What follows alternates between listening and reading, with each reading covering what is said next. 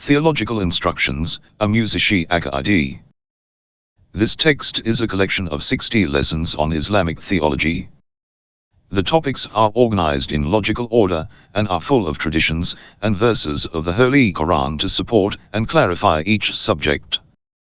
This is not only a traditional text on theology, but it approaches the modern and postmodern issues in a traditional style, and replies the doubts raised by that domain on traditional basis. Get PDF, 4, Get EPUB, 5, Get MOBI, 6. Introduction. It is almost a truism to say that a person's beliefs play a central role in making up his personality. We are what we believe, and we become what we come to believe. It is our beliefs that determine how we look at ourselves, how we look at life, at the world around us, and our own role and destiny in life. Our beliefs determine our ideals and actions, and mold the conduct of our lives. This is another way of saying that our understanding of what we are is the mainspring of our thought and feeling, conduct and behavior.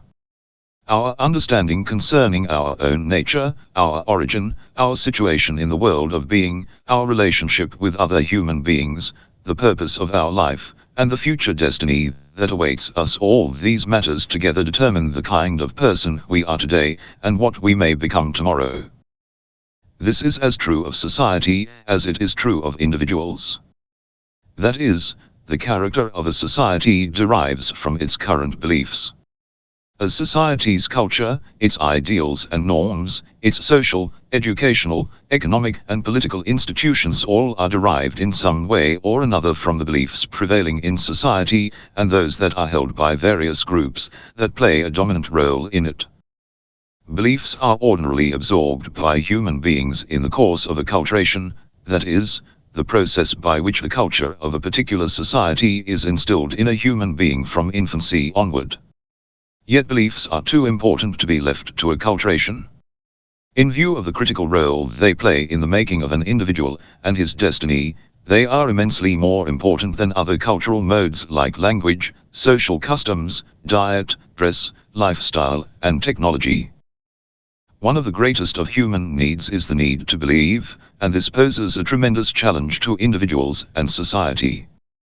The challenge is truly stupendous because our need to believe pertains to matters of great consequence, answering which is apparently beyond the capacity of any individual or institution.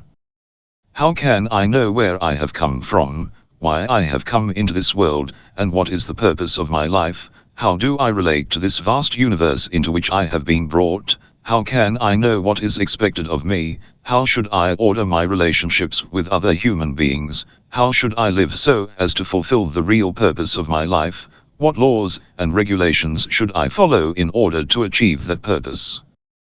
According to Islamic teachings, every individual does normally have the complete capacity to find true answers to these questions.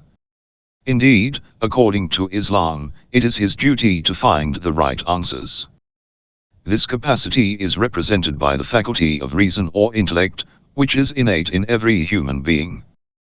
This faculty enables human beings to distinguish between true and false, just and unjust, right and wrong, straight and crooked, wholesome and unhealthy. Of course, the intellect by itself does not have the means and equipment to discover the truth concerning all the significant questions. However, by following its own criteria it can arrive at reliable sources of knowledge, whose mainspring lies beyond the reach of reason as such. This source of knowledge is revelation. According to Islamic teachings, the source of being, which has brought into existence the human being and the world, has provided not only for his physical and natural needs during life on this planet, but also the necessary nourishment for his mind and spirit. In fact, as man's intellectual and spiritual needs far exceed his physical requirements, the source of being has made appropriate and commensurate arrangements for the satisfaction of these needs as well. These arrangements consist of the messengers, prophets and sages who have been inspired by God to guide human beings throughout the course of history. And whenever the teachings, writings and scriptures brought by these prophets and sages have become corrupted and distorted in the course of time by priests, scribes, poets, and theologians, or entirely forsaken and abandoned by human communities, the source of being has dispatched further messengers and guides to restore guidance and the purity of divine teachings, and to update them to bring them on a par with the needs of society. From an Islamic point of view, religion is the pursuit of truth. In this sense, it is not intrinsically different from science, which is the quest of the human mind to discover facts pertaining to the physical world. In fact, if we take the pursuit of truth in an absolute sense, science can be considered a part of religion, a component of the human quest for the truth. The respect for truth and the urge to discover is common to religion and science. The distinction between religion and science lies in the kind of knowledge they seek and the methods they use for obtaining that knowledge. Whereas science confines itself to discovering the laws governing the perceptible world, the part of the universe that is open to perception, experiment and empirical methods, religion directs its pursuit to the entire world of being and to domains that transcend empirical experience. Hence, from the viewpoint of Islam, there can be no intrinsic conflict between science and religion, nor is there any contradiction between reason and revelation. Revelation is a source of knowledge for religious inquiry, whereas the empirical methods employed by science are a source of scientific knowledge. The use of reason as the basic instrument of inquiry is common to religion and science. Superstition, humbug, falsehood, falsification, forgery, distortion and perversion of truth, and mental dishonesty are as much of an anathema to religion as they are to science.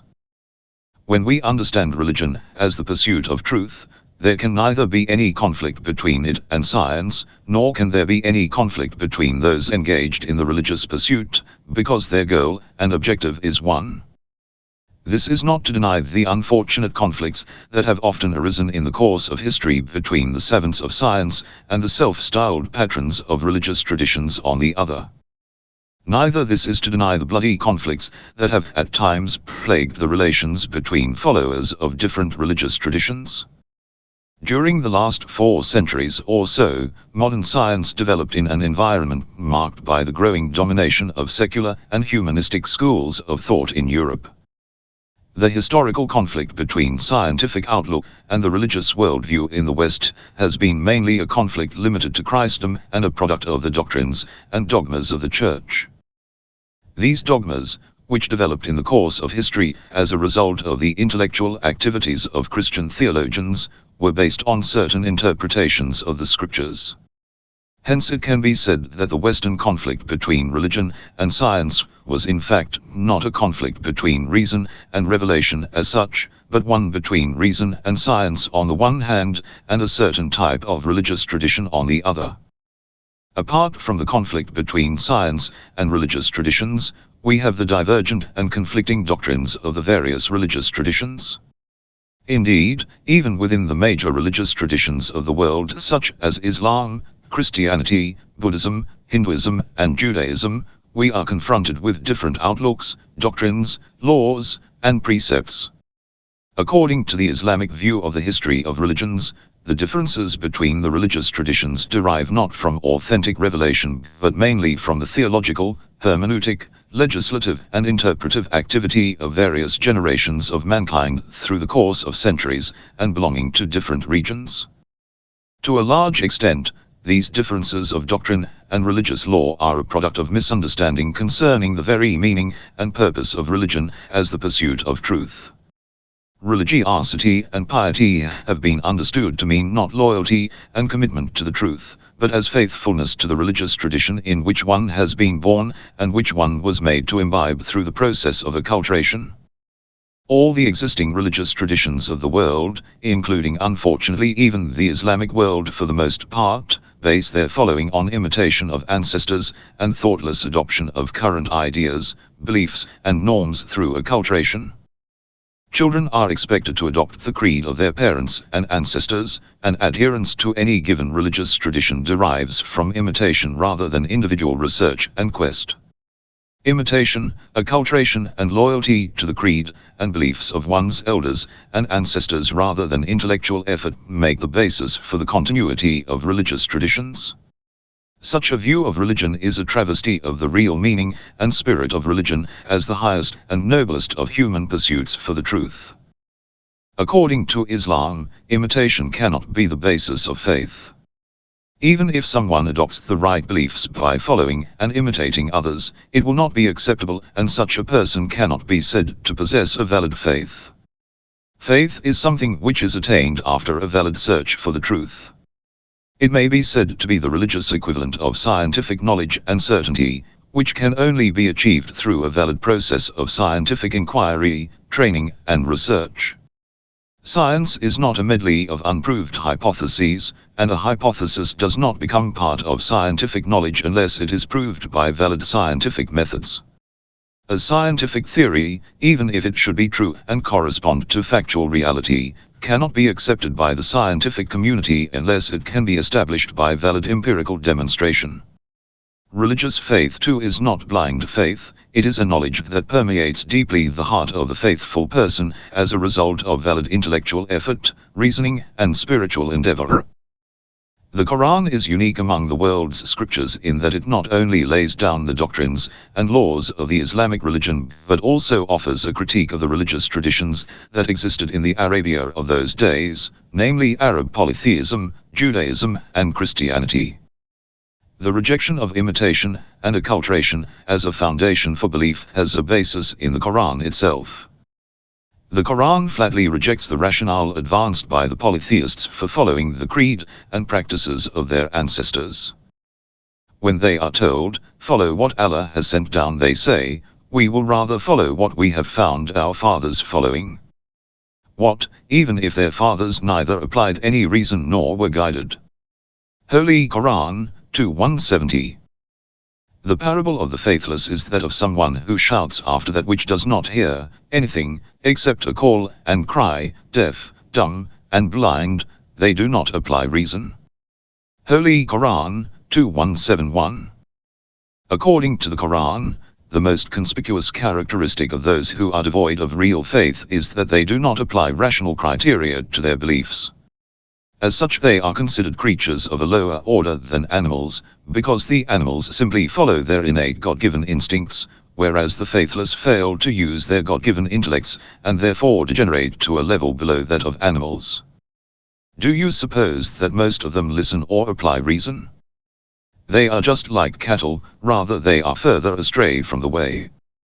Holy Qur'an, 25 hours 44 minutes. Indeed, the worst of beasts in Allah's sight are the deaf and the dumb who do not apply reason. Indeed, we have sent it down as an Arabic Quran so that you may apply reason. Holy Qur'an, 12:2. According to the Quran, beliefs and religious rites should be derived from reason and revelation. Superstitious customs practiced in the name of religion are an affront to religion, as the pursuit of the truth and conformity to the precepts of the Creator, received through genuine revelation, not through the muddy channels of theology. Allah has not prescribed any such thing as Ba'ara, Sa'ibah, Waysalah, or Ham, but those who are faithless fabricate lies against Allah, and most of them do not apply reason. Holy Qur'an, 5:103. And when they are told, "Come to what Allah has sent down," and "Come to the apostle," they say, "Sufficient for us is what we have found our fathers following." What, even if their fathers did not know anything and were not guided? Holy Qur'an, 5:104. According to the Quranic teaching, everything that exists in the world is a sign of God. The universe is a text, a book that, albeit between the lines, speaks of the presence of its source, its compassion and care, and its perfect design and lofty purposes. The revealed scripture is a commentary on this book of existence, and both are addressed to the intelligent, contemplative and thoughtful readers, who apply their reason, and to whom the Quran often refers as the God-wary or as those possessing intellects. Have they not traveled over the land so that they may have hearts by which they may apply reason, or ears by which they may hear? Indeed, it is not the eyes that turn blind, but the hearts turn blind, those that are in the breasts. Holy Qur'an, 22:46. It is He who sends down water from the sky, from it you get your drink and from it are sustained. the plants wherein you pasture your herds. Holy Qur'an, 16:10. With it he makes the crops grow for you, and olives, date palms, vines, and fruits of all kinds. There is indeed a sign in that for a people who reflect. Holy Qur'an, 16:11. He disposed the night and the day for you, and the sun, the moon, and the stars are disposed by his command. There are indeed signs in that for a people who apply reason. Holy Qur'an, 16:12. And whatever he has created for you in the earth of diverse hues, there is indeed a sign in that for a people who take admonition. Holy Qur'an, 16:13. In the earth are neighboring terrains, of diverse kinds, and vineyards, farms, and date palms growing from the same root, and from diverse roots, all irrigated by the same water, and we give some of them an advantage over others in flavor. There are indeed signs in that for a people who apply reason. Holy Qur'an, 13:14. He brings forth the living from the dead, and brings forth the dead from the living, and revives the earth after its death. Likewise you, too, shall be raised from the dead. Holy Qur'an, 30:19. Of his signs is that he created you from dust, then, behold, you are humans scattering all over. Holy Qur'an, 30:20. And of his signs is that he created for you mates from your own selves, that you may take comfort in them, and he ordained affection and mercy between you. There are indeed signs in that for a people who reflect. Holy Qur'an, 30:21. Among his signs is the creation of the heavens and the earth, and the difference of your languages and colors. There are indeed signs in that for those who know. Holy Qur'an, 30:22. And of his signs is your sleep by night and day, and your pursuit of his grace. There are indeed signs in that for a people who listen. Holy Qur'an, 30:23. And of his signs is that he shows you the lightning, arousing fear and hope, and he sends down water from the sky, and with it revives the earth after its death. There are indeed signs in that for a people who apply reason. Holy Qur'an, 30:24. It is he who made for you hearing, eyesight, and hearts. Little do you think. Holy Qur'an, 23:78. It is he who created you on the earth, and you will be mustered toward him. Holy Qur'an, 23:79. And it is he who gives life, and brings death, and due to him are the alternations of day and night. Do you not apply reason? Holy Qur'an, 23:80. It is he who created you from dust, then from a drop of seminal fluid, then from a clinging mass, then he brings you forth as infants, then he nourishes you, so that you may come of age, then that you may become aged, though there are some of you who die earlier, and that you may complete a specified term, and so that you may apply reason. Holy Qur'an, 40:67. And in the alternation of night and day, and what Allah sends down from the sky of his provision with which he revives the earth after its death, and in the changing of the winds, there are signs for a people who apply reason. Holy Qur'an, 45:5. Those who reflect, those who listen, those who apply reason, those who take admonition, those who keep their minds and ears open. These phrases describe the essential qualities of the genuinely religious human beings from the viewpoint of the Quran. Opinionatedness and dogmatic attachment to the beliefs of one's denomination and theological tradition, and loyalty to one's clan, tribe, and ethnic ties do not make the foundation of religion, but form the biggest hurdles in the way of genuine religious pursuit. The Quran condemns the Arab idolaters for their thoughtless loyalty to the polytheistic traditions of their forebears. The faithless are doomed on account of their refusal to use their rational faculties, for defying the God-sent guide, and denying the Quranic revelation. For those who defy their Lord is the punishment of hell, and it is an evil destination. When they are thrown in it, they hear it blaring, as it seethes. Holy Qur'an, 67:7. almost exploding with rage. Whenever a group is thrown in it, its keepers will ask them, "Did there not come to you any warner?" Holy Qur'an, 67:8. They will say, "Yes, a warner did come to us, but we impugned him, and said, Allah did not send down anything, you are only in great error."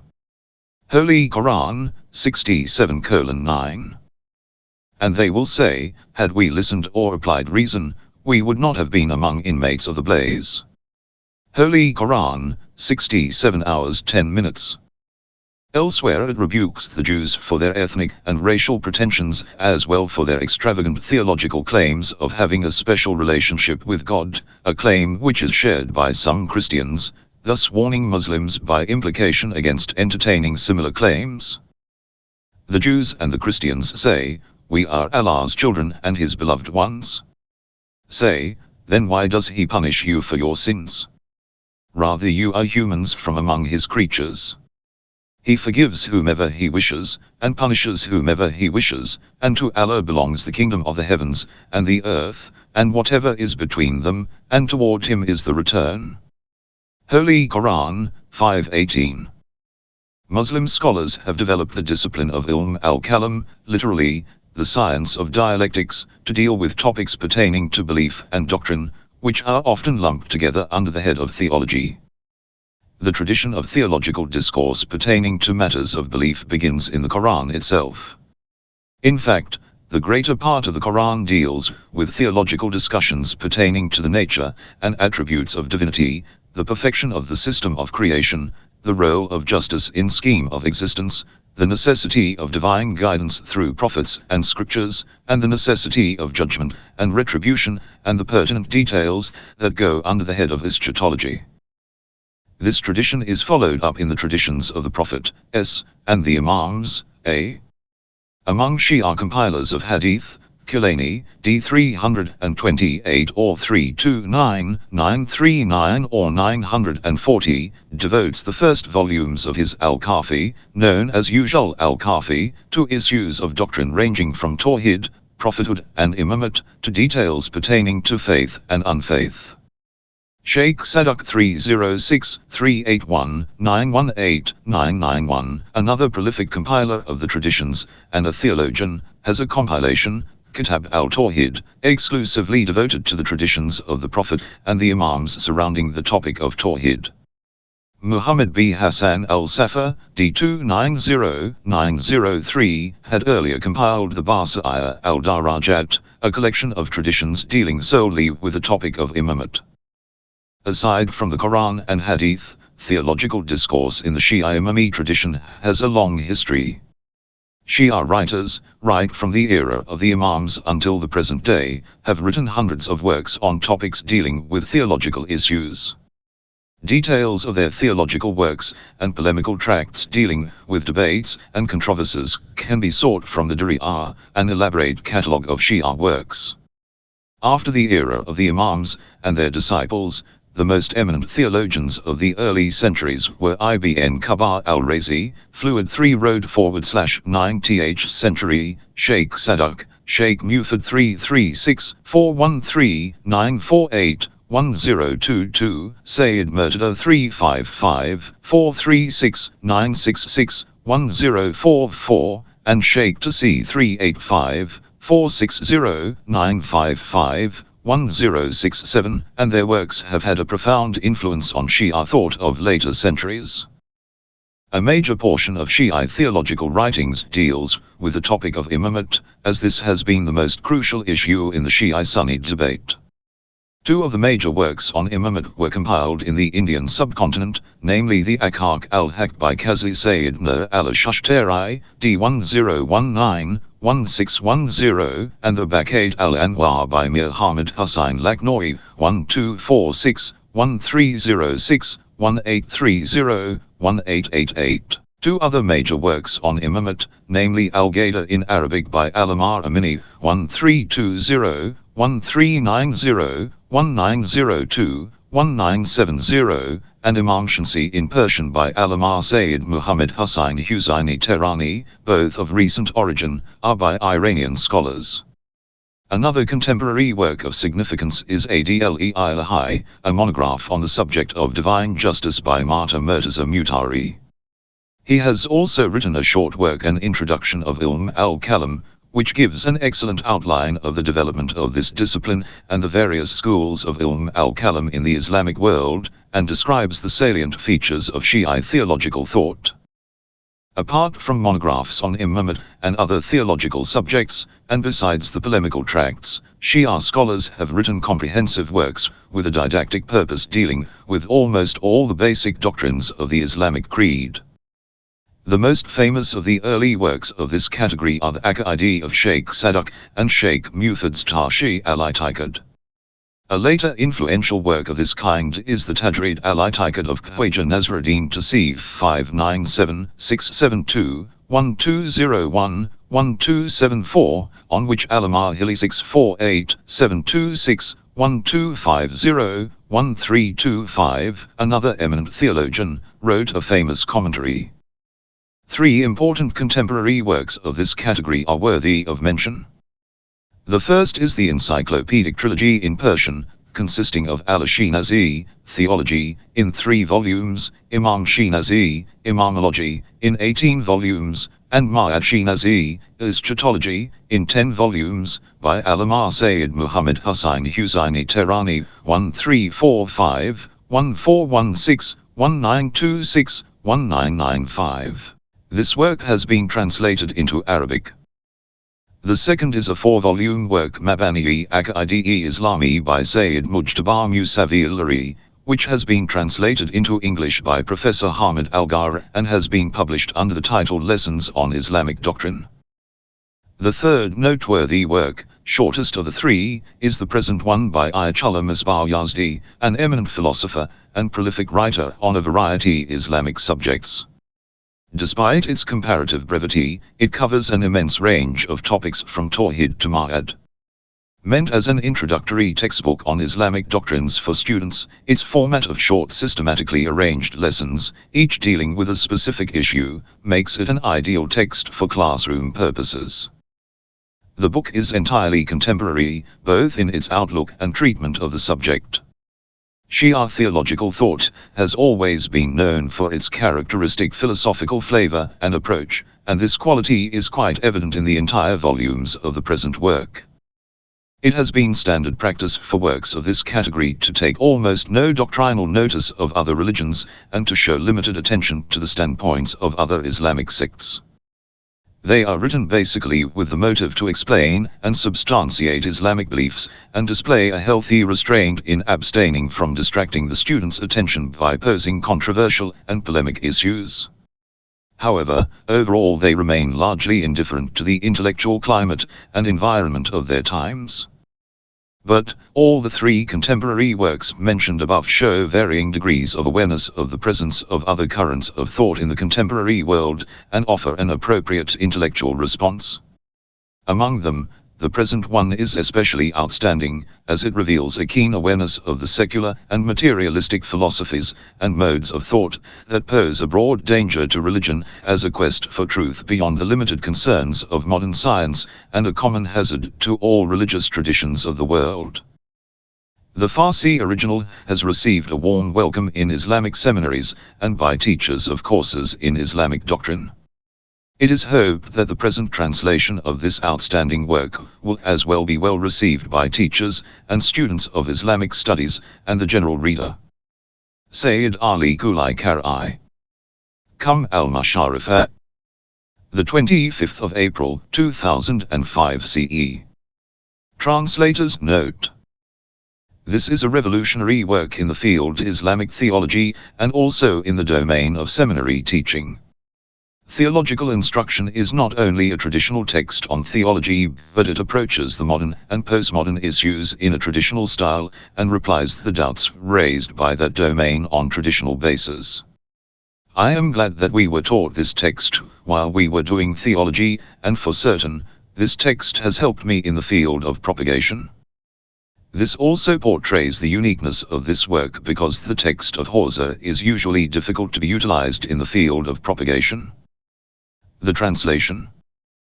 The translation was begun in the year 2002 when Hujjat al-Alam Haider Shirazi approached me and asks for this gracious work as he was teaching theology to the Hawzah students in London. He recognized the importance of this work and asserted that there is definitely a need in the West for this book for the students of the Hawzah and also for others. I translated lesson by lesson and emailed him from Qum. Eventually the task was accomplished in a year. However, Mr. Shirazi also translated 8 to 10 lessons, which we are thankful to him. Those lessons have been retranslated in this final translation in order the uniformity remains in the work.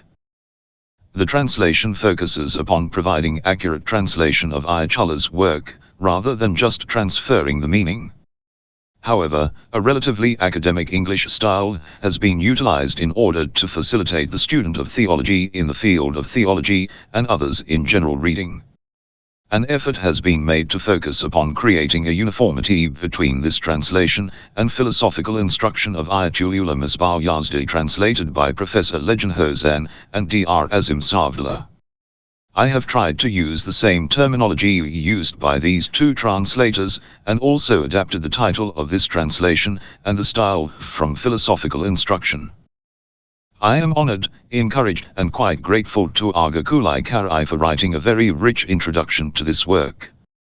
I am obligated to thank my wife for her motivation provided, and Hujjat al-Islam Muhsin Ahmedi, Hujjat al-Islam S. Sadiq Hashimian, and Hujjat al-Islam Ahmed Hanif, who encouraged and provided assistance whenever needed in translating this work. I am also grateful to Dr. Ruand Osman for providing the work with proper transliteration of terms, and also for the uniformity of the verses of the Quran from the translation of Holy Qur'an. However, if any lapses and errors remain, I accept the responsibility and humbly request the reader to provide their remarks and suggestion by corresponding on the postal and email addresses provided herein.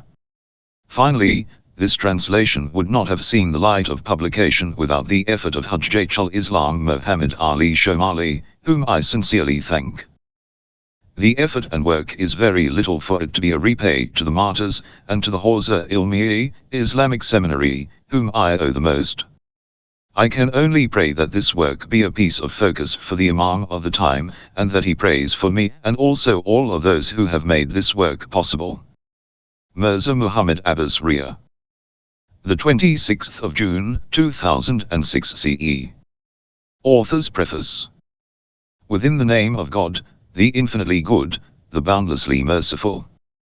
Belief and ideology are the sources and foundations of every valuable system, and every ideology gives form to an organization and affects the behavior of man whether consciously or unconsciously.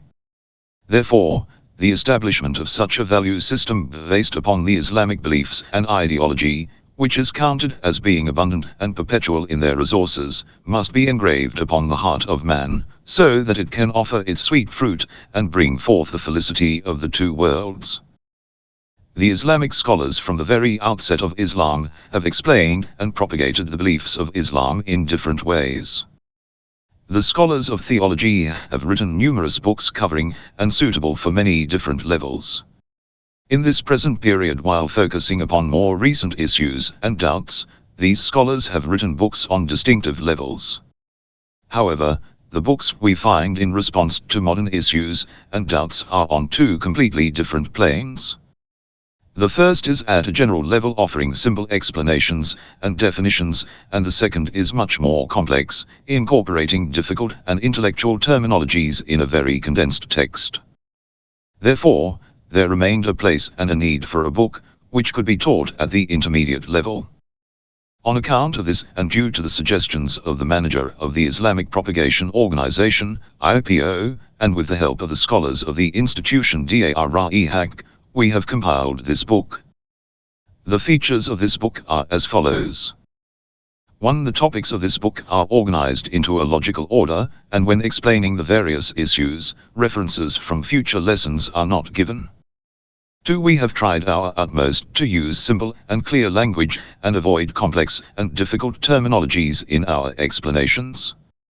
3. We have used clear and evident proofs in order to establish our points, and escape complicated reasoning. 4. We have avoided superfluous information, which usually tires the reader. 5. As this book is for intermediate studies, we have not employed arguments that require a prior understanding of philosophy, the science of the interpretation of the Quran, jurisprudence or the discipline of hadith. However, in case of necessity we have employed enough premises and given references for those who want to continue research or study in detail about the subject. 6. The contents of the book are aimed at the students of intermediate level.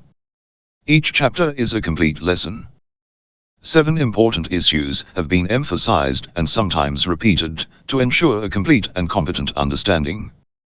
8. Every lesson is followed by a list of questions to aid comprehension. This book without a doubt is not free from error and mistake, and I hope that with the help and advice of teachers, these errors and mistakes will be corrected in future editions.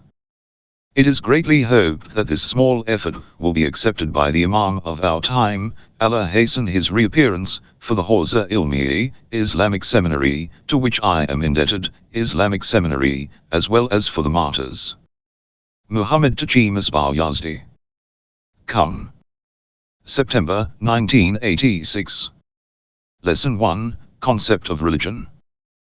The purpose of this book is to explain the beliefs of Islam, known in Islamic terminology as the principles of religion, usul al-din.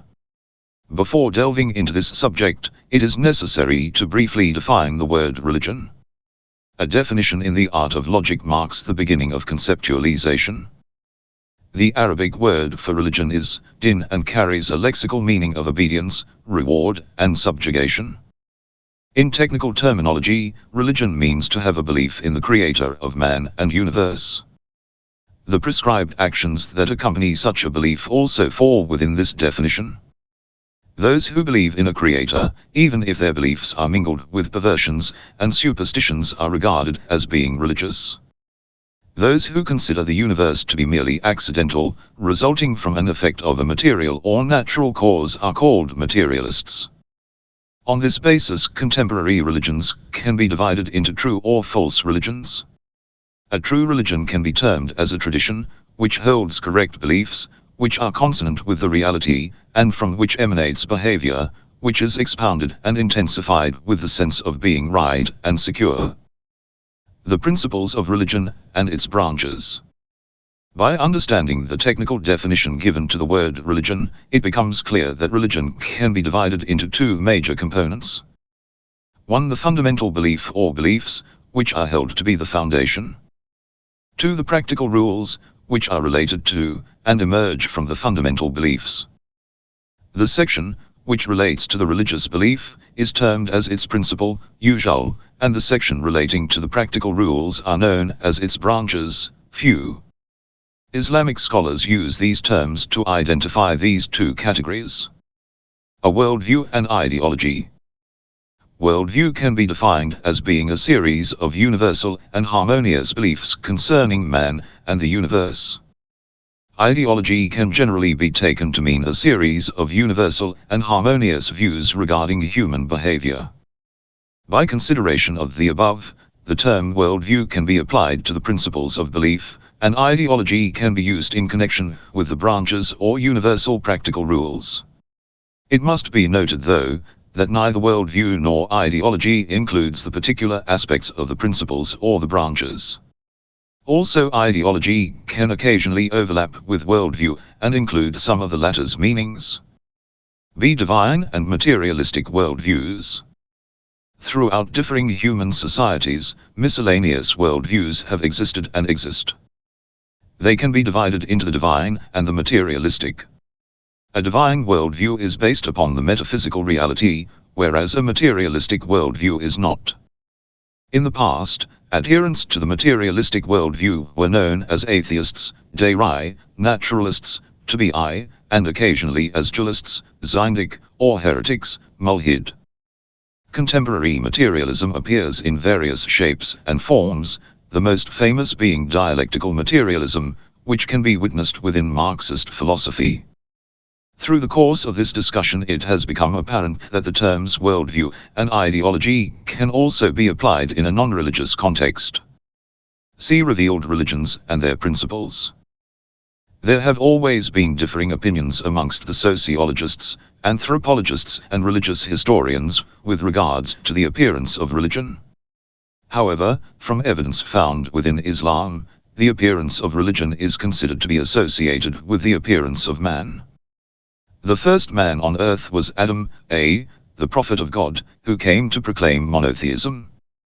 The polytheism and distortion of the truth that we see around us is the result of man following his own desires and not adhering to the true guidance. The monotheistic religions, also known as the revealed religions, have three common fundamental principles. 1. Belief in one God. 2. Belief in eternal life in the hereafter, and the recompense of reward or punishment for actions performed in this life. 3. Belief in the prophets of God sent to guide man towards perfection and towards attaining felicity in this world and in the hereafter. These three fundamental principles provide the answers to the following questions, which could be asked by any intelligent person. Who is the Creator? What is the ultimate end? From where does one seek guidance in living a righteous life? Such guidance has been secured through revelation, and is known as that religious ideology which has manifested itself from within the divine worldview. The principles of religious belief are comprised of corollaries, implications and details, differences of which lead to the appearance of differing religions, sects, and schools. Thus the difference in belief over prophethood can be seen in the principle of Trinity, as with the Christian belief, and the differences in belief over imamate, socio-political leadership, has led to differences of belief over the principle of succession, which has divided Muslims into Sunnite and Shiite. The main point to consider is that monotheism, tawhid, prophethood, nubuwwah, and resurrection, ma'ad, are the fundamental principles for all of the revealed religions. Corollaries, however, can also be considered to be part of a fundamental principle. For example, belief in the existence and unity of God is a fundamental principle.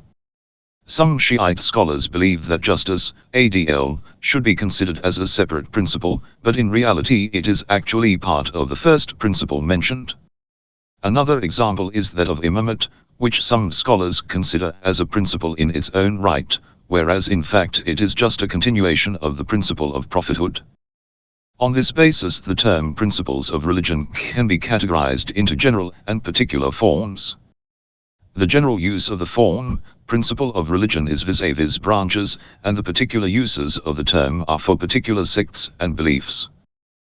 The general form also includes the other revealed religions, which share the three common principles, tawhid, nubuwwah, ma'ad. Questions. 1. Explain the concept of religion from the lexical and terminological point of view.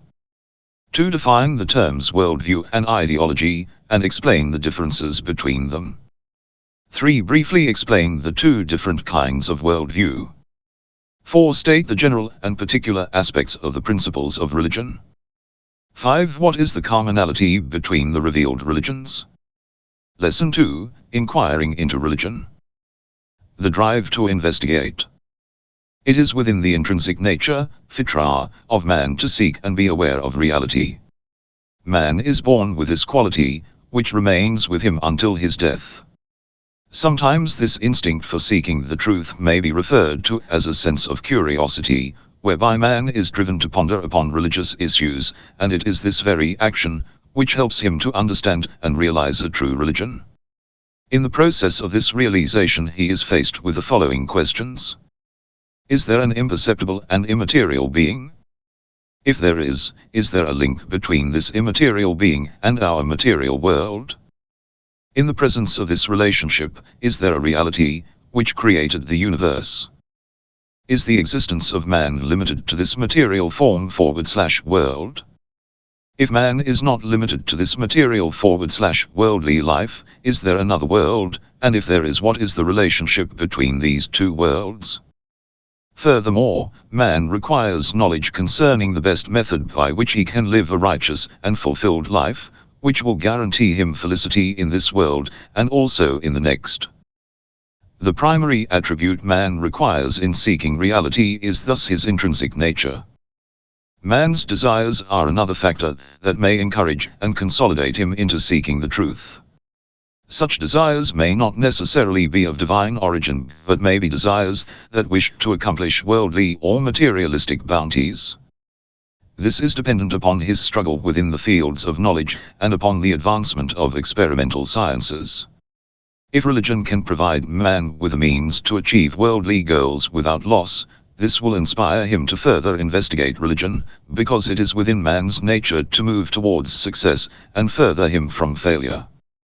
With the understanding of the realm of realities being vast, difficult and out of reach, man escapes by choosing realms whose understanding is easier and experimental. He has doubts whether he will receive any benefit from inquiring into religion, and whether he will gain any result at all due to its complex nature compared to that knowledge which is easily acquired and straightforward. Man must recognize that investigating any issue other than religion has no subjective value, whereas religious issues are of the highest value. It should be noted that psychologists account the worship of God to be one of the independent instincts of man, which manifests from the sense of religiosity, which runs parallel to the sense of curiosity, goodness, and elegance. History can confirm for the psychologist and anthropologist that the worship of God in diverse forms has always accompanied the path of man. This further goes to prove that it is an intrinsic quality within him. The fact that this intrinsic nature is inherent within man does not necessarily mean it is always active and alert. It does though attract the aware and conscious among men towards their true nature. Lack of awareness, atmospheric consequences, and perverted influences might deprive man from the realization of this nature. Furthermore, these distortions can also occur in our other instincts, which stem from this very intrinsic nature. The argument for inquiring into religion is strengthened by the independent instinct of man, which does not require any reason or proof for its accountability. However, the Quran and traditions provide us with testimony that religion is intrinsic to man, despite the fact that men in their ignorance may deny this fact. Rather, man desires to go on living viciously. Holy Qur'an 75:5. If man is not consciously aware of his inherent nature, he will fail to witness its effects, and thus deny its existence. Due to this fact, we will provide the reader with the following intellectual proofs. The significance of inquiring into religion. It has become clear that the inherent nature of man to know reality, and the desire to accomplish worldly bounties are the impetus for the realization of different beneficial perspectives and knowledge. By looking back into history, man becomes aware that the best of men has all proclaimed that they were sent by the Creator in order to deliver a message and guide mankind. Furthermore, for this deliverance they have achieved all that they could, and have even sacrificed their lives for it. On this basis, the natural instincts of man will inspire him to inquire into religion, and to perceive whether the messengers and their messages are true and in line with logical reasoning or not.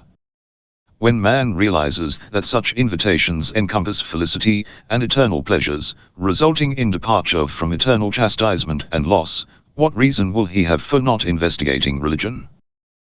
There is the possibility that man may not decide to pursue such a line of inquiry, due to his own laziness, apathy, or prospect of religion bringing undesired restrictions. In this case, man should prepare himself to face the consequences of his actions, which may result in eternal chastisement. The condition of such individuals, who are indifferent to religion, has been likened to being more severe than that of an immature sick child, who for the fear of bitter-tasting medicine avoids approaching a doctor. The child, due to his young age, is unable to calculate such loss or gain, but an individual who is aware and has the intellectual capacity to determine and foresee the outcome, cannot exchange such worldly and temporal pleasures for eternal punishment. The Quran has regarded such heedless individuals who barter eternal loss for the worldly and timely pleasures as animals, or even worse.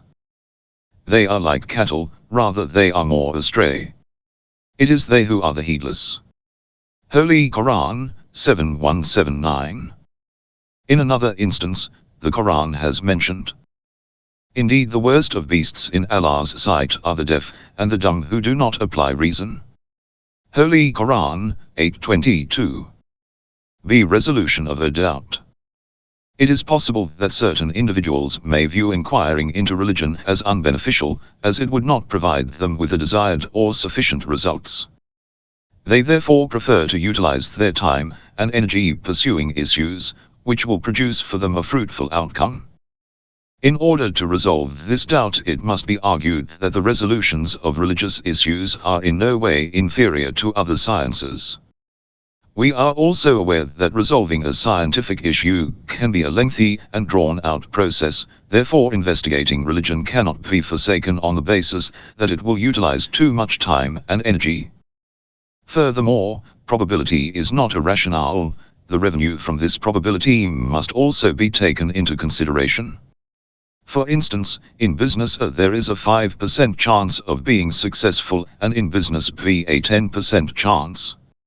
However, the revenue provided in A will be $1,000, and in B will be $100. Hence business A is 5 times preferable than business B because of the prospective profit. We would conclude therefore that the possibility of the outcome of inquiring into religion is of infinite benefit, even if the result of arriving at certainty is weak. Research made into religious matters is significantly more important than those made into more limited issues, unless one can reach certainty that investigating religion is pointless. But where would man find such certainty? Questions. 1. Why does man not research into all the different realities? 2. Explain the necessity of investigating the principles of religion. 3. What is the meaning of a sense of religiosity, and what are the proofs for its existence? 4. Can researching into religious issues be abandoned with the excuse of there being no hope of reaching certainty? Why? Lesson 3. The conditions necessary to live as human beings. Introduction. In the previous lesson we have relatively proven the need for searching for a true religion, which relies upon man's intrinsic nature and the inherent instincts of seeking profit. These motives can be found in all men who are unbiased and who hold an intuitive awareness of their natural self. We aim in this chapter to explore the same subject from a different angle, with different subtle preliminaries. The result of such arguments is that if an individual does not investigate religion nor hold a correct worldview or ideology, they will never reach human perfection. Thus, an essential condition for the success of one's livelihood is to hold a correct worldview or ideology. The above result depends upon 3 preliminaries. 1. Man existentially pursues perfection. 2. Man's perfection is achieved in the light of active free will, which arises from the command of the intellect, hukm al-aql. 3. The practical rules of the intellect take form under the light of understanding speculative realities. However, the most significant of all realities are the 3 fundamental principles of worldviews: belief in the Creator, the eventual end of life, a program that guarantees success in this life and in the hereafter. Man is a creature that pursues perfection. A person who is aware of his intrinsic nature and psychological tendencies will discover that through his actions it is possible to attain perfection. No individual likes to be defective or imperfect. He tries to rid himself of imperfections so as to reach the state of perfection. Furthermore, he tries to conceal his faults in front of others. The desire for pursuing perfection is only effective when it is regulated by the course of intrinsic nature, as opposed to the path of perversion, which will lead him towards the diseased qualities such as arrogance, hypocrisy, and self-praise, etc. Hence the drive for achieving perfection is a powerful intrinsic element, which can be sensed in the depths of the human soul by those conscious individuals. A man's perfection is achieved by following the intellect. The perfection of plants in the plant kingdom is to bear specific fruits, which are dependent upon the conditions available for the development of that particular fruit. However, these conditions are determined for them as there is no element of free will in the vegetative domain. In the realm of the animal kingdom, free will is limited to the level of instincts, which are confined to the corporeal senses. Human beings, however, in addition to the animalistic and vegetative domain, have 2 spiritual privileges. 1. Intuitional desires, which are not limited within his physical needs. 2. The power of the intellect, by which man can expand his realm of knowledge infinitely. These two privileges increase the domain of free will towards the infinite. In the same manner by which the specific qualities help the vegetative realm to reach perfection, and corporeal senses aid the animal realm to its perfection, man accomplishes perfection on account of the intellect in association with awareness. It is this very intellect which can determine the different levels of desirability and select the best choice at the time of multitude. Based on the above, we can deduce that human behavior is firmly established on the quality of free will, which evolves from special desires that are selected and approved by the intellect. The practical rules of the intellect require the basis of speculation. Human behavior used in conjunction with free will is a means to attain the desired objective. This behavior, because of its objective, is valuable as it affects human perfection. A behavior, however, that alters perfection will subsequently have a negative value. When the intellect is able to judge human behavior and ascertain its worth, man should then be aware of his existence and of the levels of perfection. He should thus know the different dimensions of his being and the purpose of his creation. On these grounds, the correct ideology, which governs the valuable system of human behavior, becomes intermixed with the correct worldview. However, we cannot judge human behavior unless we have arrived at these principles. Thus, the speculative understanding, which composes the worldview, is the basis for the practical rules of the intellect. See results to be achieved. By taking these preliminaries into consideration, we can comprehend the importance of inquiring into religion and of holding a correct worldview or ideology. Man, by his nature, pursues perfection and aims to reach the state of perfection through the performance of actions and behavior. However, in order to know which kinds of behavior will assist him in reaching this goal, he first needs to be aware as to what is his infinite level of perfection. To understand this, it is necessary that he understands his own being, knowing its beginning and its end, and then to understand the positive and negative relationships between different types of behavior, and their effects thereon. He should also be able to recognize the different miscellaneous levels of perfection. Until he realizes these prerequisites, which are basically the speculative knowledge, principles of worldview, he will not be able to grasp the practical rules of the intellect, which is the ideology. To conclude, we can claim that inquiring into a true religion, which is composed of a correct worldview and ideology, is essential. Without such a belief, man will never achieve perfection, because behavior based upon an incorrect worldview and ideology will lead him nowhere. Those who persist in their arrogance, ill desires, and unfaithfulness after recognizing the truth are in reality no less than animals. They are content by satisfying that aspect of their nature, and are described as such in the Quran. They enjoy and eat, just like the cattle eat, Holy Qur'an, 47 hours 12 minutes. Since man has destroyed his potential to become perfect, he will face the consequences of eternal chastisement. Leave them to eat and enjoy and to be diverted by longings. Soon they will know. Holy Qur'an, 15:3. Questions. 1. What are the preliminaries for the second proof of investigating religion? 2. Explain man as a creature that pursues perfection.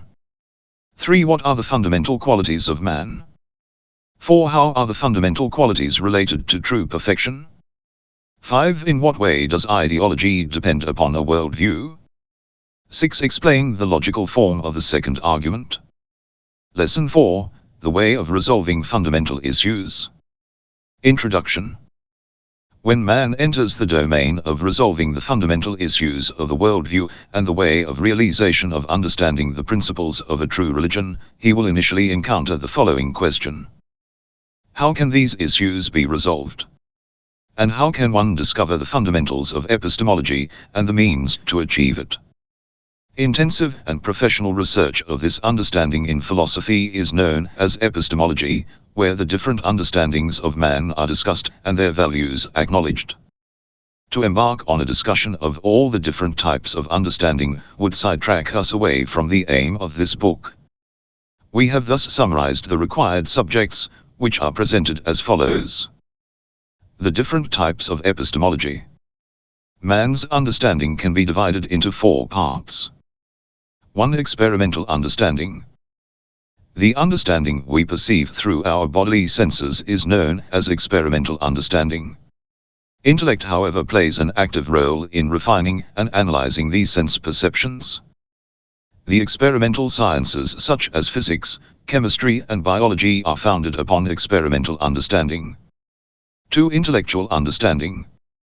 Intellectual understanding is formed through the abstraction of concepts. The process is greatly assisted by the intellect, however, syllogisms may sometimes be used as a premise. The domain of intellectual understanding is logic, philosophy and mathematics. 3. Devotional understanding or religious understanding.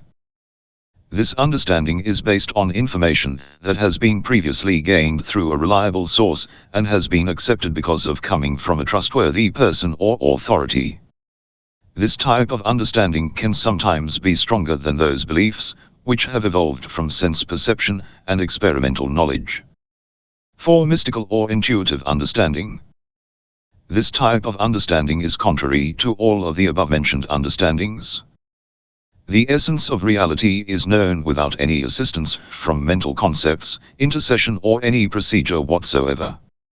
However, as intuitive or mystical understanding is based on the interpretation of a witness, who is capable of making mistakes, there is thus the possibility of this understanding also being wrong.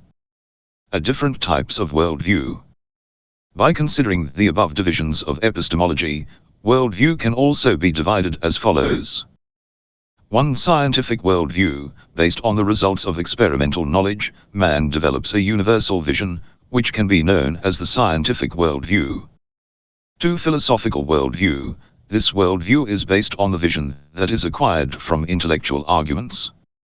3. Religious worldview. Man, on account of his faith and trust in religious leaders, comes to the realization of a vision, which can be classified as a religious worldview. 4. Gnostic worldview. The worldview achieved through purification, which results in illumination, kashf, and witnessing, shuhud.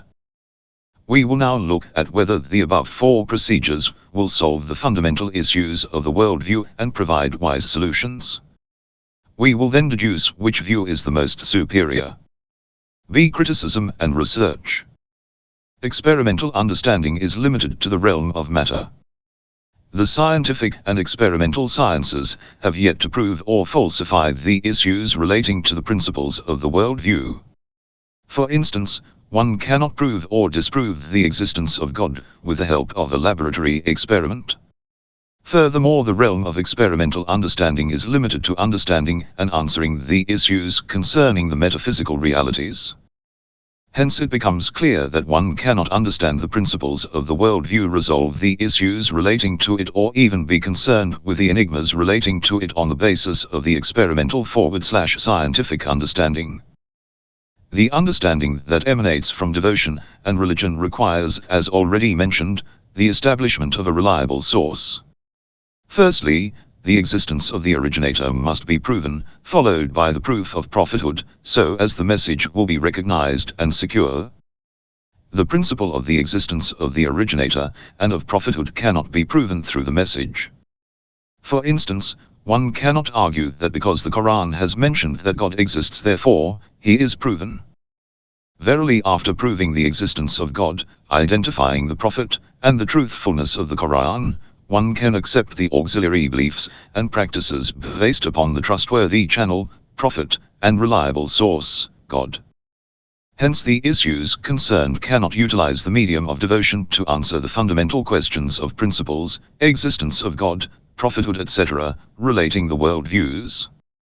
However, the means of gnosis and illumination requires a field of discussion. A worldview is an understanding that is achieved by virtue of mental conception. Nonetheless, there is no place for mental conception in the realm of witnessing. 2. The interpretation of witnessing and its expression in words requires a skillful and intellectual mind, which has a background of extensive research into philosophy. Those who lack such intelligence and the skillful means to accurately convey the meanings use concepts and words those are similar. Nevertheless, they lead to major distortions and perversions. 3. Most of the time the reality, which has been witnessed, is under the influence of the imagination, and the explanation that a mind gives, even for the witnessing one, is inaccurate. 4. Acquiring the reality, which is known as the worldview, as interpreted by the intellect, is bound to spiritual journey. Accepting the path of spiritual journey, sewasuluk, which is itself from the practical understanding, requires the basis of speculation and issues of worldview. Prior to starting upon the path of spiritual journey, one has to resolve the fundamental issues of the worldviews. The fulfillment of these issues will instigate Gnostic understanding. Essentially, true mysticism, irfan, is only realized for an individual who is on the path of servitude, and who strives sincerely for the truth. This process is subservient to the previous understanding of God, and the path of servitude and submission. See results to be achieved. The only way to resolve the fundamental issues of the worldview is intellectually, i.e. through the use of the intellect. For this reason, the true worldview should be known as the philosophical worldview. However, knowing the way to resolve problems through a philosophical worldview is not sufficient, but to achieve a correct worldview it is also not necessary to resolve all of the philosophical issues. But it is enough to resolve some of the simple philosophical issues, which are virtually self-evident for proving the existence of God, basis issue of the worldview. It must not be overlooked that to be specialized in religious issues in order to have the ability to answer questions and doubts requires a deep study of philosophy. Furthermore, it must be realized that just because the other types of epistemology are limited compared to the intellectual understanding, it does not mean that they are irrelevant, rather information from them can be also employed in resolving issues. The majority of intellectual arguments use a combination of intuitive knowledge, experimental understanding, and sense perception as premises. Therefore, after concluding a correct worldview and ideology, one can arrive at a mystical vision, Musharrifah, through spiritual wayfaring without any intermediary mental concepts. However, these mystical intuitions can be proven by intellectual arguments. Questions. 1. Explain the different types of epistemology and their limitations. 2. How many types of worldviews can be assumed? 3. How can one solve the fundamental issues of the worldview? 4. Give a critical analysis of the scientific worldview. 5. How can one utilize experimental understanding to explain the issues of the worldview? 6. In what way is devotional or religious understanding fruitful? 7. What is the Gnostical or mystical worldview?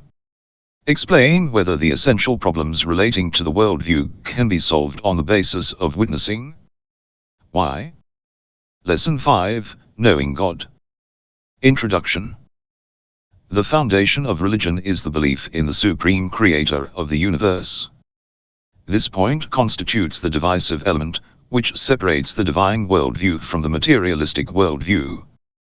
The primary factor to be established in the search for reality is whether or not God exists. We have to arrive at a positive or negative conclusion through the utilization of the intellect. If the conclusion is positive, then we proceed to review the secondary issues, such as unity, justice, and other divine qualities. If on the other hand the result proves to be negative, then we accept the materialistic worldview, and there is no further need to investigate into religion. Cognition through knowledge by presence, and knowledge by acquisition. There are two ways of knowing God, one way through acquired knowledge, and the other way through knowledge by presence. The meaning of knowledge by presence means that an individual knows God through a type of inward witnessing, without any intermediary or mental concepts. It is self-evident that if someone has conscious witnessing with regards to God, the way that the great Gnostics have claimed, then he does not require any intellectual proof or reasoning. However, for the average individual this type of knowledge and vision is only possible through self-building and spiritual wayfaring. Although a weak version of it is present in the average man, it is not combined with awareness, and is not considered sufficient enough to acquire a worldview. The meaning of knowledge by acquisition is that an individual, with the help of universal concepts, such as the Creator, all-knowing, omnipotent, etc., realizes intellectually the existence of God. However, this understanding is limited and inadequate because it adheres upon the intellectual capacity of that individual, and subsequently he associates the additional acquired knowledge to this base in order to establish a harmonious system of belief, worldview. Acquired knowledge is established upon intellectual proofs and philosophical reasoning.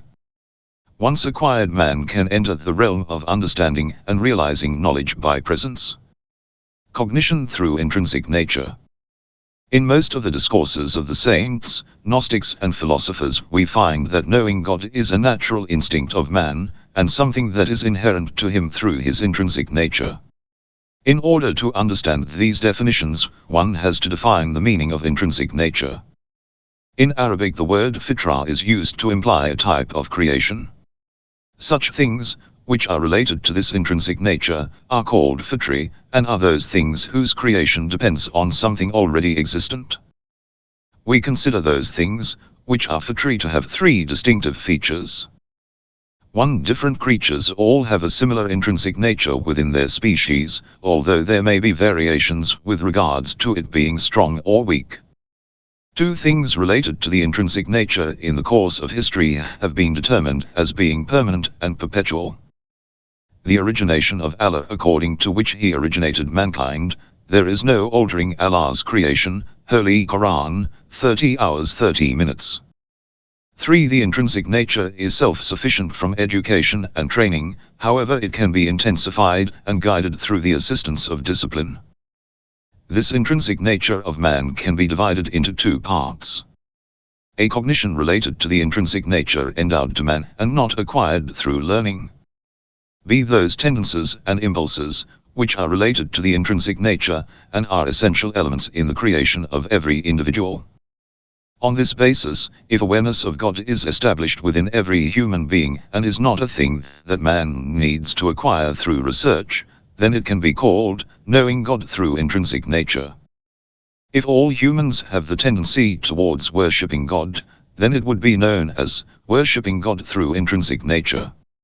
In Lesson 2 we have indicated that most of the experts in the fields of anthropology and psychology have regarded the tendencies towards religion as psychological and have labeled it as a sense of religiosity or as religious sentiment. We must emphasize that knowing God is based on man's intrinsic nature. However, the intrinsic nature of knowing and worshipping God is not with full awareness in a manner that it will suffice ordinary men from intellectual reasoning. One should not forget that the element of knowledge by presence exists in every individual to a lower degree, and is perfected through intellectual reasoning. In conclusion, cognition of God based upon intrinsic nature means that man's heart is aware of God, and his spirit has the potentiality of knowing God with full awareness. Questions. 1. Name the most fundamental issue of a worldview. Why it is considered the most fundamental. 2. Explain the meaning of knowledge by presence and knowledge by acquisition. 3. Is it possible to acquire knowledge by presence through intellectual reasoning and philosophical proof? Why? 4. What is the role of acquired knowledge for an individual who wants to arrive to knowledge by presence? 5. What is the meaning of intrinsic nature, fitra? 6. Explain the specialties of those things which are related to the intrinsic nature of man. 7. Explain the different types of things considered as fitri. 8. Which particular aspect of intrinsic nature is in relationship to God? 9. Define cognition through intrinsic nature. Is the intrinsic nature of man sufficient in itself for the average man to know God, without resorting to intellectual reasoning? Why? Lesson 6. The simple way of knowing God. The ways of knowing God. There are numerous mediums through which man can know God, many of which are mentioned in the different books of philosophy, theology, and in the discourses of saints. These mediums or ways have used distinctive forms of reasoning and proofs. For example, some have utilized corporeal, senses, and experimental sciences. On the other hand, some have applied only intellectual arguments as a premise for knowing God. Certain schools attempt to prove God directly, and certain schools to only prove his existence, which does not depend on any existent, necessary existent. In order to understand his complexity, attributes, the establishment of other arguments is required. The proofs and reasoning of knowledge about God can be compared, for example, to the multiplicity of ways by which one can cross a river. Some are like simple wooden bridges which are drawn over the river, by which a lightweight traveler can easily cross and reach his destination. Other bridges may be built of stone, which results in them being strong but also longer, the way thus becomes lengthier. Finally, some bridges, such as intricate iron bridges, which contain tunnels for trains, provide a more complex way of traveling. An individual with a simple mind can recognize God through a very simple way and fulfill his responsibilities of servitude. If one has encountered many criticisms, which caused him to doubt, then he should prefer the stone bridge. The man who is entangled with extreme doubts and questions must choose the complex path. It is essential for him, even though his path may be lengthened. We now aim to outline the three different levels by which man can know God.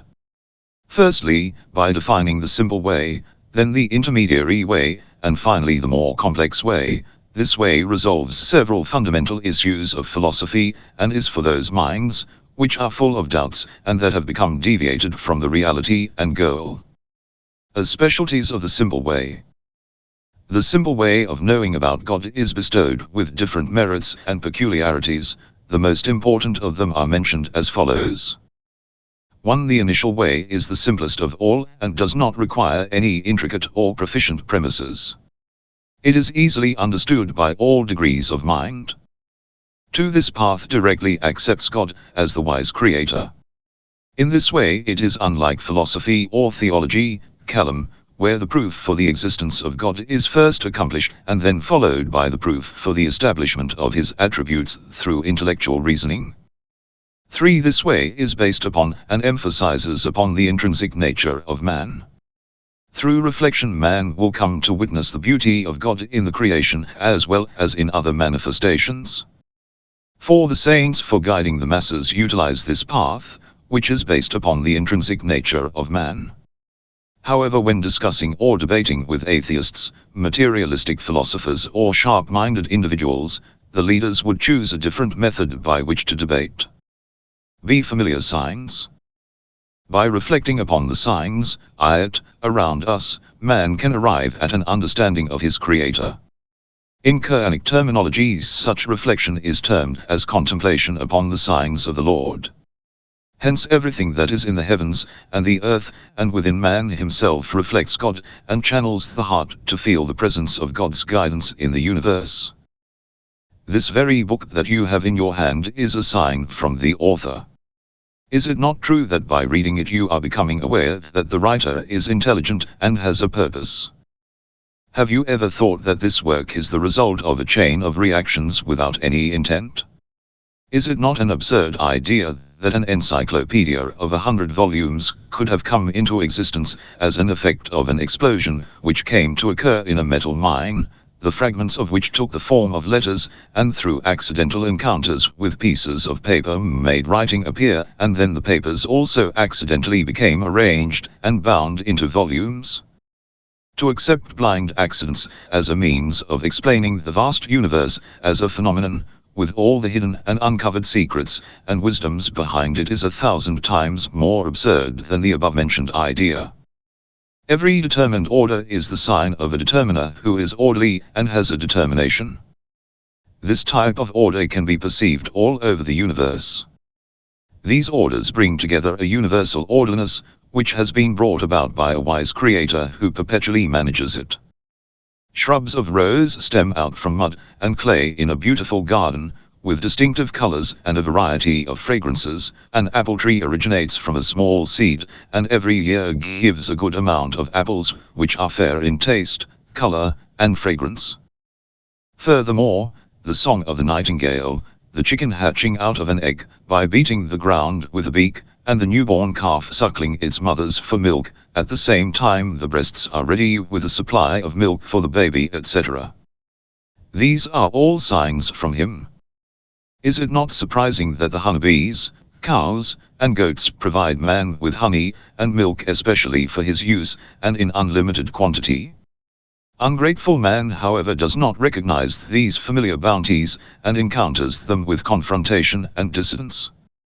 In his very body man can see the outstanding effects of wise supervision, the shape of the body with balanced functional division, the external vital structure with harmonious internal organs composed of millions of cells, which are all from a mother cell, each cell containing a specific portion of special material to function properly, such as breathing oxygen through the lungs, which is then transported by the red blood cells, and the liver which produces sugar necessary for the human body, and the replacement of destroyed cells with new cells, and the protection of the human body by the white blood cells against viruses and microbes, and the various hormones, which are produced by different glands organizing the physiological tasks of human body. All the above mentioned are signs reflecting Almighty God.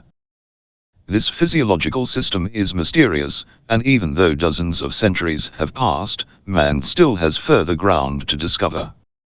If one investigates the smallest details of the living cell, he would undoubtedly question as to who the administrator and originator behind it was all.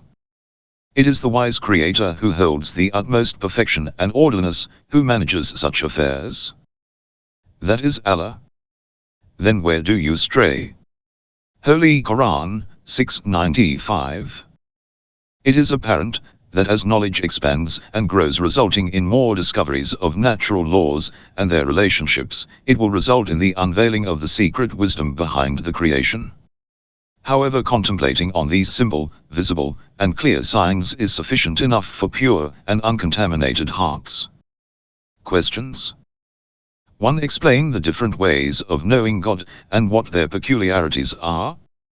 2. Define the simple way of knowing about God and its peculiarities. 3. Explain the determined signs of creation. 4. Give the logical proof for order. Lesson 7, Proofs of Necessary Existent. Introduction. In the previous lessons we have indicated that the philosophers and the scholars of theology, Mutakallimun, have established several arguments for the proof of God. In this lesson we have brought one of their many arguments, because of the fact that it is elementary, simple and requires less of an introduction in order to establish an existence as necessary, wajib. However, the validity of this argument is only for proving necessary existent, wajib al-wu'ad, i.e. an existent which does not need, require or depend upon any other existent for coming into being, and in order to prove its positive attributes, knowledge, omnipotence, and being above time and space, requires additional arguments. Text of the proof. Existence through intellectual perception is either necessary existence or possible existence. Intellectually, no existent lies outside these two assumptions, and every existent cannot be known as a possible existent because a possible existent always needs a cause, ilah. If all the causes were possible existents, each one of them in turn requiring a cause, no existent would ever come into being. In other words, an infinite series, tasalsul, of causes is impossible, muhal. Therefore an infinite series, backwards, of causes is compelled to terminate in an existent, mawjud, which is not a caused thing, malal, of any other existent, i.e. the necessary existent. This argument is the simplest argument in philosophy for proving the existence of God. This argument has been constructed with a few intellectual syllogisms, and does not need any form of sense perception or experimental sciences as premises.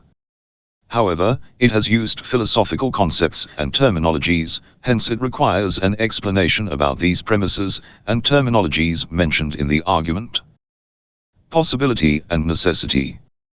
All propositions have two fundamental concepts, subject and predicate, regardless of them being simple or complex. For example, in the following axiom, the sun shines, which establishes shining for the sun, sun is the subject and shining is the predicate. The establishment of a predicate for the subject has no more than three states.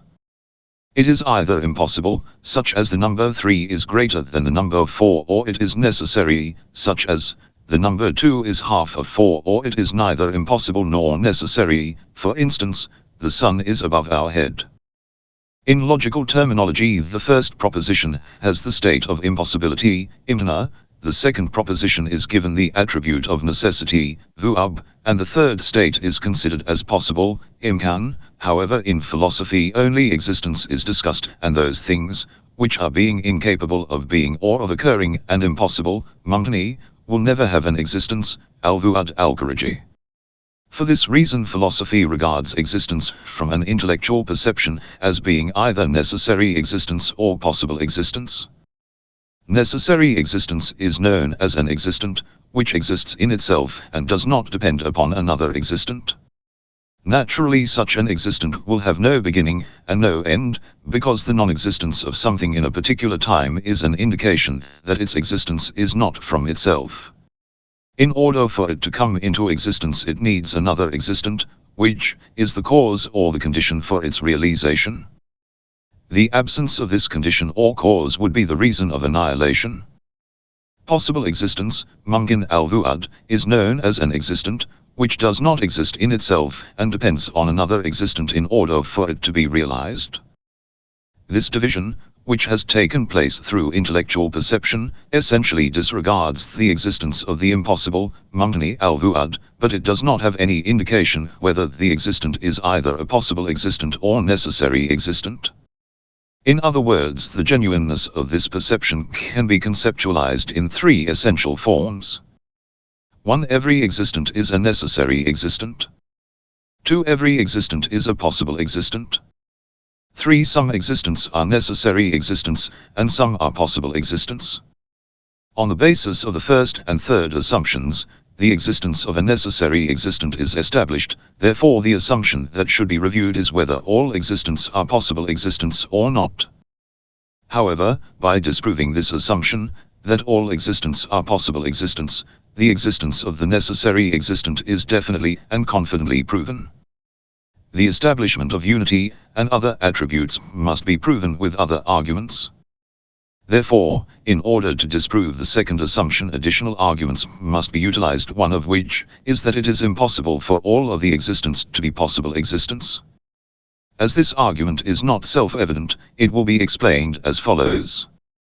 Every possible existent needs a cause, and it is impossible to have an endless chain of causes.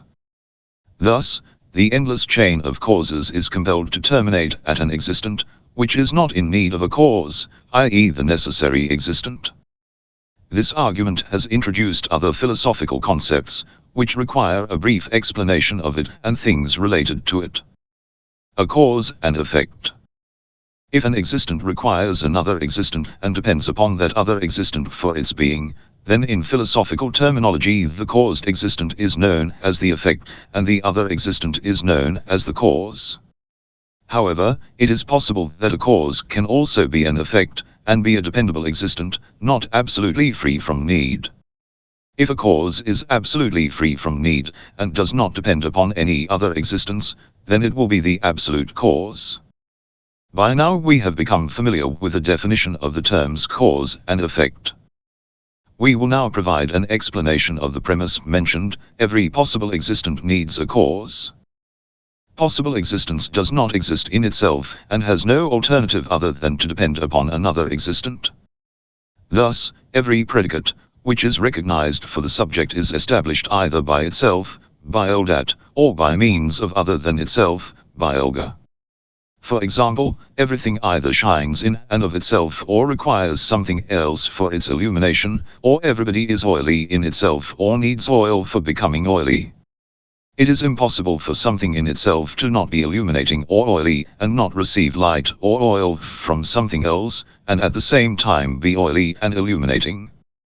Hence the establishment of existence for a subject is either through its essence or by means of other than itself, and when it is not through its essence, then it has to be by means of other than itself. Therefore, every possible existent, which is not realized through its essence, is bound to be realized by means of other than itself, which implies that it is an effect. This provides us with a fundamental principle of the intellect, that every possible existent needs a cause. However, some have conceived that the principle of causation means that all existents need a cause, and therefore God needs a primary cause. They have overlooked the fact that the subject of the principle of causation is existence in the possible sense and its effect, and not in the absolute sense.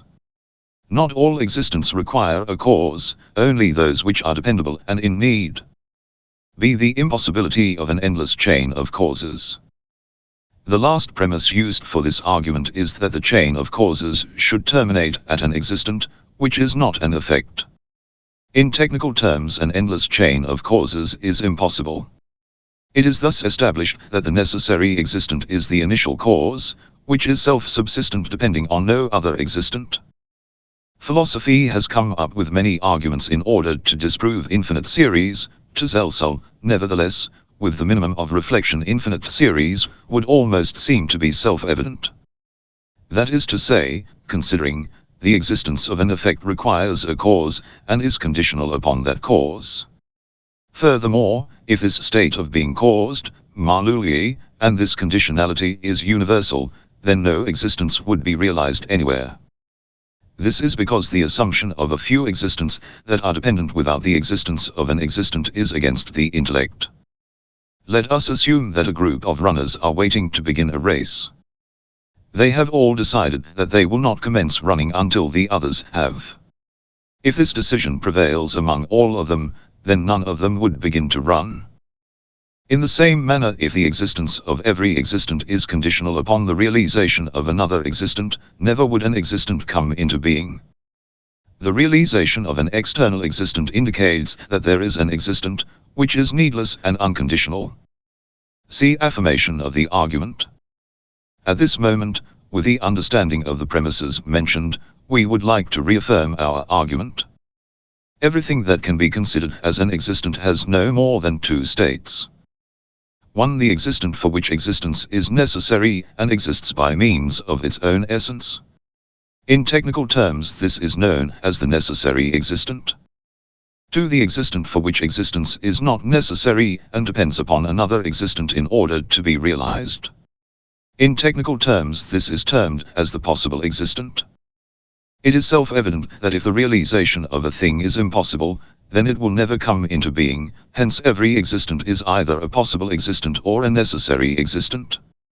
By focusing upon the concept of possible existence, it becomes clear that every referent of this concept is an effect, and requires a cause. Furthermore, if an existent does not exist by means of its essence, then it becomes necessary that it came into existence through another existent, because every attribute that is not existent by means of its own essence has to exist by means of other than itself. The principle of causation affirms that every existent that is dependent and possible requires a cause. But not every existent requires a cause, otherwise one would conclude that there must then be a cause for God. From another angle, it must be seen that if all existence were possible existence, an existent would never then be realized. This is like assuming that a group of people had conditioned their actions upon each other, which implies no activity. However, the external activity of existence establishes the existence of the necessary existent. Questions. 1. Give the philosophical and logical definition of possibility and necessity. 2. Define necessary existence and possible existence. 3. Define cause and effect. 4. Why does every possible existent need a cause? 5. Explain the principle of causation.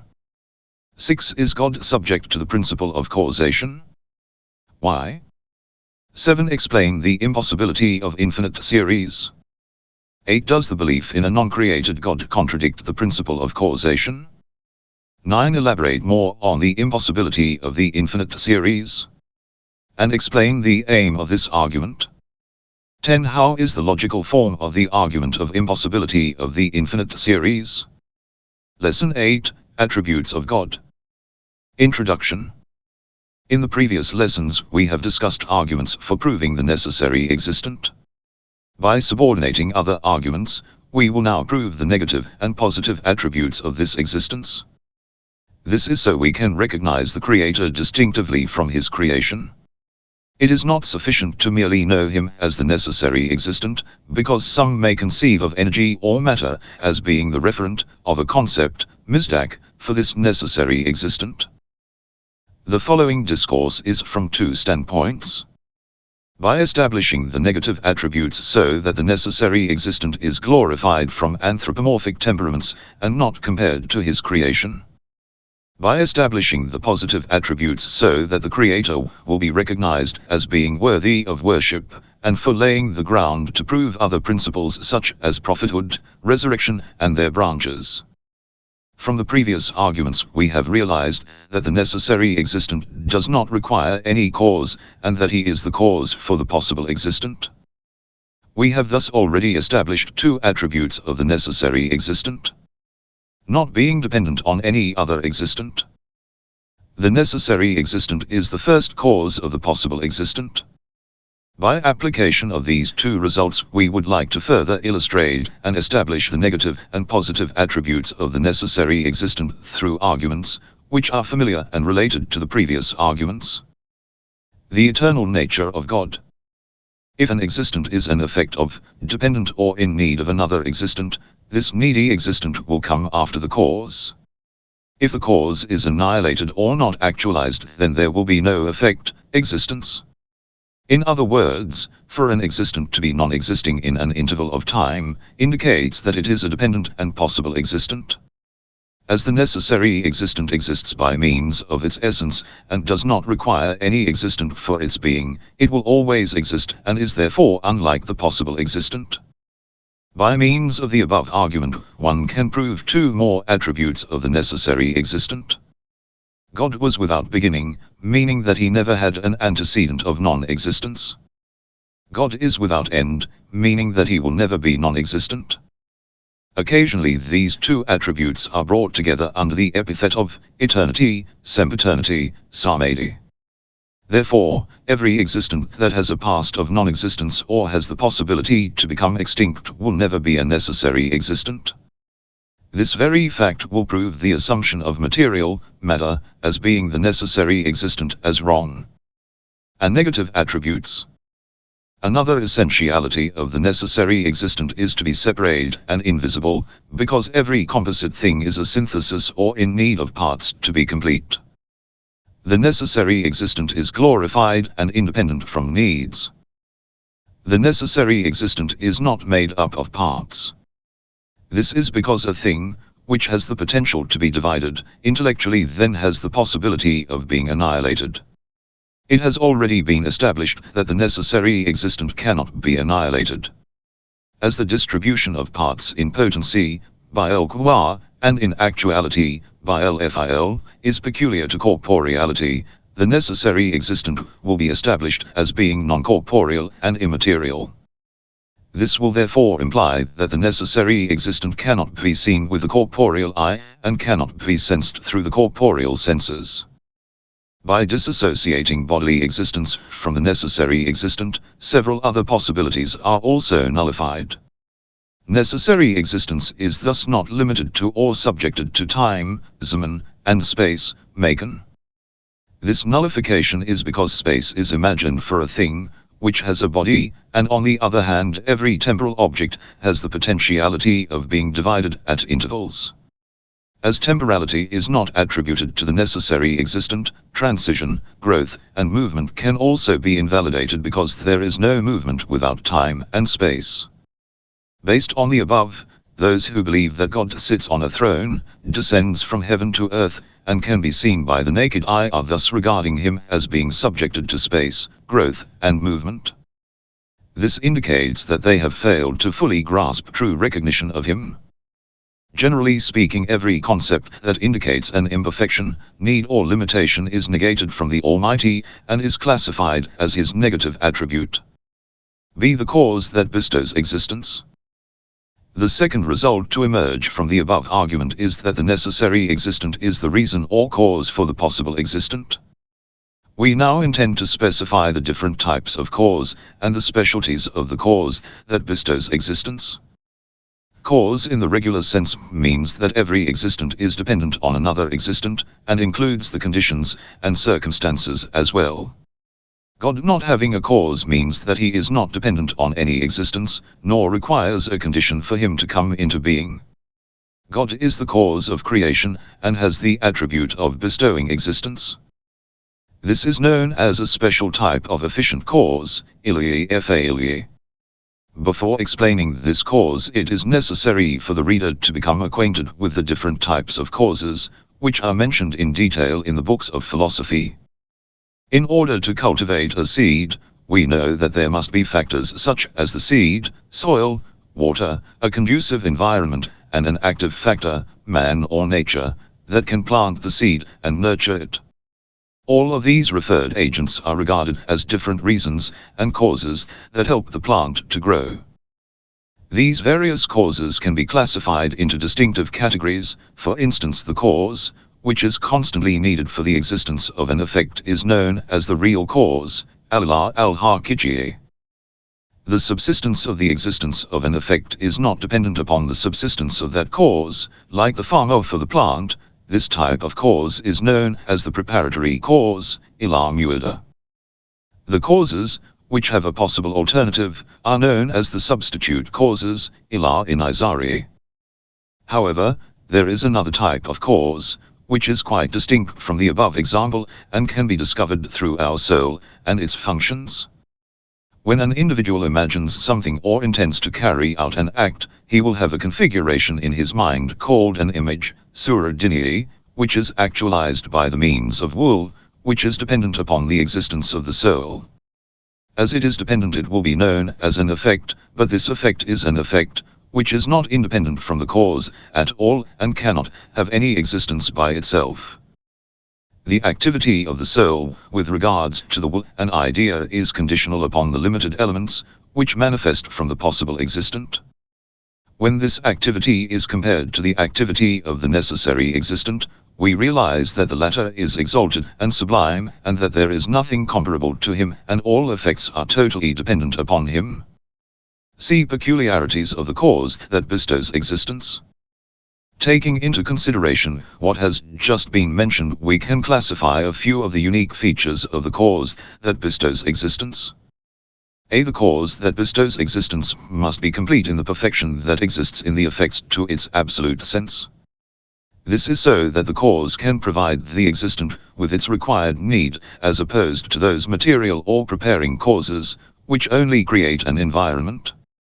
It is not necessary for these causes to have the relative perfection of the effects. For example, it is not required for the soil to have the perfections of the plant, or the parents to have the perfections of the child. Hence the God that bestows creation must be absolutely perfect in essence.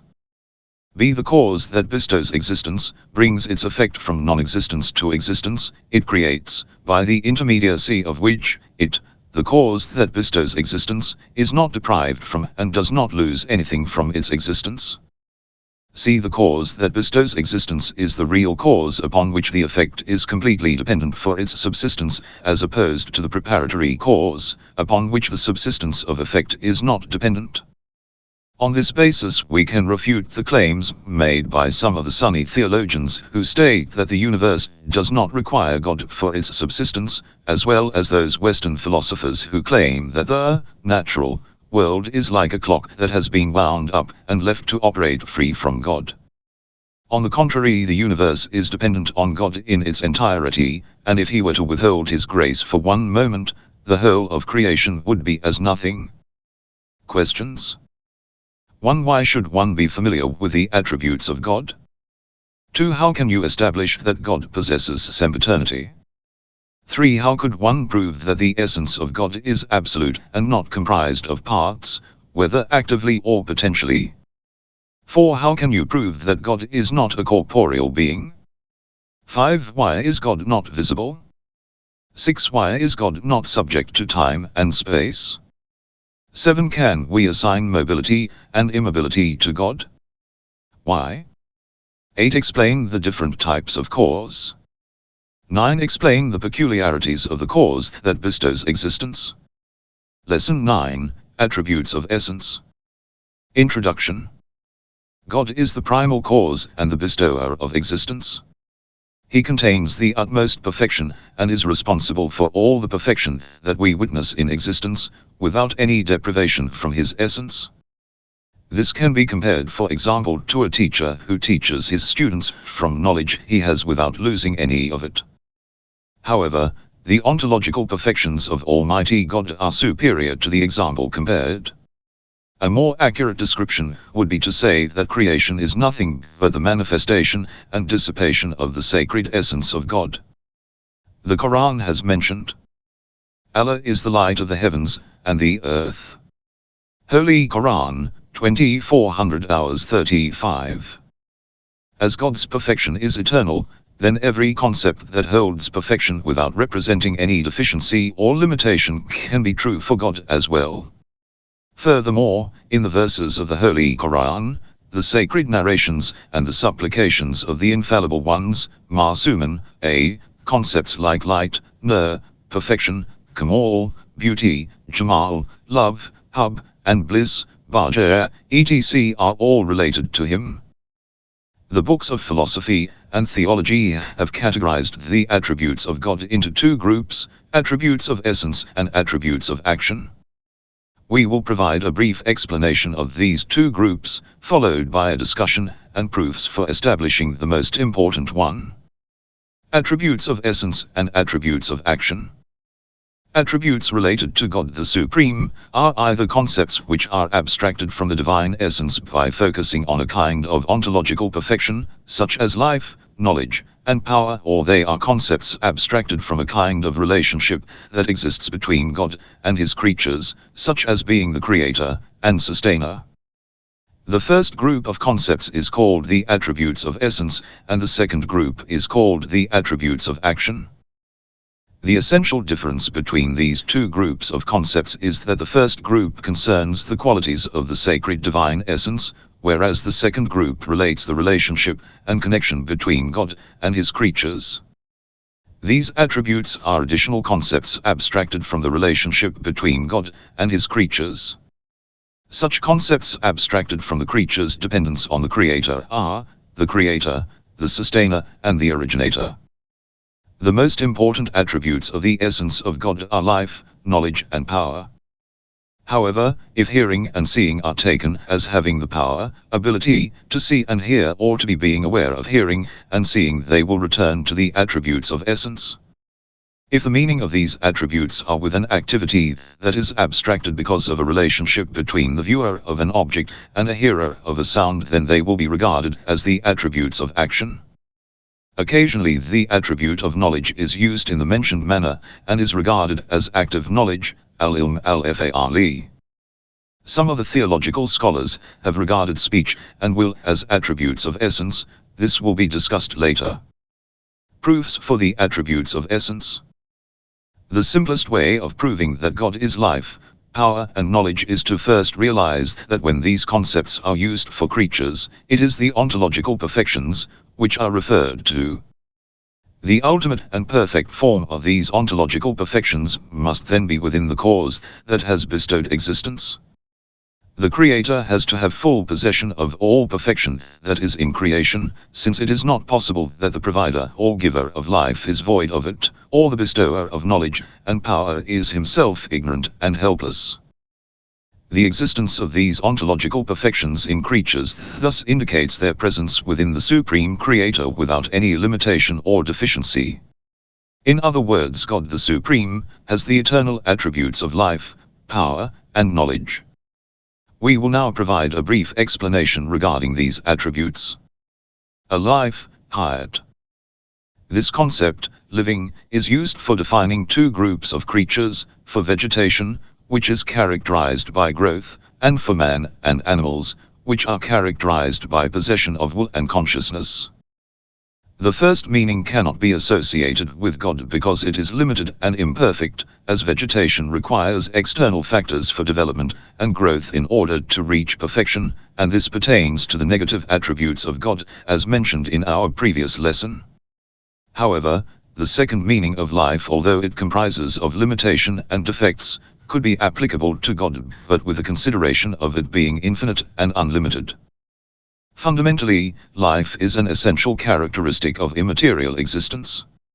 Likewise, knowledge and activity, which are also implied by life, are immaterial. Although life is related with living material creatures, in reality it is the spiritual attribute of a material creature, and the material body in effect of it, the spirit, which is regarded as living, application of attribute of life to the material existence is accidental.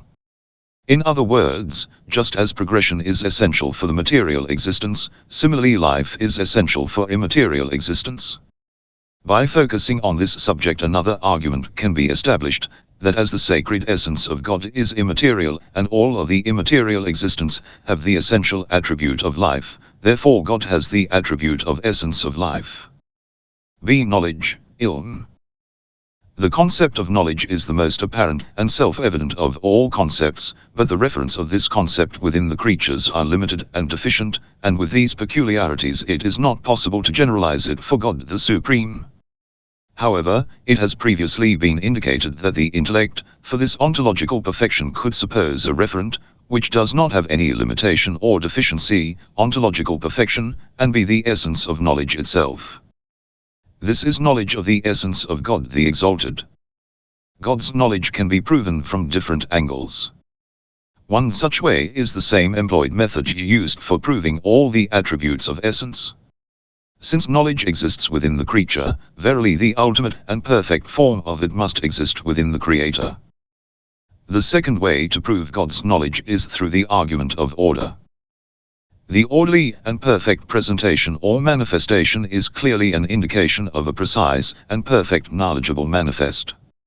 An intellectual book, eloquent poetry and outcome of all arts are the signs of wisdom, taste, and qualification of the artist. It could never be supposed that such work could be produced by someone dull and ignorant. Therefore, how could someone presume that this great universe, with all its secrets and perplexities, is an effect of an existent, which is unknowledgeable, ignorant?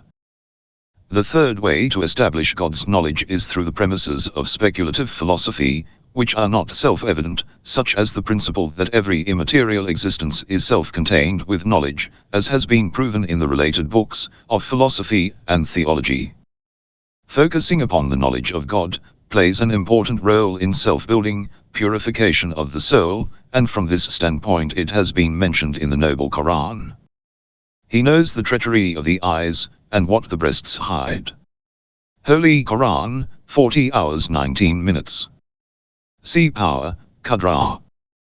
When an agent produces an action with an intention and free will of its own, it is said that this individual has the ability and power of performing an act. Therefore, power means a living voluntary agent being the origin, mabda, of its action. The level of power is dependent upon the level of perfection of an existent, therefore. An existent with infinite perfection will have infinite power. Indeed, Allah has power over all things. Holy Qur'an, 2:7. However, one must be mindful of certain points. 1. An action that comes under the surveillance of power must have the possibility of actualization. Thus a thing that is essentially impossible or necessarily absurd will never have any connection or relation to the power. The fact that God possesses power does not mean that he will create another God or that he will make the number 2 greater than the number 3, while the value of 2 remains at 2, or create a son before father while the son is supposedly after father. 2. The fact that God possesses the power to perform everything does not necessarily mean that he will perform everything, but whatever he intends he will execute, and God who is all-wise cannot perform an act which is unwise, even after having the power to performing an indecent act. In the following lessons we will explain more about God's wisdom. 3. Power in this sense includes the quality of free will. God the Supreme has infinite power, which implies he has perfect free will, which is uninfluenced by anything. Questions. 1. Which types of concept are applicable to God the Supreme? 2. Explain the attributes of essence, the attributes of action, and the difference between them. 3. What is the simplest way to prove the attributes of essence? 4. Life has how many meanings, and which one can be posited to God? 5. Give a specific argument for establishing the attribute of life for God. 6. Establish the knowledge of God in 3 ways. 7. Explain the concept of power, and how one can prove the infinite power of God. 8. What are the things, which even God's power would not achieve? 9. Why does God not perform indecent actions? 10. Explain the meaning of the free will of God. Lesson 10, Attributes of Action. Introduction.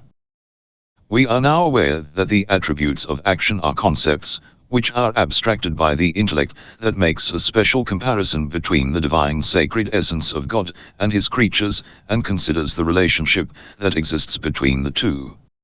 In this context, the creator and the created engender a bilateral relationship from which the very concept of creating is itself abstracted. If this bilateral relationship is not considered, then this concept will not be realized.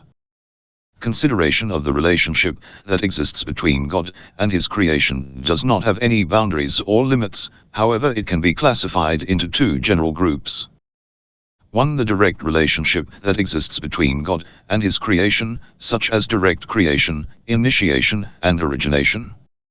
2. Relationships that are consequent upon immediate relationships, such as the relationship that is due to the sustenance provided by God for his creatures. Before abstracting an attribute of action for God, it is sometimes necessary to first abstract several forms of relationship. It is also possible that a relationship is further based upon several bilateral relationships between God and his creatures. An example is forgiveness, which is based upon the lordship of divine legislation, where the rulings issue from God and transgressions issue from the servants. The substance of matter for the realization of the attributes of action is through the comparison between God the Supreme and his creatures. As already indicated, it is possible that the actualization of an attribute of action is with a consideration of its origin, which will allow it, attributes of actions, to return to the attributes of essence. For instance, if the creator is defined as someone who has the power to create, then it returns to the attribute of power. The attribute of hearing and seeing is interpreted as the knowledge of audible and visible, and will return to the all-knowing, alim. It is possible that some of the concepts of the attributes of essence are regarded as relational or actively related. In this case they are known as attributes of action. The concept of knowledge, for instance, has been used several times in the Noble Quran as an attribute of action. It must be noted, however, that when an attribute of action for God is abstracted from the relationship that exists between God and a material existent, it is conditional upon time and space. However, this condition is limited to the material side, the other side being free from and exalted far beyond such limitations. For example, to provide sustenance for a need, which is confined to time and space, is a characteristic attributed to the need, and not to the sustainer. The holy divine essence is beyond any frame of time or space. This point requires special attention, and is the key for many difficult issues and problems, which arise between the scholars of polemics, when trying to understand the attributes of essence and action. A creatorship, Kalaji. Having established necessary existence as the first cause for the appearance of possible existence, the concept of creatorship can be abstracted and applied to the necessary existent, and the concept of creation applied to the possible existence. The concept of creator, which is abstracted on the basis of the existential relationship, is equivalent to the cause that bestows existence. All of the possible existents, which are in need of this cause, are thus regarded as the creation. The word creation can at times be used in a limited way, such as when it defines material existence as compared to the concept of primordial innovation, ibda, where the existents, which are prior to matter, are also considered. To bring into existence can be divided into primordial innovation and creation. The ability of God to create can never be compared to human activity, which requires movement, and the utilization of equipment, which pertains to action. The achievement of this action is known as the result of this action. It is not the case that creating is one thing, and being created is something else, because God transcends motion and the peculiarities of bodily existence. If God's creating has a real referent of a concept, Misbah, in addition to his essence, it would have been counted as possible existence, and the created thing from among his creation, and the discussion of creation would have been repeated, in relation to it. Rather, attributes of action are concepts abstracted by a special comparison between God and his creation, and consistence of it due to the intellect. B. Lordship, Rububiyyah. The relationship that exists between God and his creation is not only because of the creation being the effect of God, but the creation from all its existential aspects needs God the Supreme.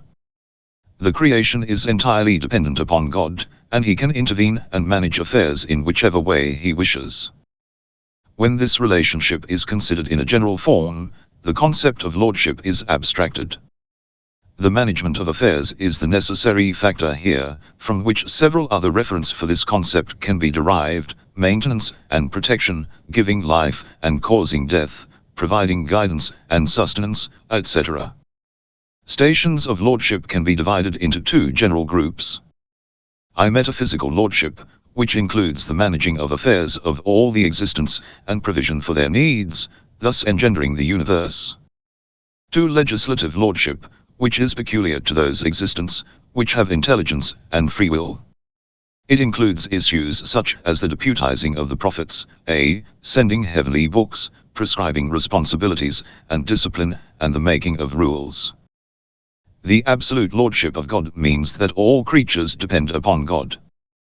The dependency that exists between creatures also returns to dependence upon God. He is the one who manages his affairs through his creatures, and guides the intelligent existence through intellect and other perception, and assigns responsibilities, rules, and regulations for them. Lordship is similar to creatorship in its being a relational concept, however with the difference that sometimes the relationship between the creatures is also considered, as mentioned in earlier while discussing sustenance. See Divinity, Uluhiyya. With regards to the concept of the divine, Ilah, and divinity, Uluhiyya, several discourses have been discussed, which are recorded in the books of commentaries of the Quran. The meaning preferred by us for the divine is the one who is worshipped, Ma'bud, or the one worthy of being worshipped. This is in the same manner as which a book means a thing written and a thing which has an eminence of being written. According to the mentioned meaning, the attribute of divinity must be abstracted through the relation of responsibility, obligation, and worship. Although those who are misguided have recognized a false deity for themselves, the only one who deserves worship is the one who has created them, and that is the Lord of the universe. Apart from recognizing God as the necessary existent, the creator, the omnipotent, and the originator, every individual must know that he is worthy of being worshipped. Hence this very aspect is acknowledged in the testimony of Islam: there is no God, divine, but Allah, la ilaha illa Allah. Questions? 1. Explain the relationship between the attributes of essence and the attributes of action, and how they return to each other. 2. From which aspect are the attributes of action conditioned to time and space? 3. Give an explanation for the concept of creatorship. 4. Can we imagine that creatures possess an additional separated form of existence from the action of creating by God? 5. Define lordship. 6. Explain the general stations of lordship. 7. Explain the necessary connection between divinity and lordship. 8. What is the meaning of divinity? And why should it be combined with creatorship and lordship? Lesson 11, Additional Attributes of Action. Introduction. The issue of divine will is a matter which has been frequently debated. Various views have been discussed and disputed over, such as whether it is to be considered as an attribute of essence or action, whether it is pre-existent, qadim, or temporal, hadith, and is it singular or multiple, etc. These elements and peripheries of the will, and especially of the divine will, are discussed in philosophy. This topic is quite extensive and cannot here be discussed in detail, but we will provide a concise definition of the concept of will, followed by a brief discussion on the peripheries of divine will. Will. The expression will in common use, earth, is employed in at least two senses: one is wishing or desiring, and the other is deciding to perform an action. The first meaning is more extensive compared to the second meaning because the first meaning includes desiring one's own actions, the actions of others, and desiring things in the external world. The second meaning, however, includes only one's own actions. Will in the first sense is equivalent to loving, mawadda, to whatever degree. In the case of man, it is from the accidental and psychical quality, kayf nafsani, and can be abstracted in an unlimited sense, as a general concept, through the assistance of the intellect. This general concept can be applied to the substantial existence, mawjudat jawri, and even for God, the Supreme, as was discussed previously with regards to knowledge. From this standpoint we can consider love, hub, which can be applied for God's loving in relation to his own essence, or in other words God loving his own essence, as an attribute of essence.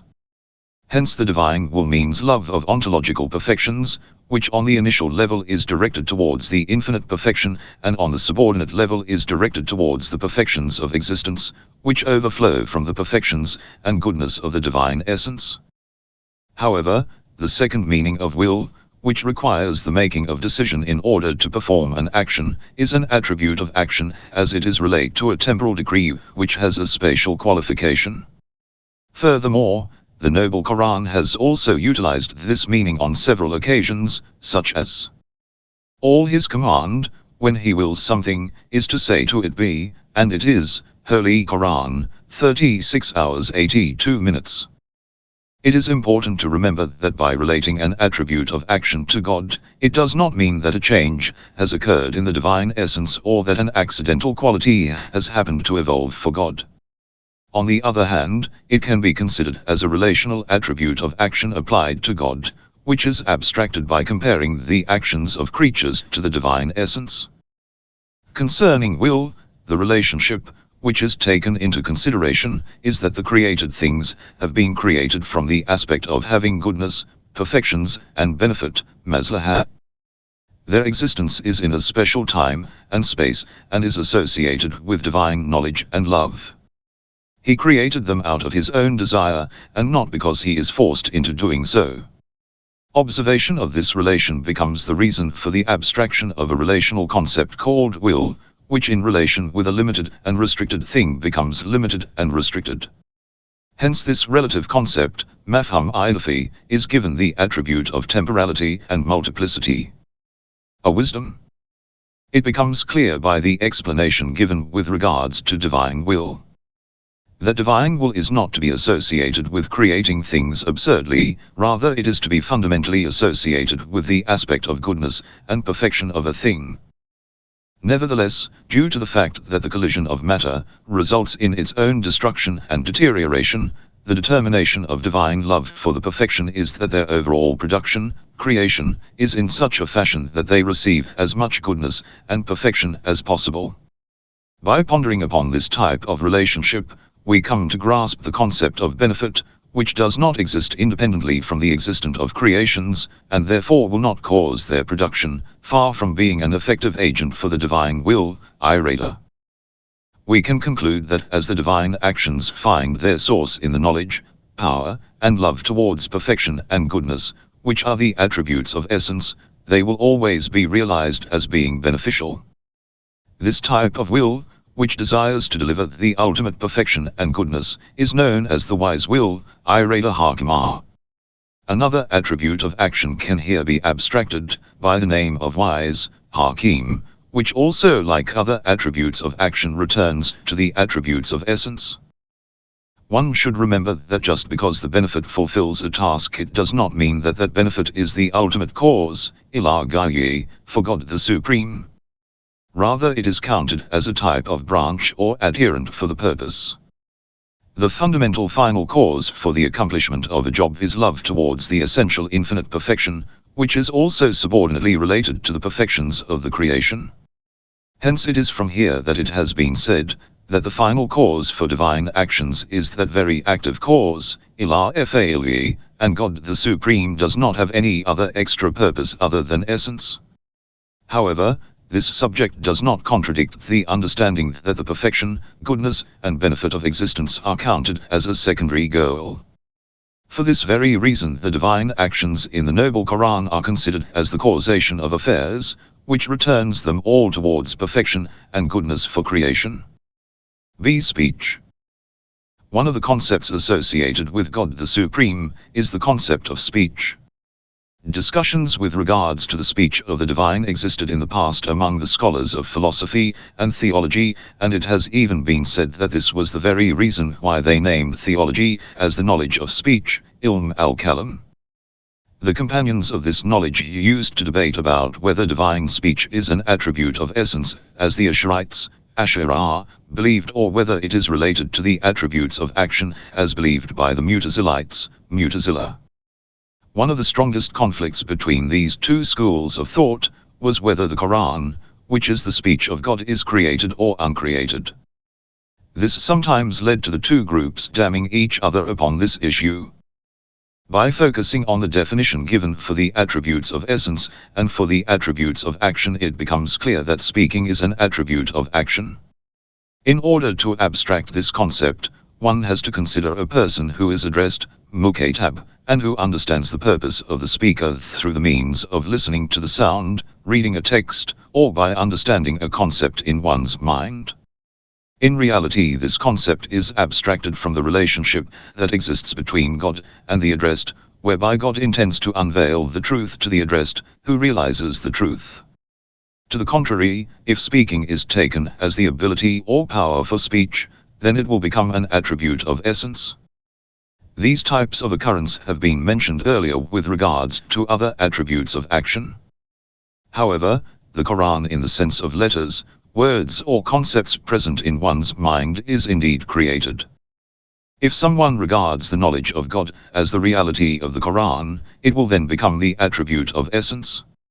However, this type of interpretation is far from common parlance and must be disregarded. See truth. If God's speech is referred with a structure of, or as a command, amr, prohibition or assertion, it charts out the practical responsibilities of servanthood, where it cannot be attributed as being true or false. However, if it, speech, is in the form of a prophecy, then it will be attributed as the truth, because the noble Quran has mentioned. And who is more truthful in speech than Allah? Holy Qur'an, 487. Hence no one would have any reason for not accepting it. This attribute is considered as a foundation for different types of arguments, known as traditional and devotional, which are employed for proving topics relating to the worldview and ideology. On the other hand, intellectual arguments for proving this attribute can be established. God's speech is from the station of lordship and the management of the universe, and man is based upon knowledge and wisdom. In other words, it means that guidance for the creation and means for the realization of the truth for the addressed is provided. Questions? 1. From which angle is divine will considered as an attribute of action, and from what perspective is it known as an attribute of essence? 2. For abstracting the concept of divine will as an attribute of action, what relationship must be considered? 3. How can will be associated with temporality and multiplicity? 4. Explain divine wisdom, hikmah. 5. How can one arrive at the concept of the benefit, maslahah? 6. In which sense can benefit, perfection and goodness be considered as the purpose of creation? 7. Explain God's speech, kalam. 8. What is the argument for the divine truth? Lesson 12, Analyzing the reasons for deviation. Introduction. As indicated in the first lesson, the worldviews can be divided into two groups, the divine worldview and the materialistic worldview. The major difference between the two is that the divine worldview accepts a wise creator as the fundamental principle, whereas this is rejected by the materialistic worldview. In the previous lessons, we have provided appropriate discourses for proving God's existence, established the most important positive and negative attributes, and given discussions pertaining to the attributes of essence and action. In order to acknowledge belief with a fundamental principle, we will give a brief criticism of the materialistic worldview by establishing the divine worldview, which will unveil the former as being baseless and impotent. In order to realize this, we will be initiating the following discussion by providing the reasons for the departure from the divine view towards heresy, followed by an explanation of the weak elements in the materialistic worldview. Reasons of deviation. Heresy, atheism, and materialism have a long past in human history. However, there have always been traces in human societies of there being a belief in a creator.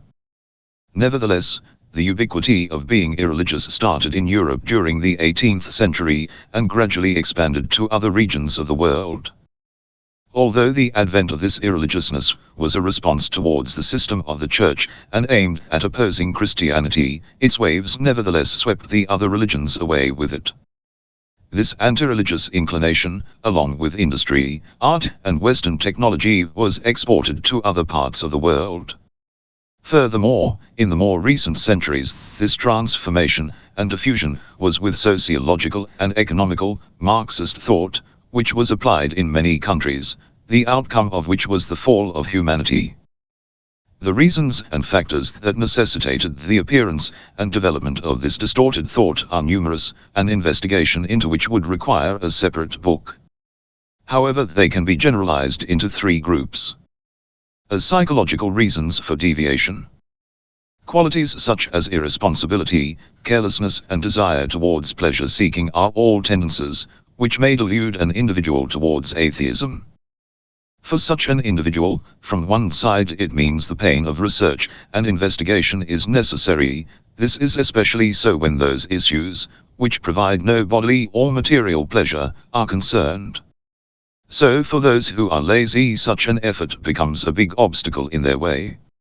From another angle, man's inclination towards animalistic freedom, carelessness, freedom from limitations, and discipline will only act to distance him further from the divine worldview.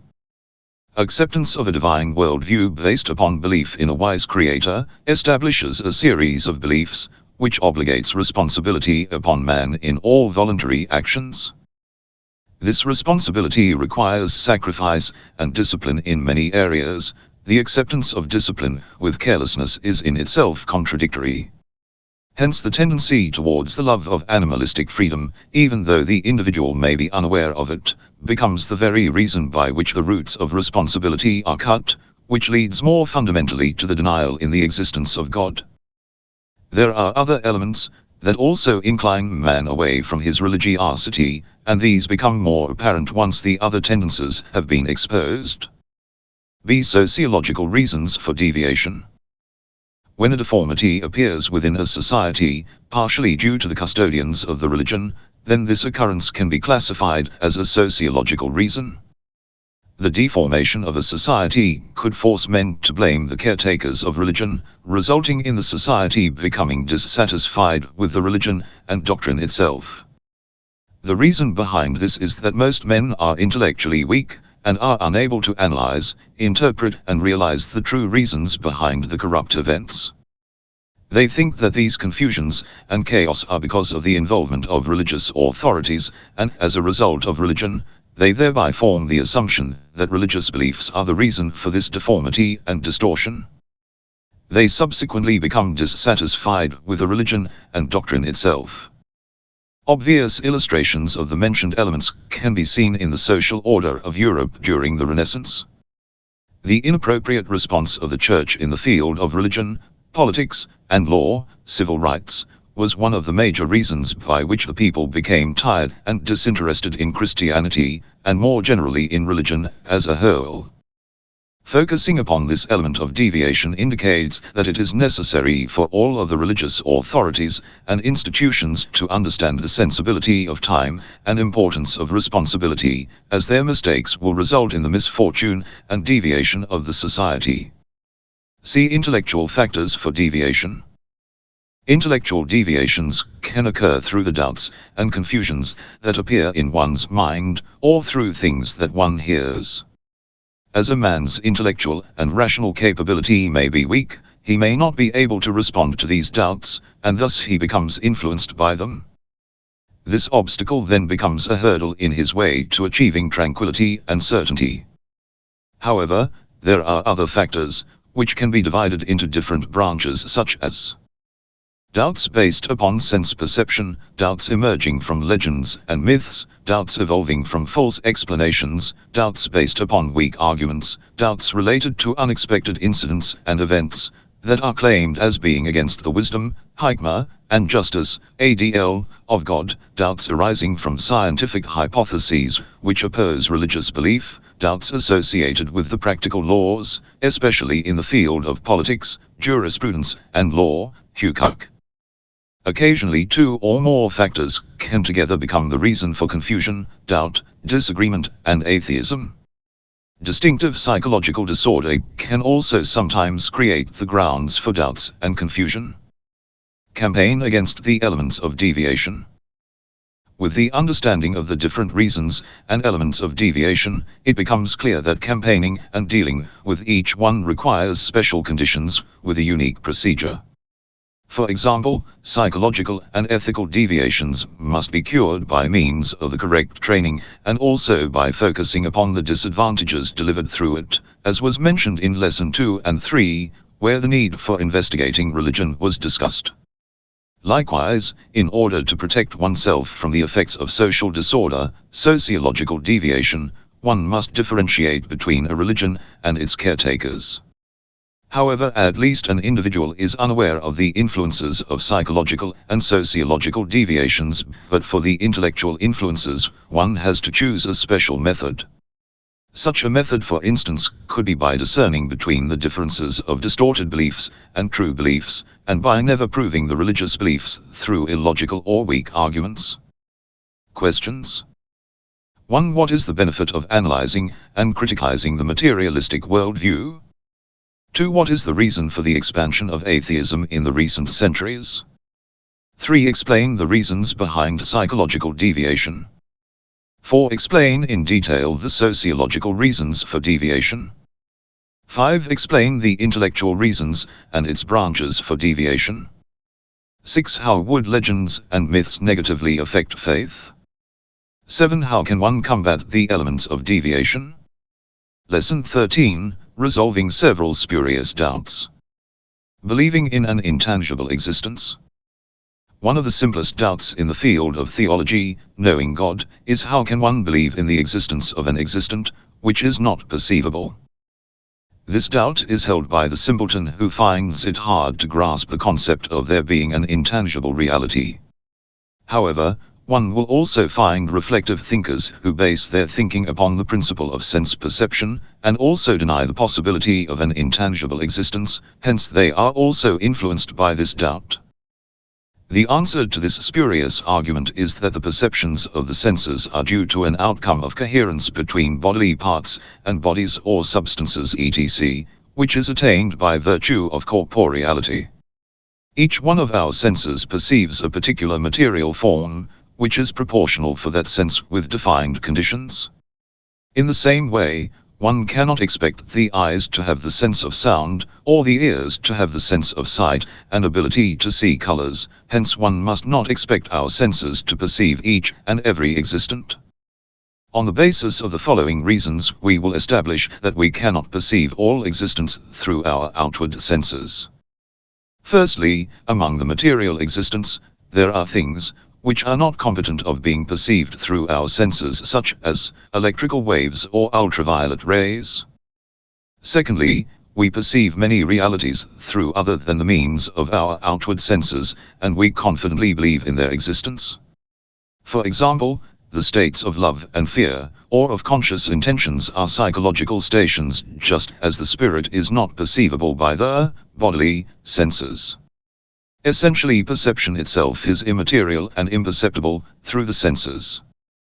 Therefore, just because a thing cannot be perceived through bodily senses, does not invalidate its existence, and should not be the reason for such a thing being improbable and remote to the mind.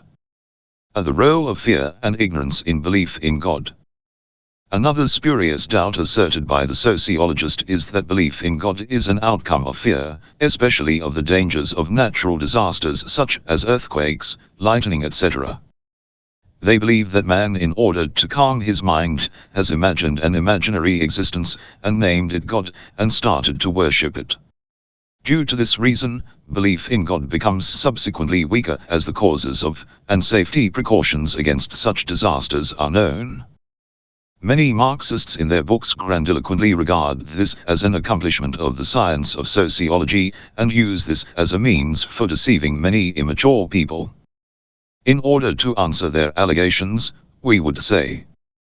Firstly, the basis of this argument are suppositions made by some sociologists, and they do not have any logical ground for validity. Secondly, in the present century itself there were, and indeed are, many great thinkers aware of the causes behind these phenomena, and who at the same time have a firm belief in God. Belief in God is thus not an outcome of fear or ignorance. Thirdly, if the fear of some natural phenomenon, or being ignorant of the causes, becomes the motive to focus upon God, then it does not mean that God is an outcome of the fear or ignorance of man. Many psychological instincts, such as pleasure-seeking or lustfulness, become the impetus for philosophical, scientific, and technical investigations, but do not negatively affect their authenticity. Fourthly, if people recognize God as the originator of that phenomenon, whose causes are unknown, and if with the discovery of their natural causes their faith becomes weak, then surely it is their view and faith which is weak. This does not provide us with a valid reason to disbelieve in God, because the reality is that the divine causation with regards to the occurrences in the universe is from the source of the efficacy of natural causes. These causes are not parallel to the divine causation, but rather the divine causation is transcendental to every material or immaterial cause. Furthermore, the recognition and unrecognition of natural causes will have no efficacy in establishing or not establishing the existence of God. B is the principle of causation, one universal concept. Yet another spurious argument put forward by some of the Western thinkers is that if the causal nexus, as al-Ilmiyyah, is universal, then God must also have a cause. To accept a God without cause is thus a defect in the principle of causation. If we do not accept this rule to be universal, then we would not be able to prove necessary existence through this principle, because it is possible that someone could state that the origin of matter or energy was by itself, and through its mutation things originated. This argument, as indicated earlier in Lesson 7, is due to the improper interpretation of the principle of causation. It has been recognized as every existence needs a cause, but the reality of the matter is that every possible existence or every existent that is dependent or needy requires a cause, and this rule is universal, essential, and unexceptional. However, accepting the origin of matter or energy without a cause, and its mutation as the basis for the origination of the world, has several controversies, and will be discussed in future lessons. See Achievements of Sociology. Some believe that the belief in the creator of man and universe does not correspond to the accomplishments of modern sociology. For example, it has been proven in chemistry that a certain amount of matter and energy is always subsisting. On this basis, it is not possible for any manifestation to come into existence from nothing, and no existent can be completely destroyed. Those who believe in God believe that God has brought creation from non-existence into existence. They claim that this same argument has been proven in biology. A living creature has evolved from non-living matter, and gradually mutated and reached perfection when it attained the position of man. Those who believe in God believe that God created human beings separately. We will now aim to answer these controversies. Firstly, the principle of the continual subsistence of energy and matter is a scientific rule, and can only be regarded and applied to those concrete perceptible things. On this basis, philosophical issues such as whether matter and energy are eternal and pre-eternal are not resolved. Secondly, the subsistence of energy and matter does not imply that one is needless of the creator, but with the aging of the universe the more need it has for a creator, because every effect requires a cause. Possibility and dependency are the essence of a possible existent and effect, rather than it being accidental or temporal. In other words, matter and energy form as a material cause, ilmiyyah, for the appearance of the universe, and as opposed to being an active cause, is itself in need of an active cause. Thirdly, the subsistence of certain matter and energy does not obligate the coming into being of a new creation, its growth and reduction. Entities like spirit, life, sense, and will etc. are not from matter and energy until their growth and reduction would contradict with the rule. Fourthly, the presumption of evolution, despite it being scientifically unauthentic and disproved by several great thinkers, does not contradict the belief in God. At its highest level it proves the supportive causation between the living existence. It does not neglect the relationship between them and the necessary existent. It is probably because of this reason that several supporters of this thought believe in God. Questions. 1. Explain the controversies for denying intangible reality and sense perception. 2. How can one criticize the opinion of sociologists who assert that belief in God is out of fear and ignorance? 3. Does belief in God contradict the principle of causation? Why? 4. Is the rule of the subsistence of matter and energy incompatible with belief in a creator? Why? 5. Does the presumption of evolution nullify belief in God? Why? Lesson 14, The Materialistic Worldview and its Criticism. The principles of the materialist worldview. In order to define the materialist worldview, the following principles can be applied. 1. Existence is equivalent to matter and materiality. An existent is either matter, having 3 dimensions, length, width, and thickness, or volume, or it is counted as having the properties of matter. Naturally, matter has the capability of being quantitative and divisible. Hence, on this very principle, the existence of God, as being immaterial and supernatural, is denied.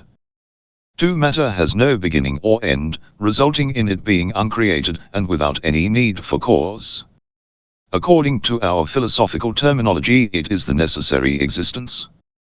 3. The universe cannot be considered as having a final cause and purpose, because the active agent, FAL, does not seem to have any intelligence and will for being identified as having a purpose.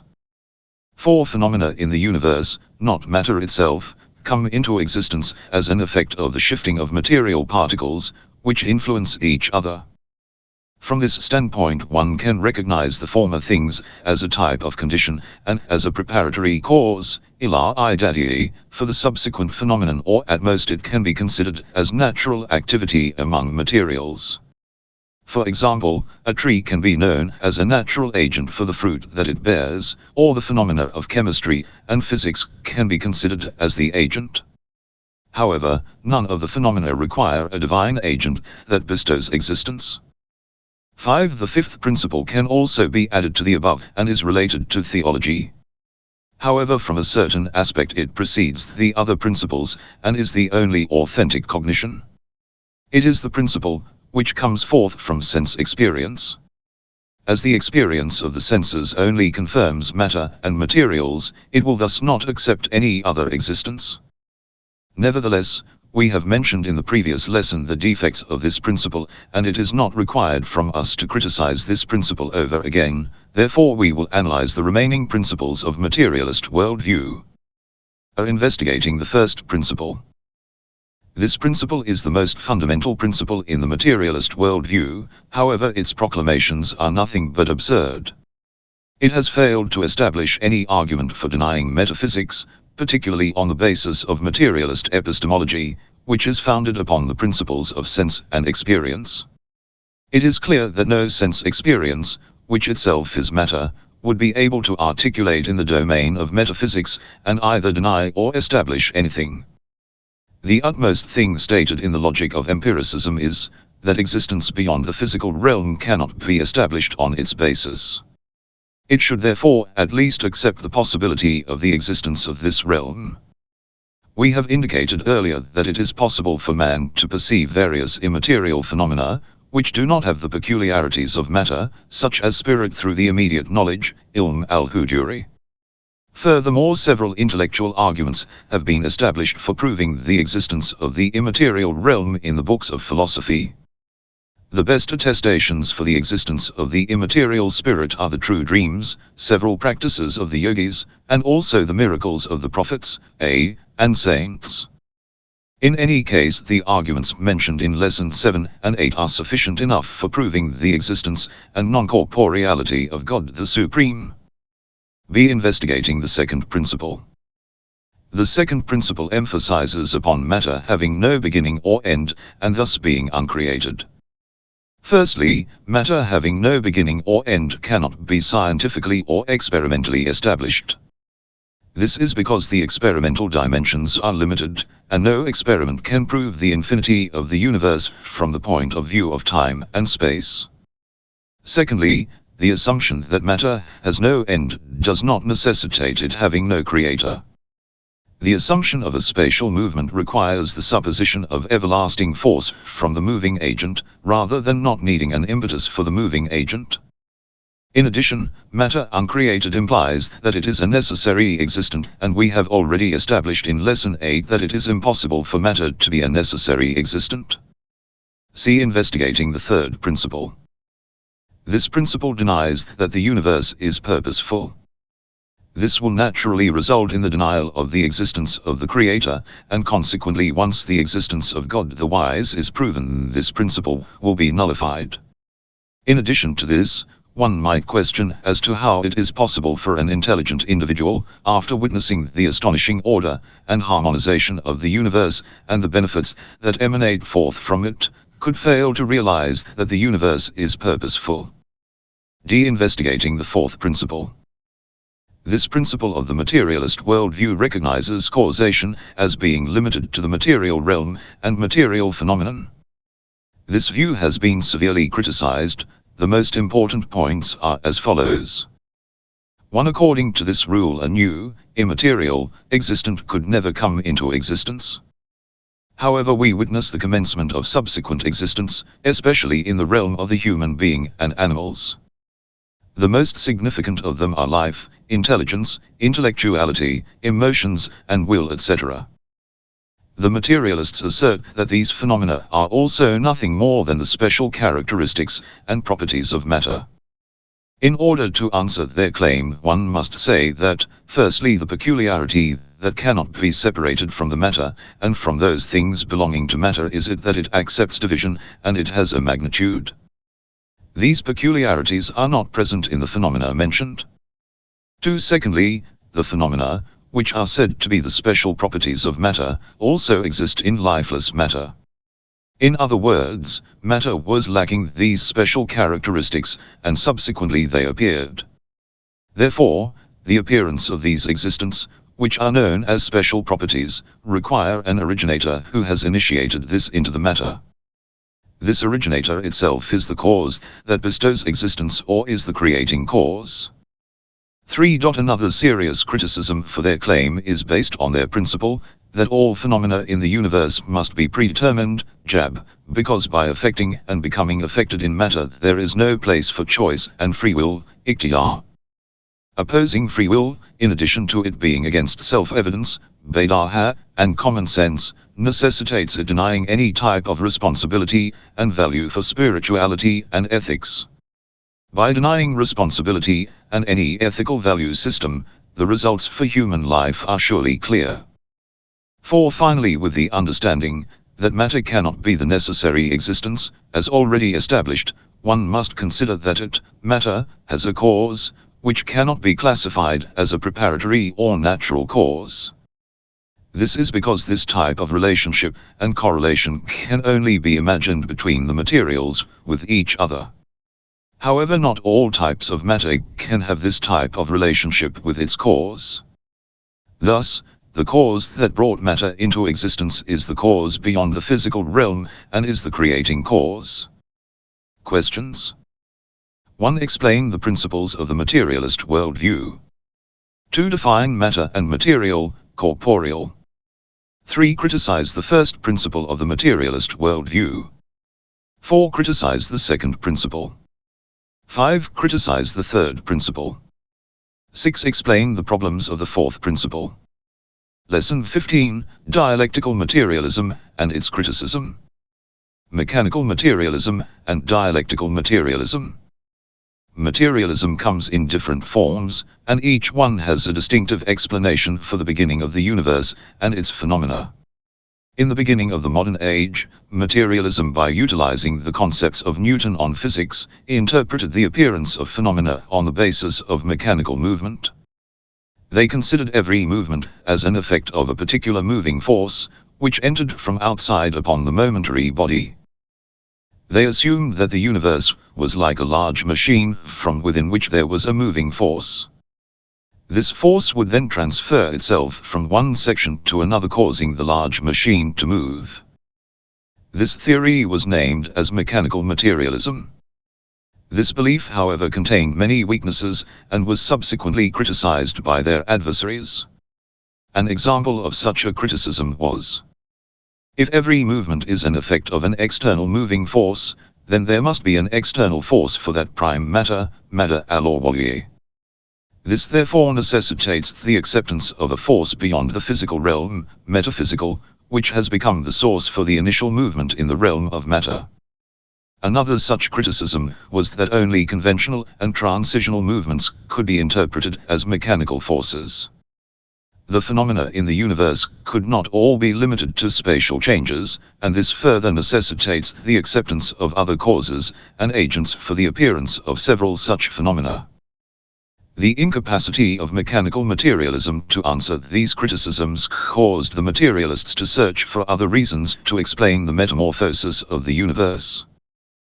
They sought to at least prove that some movement was based on dynamics, and that matter was in some way self-erupting. Some of the founders of dialectical materialism, Karl Marx and Friedrich Engels, by using the philosophical concepts of Hegel, regarded the cause for movement to be the internal contradictory factor of the phenomena. In addition to accepting that matter is eternal and uncreated, and in the acceptance of the universal movement and the efficacy of the phenomena upon each other, they explain their assumption based upon three subjective principles. 1. Principle of internal contradictions. 2. Principle of sublimation or conversion of quantity, kami, to quality, kayfi. 3. Principle of negating the negation or the dialectic of nature. It is here that we will give a brief explanation of these principles, followed by a criticism. The principle of contradiction. Dialectical materialism recognizes every phenomenon to be composed of two incompatible elements, thesis and antithesis. They cause the transmutation of the phenomenon in such a way that the antithesis dominates, synthesizing a new phenomenon. For example, an egg, which contains within itself an embryo, eventually develops by consuming the food provided and turns into a chicken, through the processes known as synthesis. Positive and negative electricity are a good example of contradiction within the phenomena of physics. Also, addition and subtraction is known as antilogy in elementary mathematics, and integral and non-integral are known as antilogies in higher mathematics. These consequences are also present in the sociological history of man. For example, in capitalism, the working class is the antithesis for the capitalist class. If they gradually take over, then this synthesis will result in a socialist and communist society. Criticism of the principle of contradiction. It cannot be denied that by arranging two material existents next to each other, it can result in such a way that one affects the other by weakening or even destroying it. For example, we know of the effects that water has on fire. However, this outcome is not universal and cannot be recognized as a principle. There are several instances contrary to this rule. The presence of this type of contradiction between the phenomena is not considered impossible under the understanding of classical logic, philosophy and metaphysics. Rather, it is the combination of two opposites in one subject, which is considered impossible. They have brought absurd examples for the combination of two opposites, such as the combination of addition and subtraction or integral and non-integral etc., as well as the false prediction for the establishment of a dictatorship of proletarianism in capitalist countries. If every phenomenon was composed of two opposites, then there must be another combination for every thesis and antithesis. Each one is a phenomenon, and according to the principle mentioned, they must have a combination of two opposites. This would mean that every limited phenomenon would have to contain infinite opposites. However, the most basic criticism that can be levied against this assumption, internal contradiction being considered as the cause for movement, supposedly compensating for the flaw in mechanical materialism, is that there is no intellectual argument to support it. In addition to this, there is no denial in accepting the existence of a mechanical movement due to external force acting upon it. unless of course, it can be accepted that the movement of a football is an effect of its internal contradictions, and not an effect of the contact of the foot of a football player. B. The principle of the quantum leap. By focusing upon the transformations in the universe, we realize that not all these transformations are gradual or step by step. In several instances a subsequent phenomenon may appear, but is dissimilar to the former phenomenon, and therefore cannot be counted as a result or outcome of a former movement and transmission. The materialists have interpreted another principle for this process known as the quantum leap or conversion of quantity to quality. They explain that the conversion of quantity occurs when it reaches a special point and causes the appearance of quality. For example, when water increases in temperature to a degree whereby it changes into a vapory state, and when metal changes its form and state from a solid to a liquid when it is heated to a certain level. Also, an example can be that when conflicts in a society reach a certain level, they can cause a revolution. Criticisms of the principle of the quantum leap.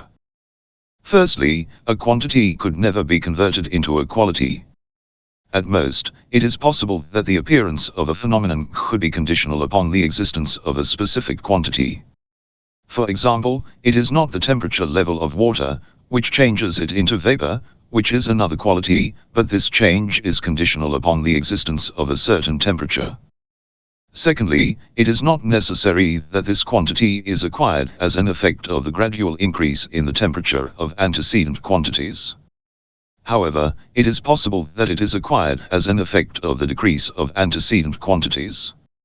For example, vapor changing into water is conditional upon the decrease in temperature. Thirdly, the qualitative transformation, quality-related, is not always sudden and impulsive, rather in many cases it occurs gradually, as the melting of glass and wax is gradual. On these bases the only thing that can be accepted is that the necessity of a particular quantity is needed for the actualization of some natural phenomena. However, this cannot be considered as the conversion of quantity to quality, and one cannot accept the gradual increase of quantity as a necessity for the transformation of a phenomenon. Furthermore, one cannot accept this condition as universal for the qualitative changes of phenomena. Hence, sublimation cannot be recognized as a universal rule. See the principle of negating the negation. The meaning of negating the negation, sometimes also known as the principle of exploring nature or the perfection of contradiction, is that during the course of change in dialectics, a thesis is always negated by an antithesis, and an antithesis is negated through synthesis in turn. A plant negates the seed and is negated by subsequent seeds, and an embryo negates an egg and is negated through a chicken. The new phenomena, however, are always more perfect than the former ones, and the dialectical course is always vertical and towards perfection. This is the most significant element in the principle of negating the negation, which highlights the developing aspect with a tendency towards perfection. Criticisms of the principle of negating the negation. There is no doubt that in every transformation and transition there is the disintegration of previous states and circumstances, before the appearance of a new state and environment. If this is considered as the principle of negating the negation, then this principle is nothing but solely a change or transformation. However, the explanation they give for this principle, with which they justify the direction of movement being towards perfection, and upon which they claim that all movements are towards perfection, as well as each transformation of the universe is evolutional, meaning that every new phenomenon is necessarily more perfect than the previous one, is not acceptable.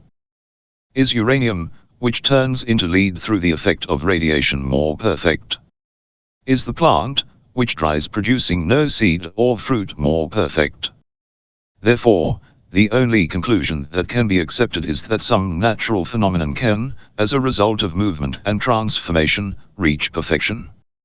Perfection cannot be considered as a universal rule for all of the phenomena in the universe. It would be appropriate here to remind the reader that the assumption upon which these principles were universally established only define the rules which have already been proven in the natural sciences, such as how the phenomena come into appearance. However, The existence of universal rules does not mean that we are without need of an originator or the cause, which bestows existence.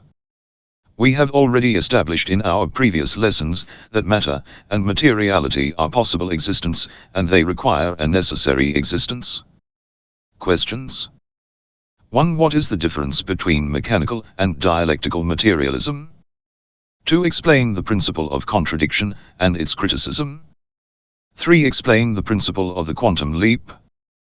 4. Explain the principle of negating the negation.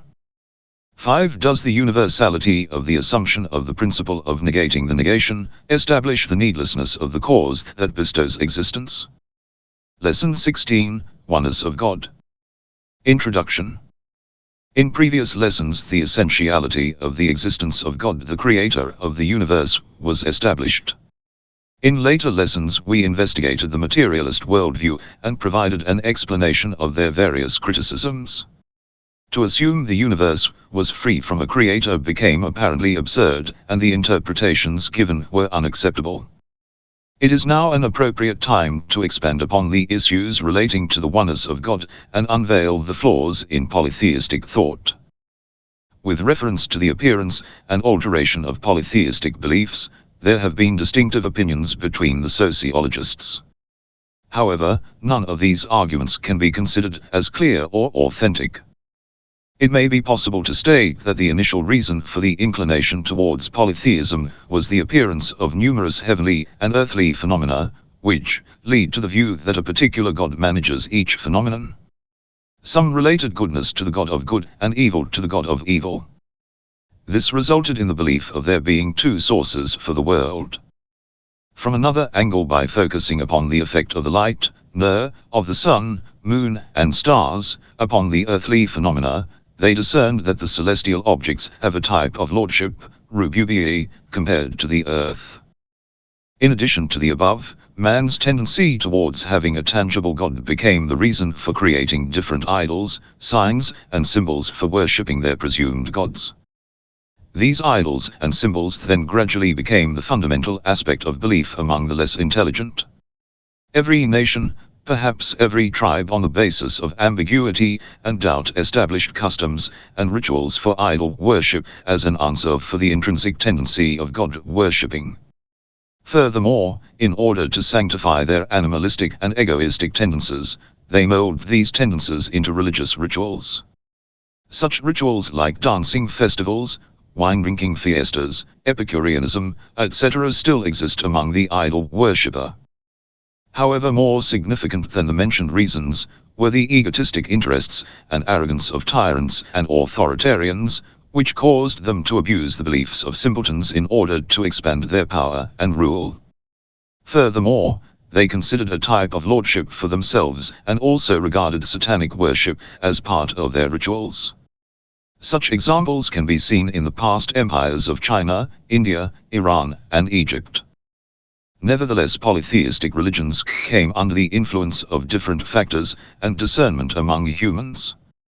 Thus, a barrier was formed preventing people from understanding the true perfection, which was supposed to be applied by the divine and monotheistic religions. The Noble Qur'an portrays such struggles encountered by the prophets of God and the polytheists. On these bases, the foundation of polytheistic belief is to believe in the lordship of an existent other than God the Supreme, for the appearance of some of the universe's phenomena. Furthermore, many polytheists had faith in the oneness of the Creator, and in reality they accepted the oneness of creatorship. However, on a lower realm they recognized others' second level gods who administrated the world independently, and they called God the Creator, the God of gods or Lord of the Lords, Rab al-Arbab. These gods, who administrate according to some, were known as angels, and were called by the polytheist Arabs, the daughters of God. Some recognized them as fairies and genies, or some regarded them as the spirits of stars or humans from the past, or as a type of invisible existent. In Lesson 10, indications were made that creatorship and true lordship are inseparable from each other. Belief in the creatorship of God and the acceptance of the lordship of others is not compatible. By explaining the contradiction in this belief, it is possible to nullify the argument of those who held such a view. In order to establish the oneness of God, the Supreme, many arguments have been demonstrated in the different books of theology and philosophy. Here we are going to demonstrate an argument, which encompasses the oneness of Lordship, and rejects the polytheistic beliefs. Proofs for the oneness of God. The assumption that the universe has two or more gods can solely be imagined through a few possibilities. Firstly, it can be considered that every phenomenon of the universe is created and is an effect of all the assumed gods. The second assumption could be that each particular group of phenomena is an effect, or created by a particular god, of one of the assumed gods. Finally, the third assumption is that all of the phenomena are created by one of these assumed gods, and the other gods are recognized as the managers of the universe. However, it is impossible to assume that every phenomenon has several gods. If two or more gods created an existent, it would imply that each of the assumed gods would create an existent. This would result in many existents, whereas in reality there is only one. If it is to be assumed that a particular god creates each particular phenomenon, this will imply that each phenomenon exists because of its particular god. Furthermore, they must not require or depend upon any other existent unless the dependency need returns to their particular god. This type of requirement or need must be upon the existent, which is created by that very creator who has created that particular group. In other words, the assumption of having more than one god necessitates the order in the universe to be multifarious and deteriorating. In reality there is only one order, and all phenomena are related and effectual upon each other and at the same time need each other. Furthermore, the present phenomenon is linked with the former phenomenon, and every coexisting phenomenon creates grounds for future phenomena. Hence a universe, which is linked and related to each other, interwoven with each other, is governed under a sole order, and this universe, cannot be an effect of several causes that bestow existence. Moreover, if the assumption is made that the creator of the creation is one, and other gods are the administrators and governors of the universe, this is also incorrect, because every effect with all its being is established on the cause that bestows existence, ila mufadal. No independent existent has the means to interfere unless the results and outcomes of effects of a cause are all under the authority of the existence bestowing agent, and take place with the will of the divine.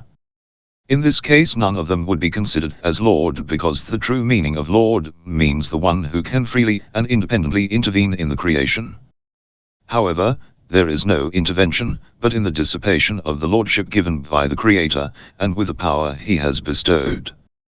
This form of executing does not contradict with the oneness of lordship, because the oneness of creatorship does not contradict the creating with the divine decree of the Creator.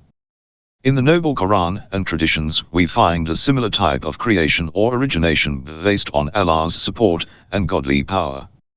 As it has been mentioned with regards to Prophet Jesus, that, and when you would create from clay the form of a bird, with my leave, and you would breathe into it and it would become a bird, with my leave, Holy Qur'an, 5:1-10.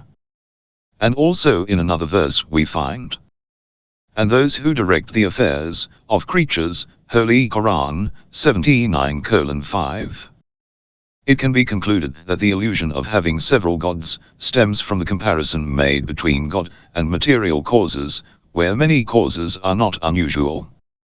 However, it can never be accepted that several causes can bestow existence for an effect, or that several lords and independent administrators can be assumed for administrating the universe. Based on this argument for nullifying this illusion, one must focus upon the meaning and the peculiarities of this cause that bestows existence until it is known that the profusion of this cause is impossible. Furthermore, one must contemplate upon the coherence of the creation until reaching the realization that several gods could not possibly create this type of order, or numerous lords administer this type of universe. Likewise, it became clear for some of the qualified and saintly individuals of God, that by accepting divine authority, while al-Taqi, in a setting where there is no independent lordship or creatorship over them, the oneness of God would not be negated. The legislative authority, wala'a al-tashri'i, of the Prophet, and Imams, is not inconsistent with the divine legislative lordship, rububiyyah al-tashri'i, because it comes with a divine degree. Questions. 1. Explain the causes for the development of polytheism. 2. What is the basis of polytheism? 3. Why can one not assume that a phenomenon has several gods? 4. What difference is caused if one considers that the creation created by one God has several lords to administer it? 5. Why can one not regard every group of creation to be created by its particular God? 6. How would you criticize the assumption that the entire universe is created by one God, and at the same time claim that there are many lords and executors? 7. From where does the illusion of several gods come from, and how can it be nullified? 8. Why does it make no difference to the oneness of lordship and creatorship, if one believes in the divine authority for the saints? Lesson 17, The Meaning of the Oneness of the God. Introduction. The word monotheism, from the lexical point of view, means oneness or unity, but in philosophy, scholastic theology, ethics, akhlaq, and mysticism it has been applied with various different meanings. However, it gives the same basic meaning in all of these sciences, but when viewed from different aspects it can be regarded differently, such as the different forms of oneness or the different levels of oneness. The investigation of these offshoots cannot be comprised in these writings. Therefore, from this angle it is sufficient enough that we bring the most significant and befitting arguments for our explanation. The negation of plurality.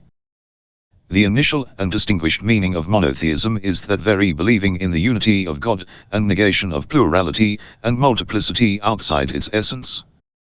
This belief is in complete opposition to polytheism, and the belief in two or more gods who are independent and apart in their existence from each other. The negation of composition. His second terminological meaning of monotheism is to believe in oneness, and to believe that the essence is self-evident and not composed of actual or potential parts. This meaning is usually interpreted as the negative attributes, al-sifat al-salbiyyah, mentioned in Lesson 10, because our mind is more familiar with compositional concepts as compared to the concept of self-evidence. The negation of attributes as additional to the essence. The third meaning of monotheism is to believe in the unity of the attributes of essence with the essence of God himself, and the negation of considering the attributes as being additional to the essence. This is known as the unity of divine attributes, Tawhid al-Sifati. Furthermore, this divine unity of attributes in the traditional texts is known as the negation of attributes, which is in opposition to those Ash'arites, Ash'ariyah, who have regarded the divine attributes as additional to the divine essence, and believed in the eight ancients, Qudama al-Tamani. The proof for the unity of divine attributes is that, if all of the divine attributes have separate reference or affirmations, then they can be solely imagined through a few possibilities. It would be either that the reference or affirmations would be assumed to be within the divine essence, which necessitates the divine essence being compound, and this we have already proved as being impossible. Or that the referents are imagined to be outside the divine essence, and are regarded as possible existence. However, if they were assumed as being necessary existence, then it would bring about plurality in the essence and polytheism, which cannot be considered by any Muslim. However, if they are assumed as being possible existence, then it means that the divine essence, which is deficient of those attributes, has created them and has then later been given them. For example, the essence even after lacking life creates an existent by the name of life, and through this creation the essence comes to life. The same is the case for knowledge and power. It is impossible for the cause that bestows existence to be deficient of the perfections of creation. More significantly, the provision of its creation, and the cause that bestows existence retains life, knowledge and power, and is also attributed with the different attributes of perfection. By the nullification of these assumptions it becomes clear that the divine attributes do not have distinctive reference, and are not separated from the divine essence. On the other hand, they are single self-evident concepts abstracted from the divine almighty essence. b. The unity of divine actions. The fourth terminology used for monotheism, which in the parlance of philosophy and scholastic theology is known as the unity of divine actions, is that God the Almighty is self-sufficient in his works, he does not need anybody or anything, and no existent can aid him. This subject is proven with the understanding of the peculiarities of the cause that bestows existence, which is self-existing when compared to its effects, because the effect of this particular cause, with all its existence, is dependent upon this cause. This is known in philosophical terminology as the manifestation of need and dependence, ain al-rabt wa al-ta'alluq, to the cause, and the effect does not have any independence of its own. In other words, everything that is actualized is because of him and is obedient to the realm of power, sovereignty, and true and original mastership. The power and mastership of others is in line with divine power and an offshoot of it. The ownership of a slave's abd possessions is perpendicular to the ownership of his master.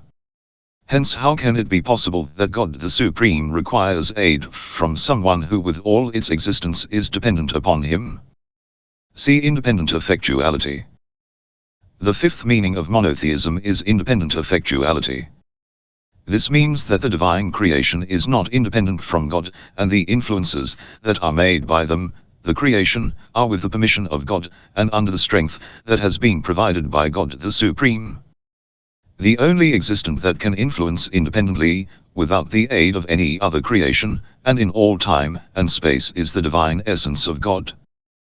The actions and influences of others are vertical to the influences and actions of him, and are at the dispersal of God the Supreme.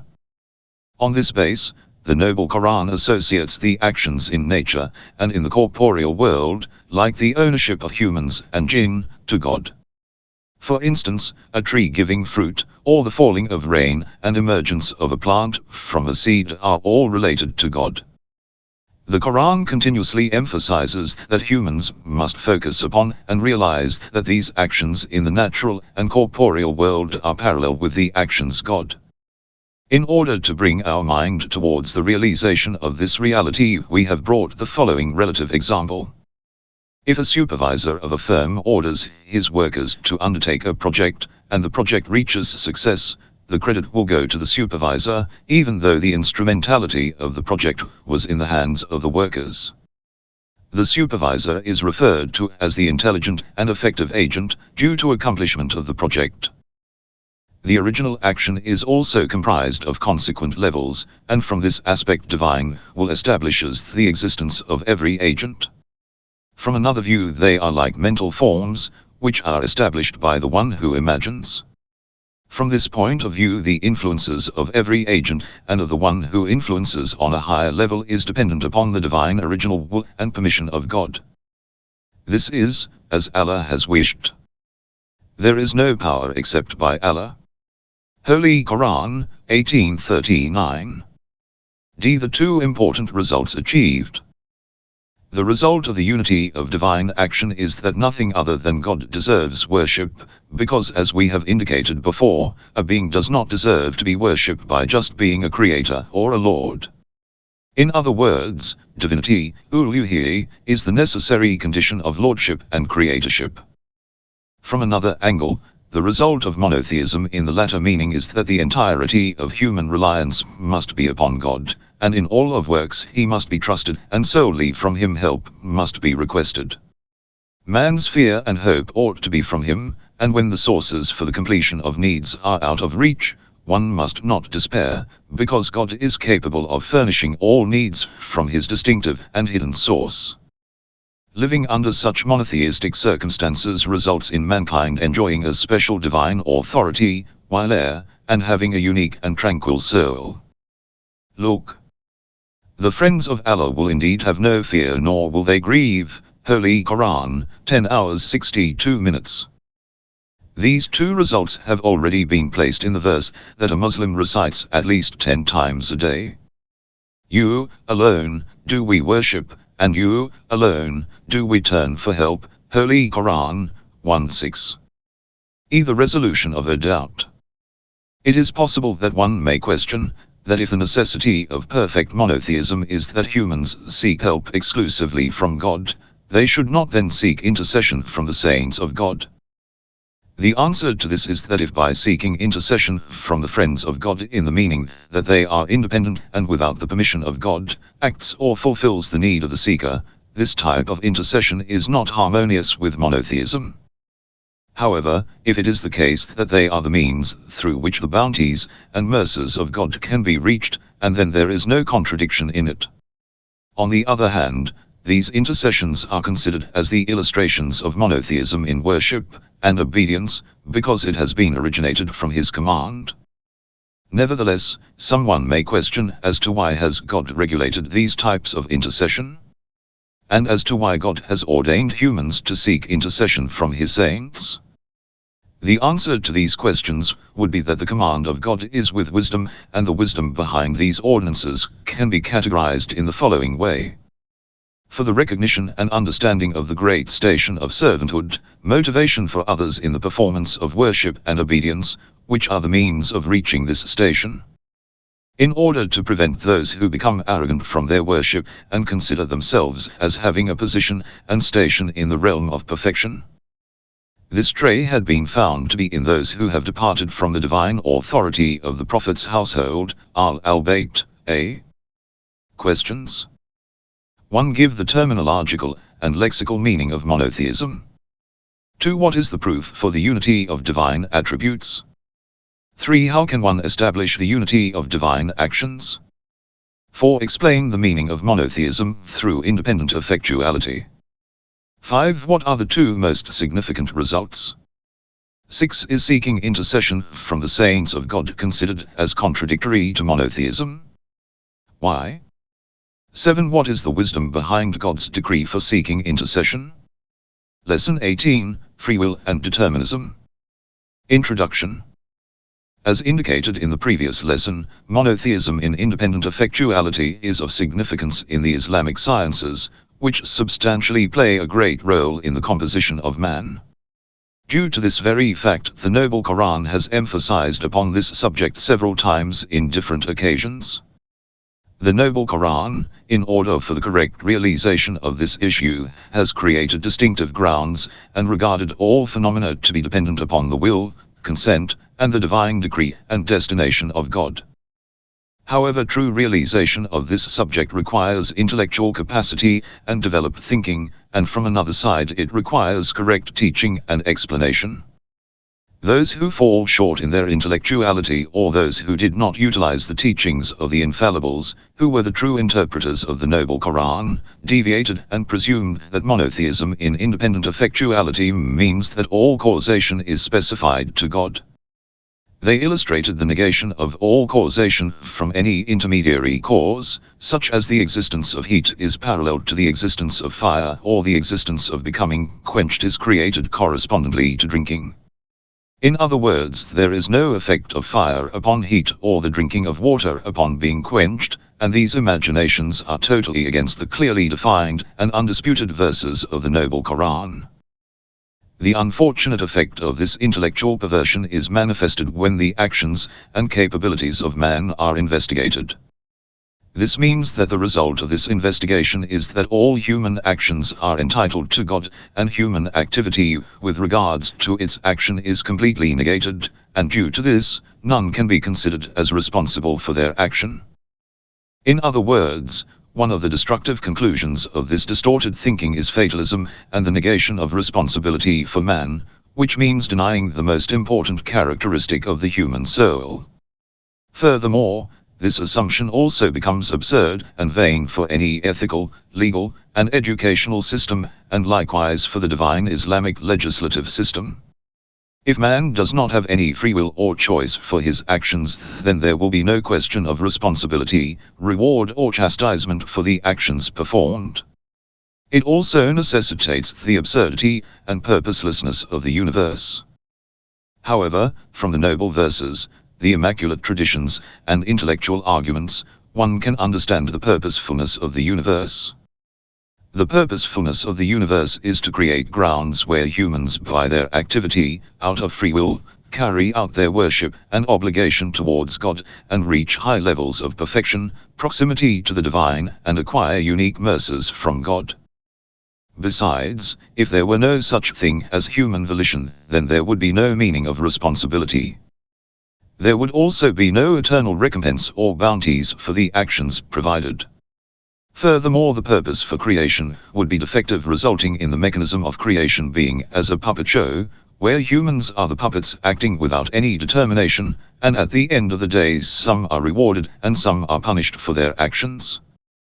The substantial cause for the expansion of these inclinations was the evil political desires of the tyrannical regimes, which nullified and rectified their ill actions and behavior, and hampered resistance from overthrowing them. From another angle, those who were aware of the weak elements of this thought, but had no vision of how to associate between absolute monotheism and the negation of determinism, and were also remote or did not benefit from the teachings of the Prophet's household, acknowledged delegation. They regarded human activity to be completely out of the realm of divine activity. This itself became another branch of distorted thought, which deprived them from achieving great results from the Islamic sciences. However, those who had the capacity to recognize this knowledge, and were aware of the rightful teachers and interpreters of the Qur'an, saved themselves from this distortion. They regarded their free activity as being due to the power that God had granted them, and accepted the responsibility which was derived from it.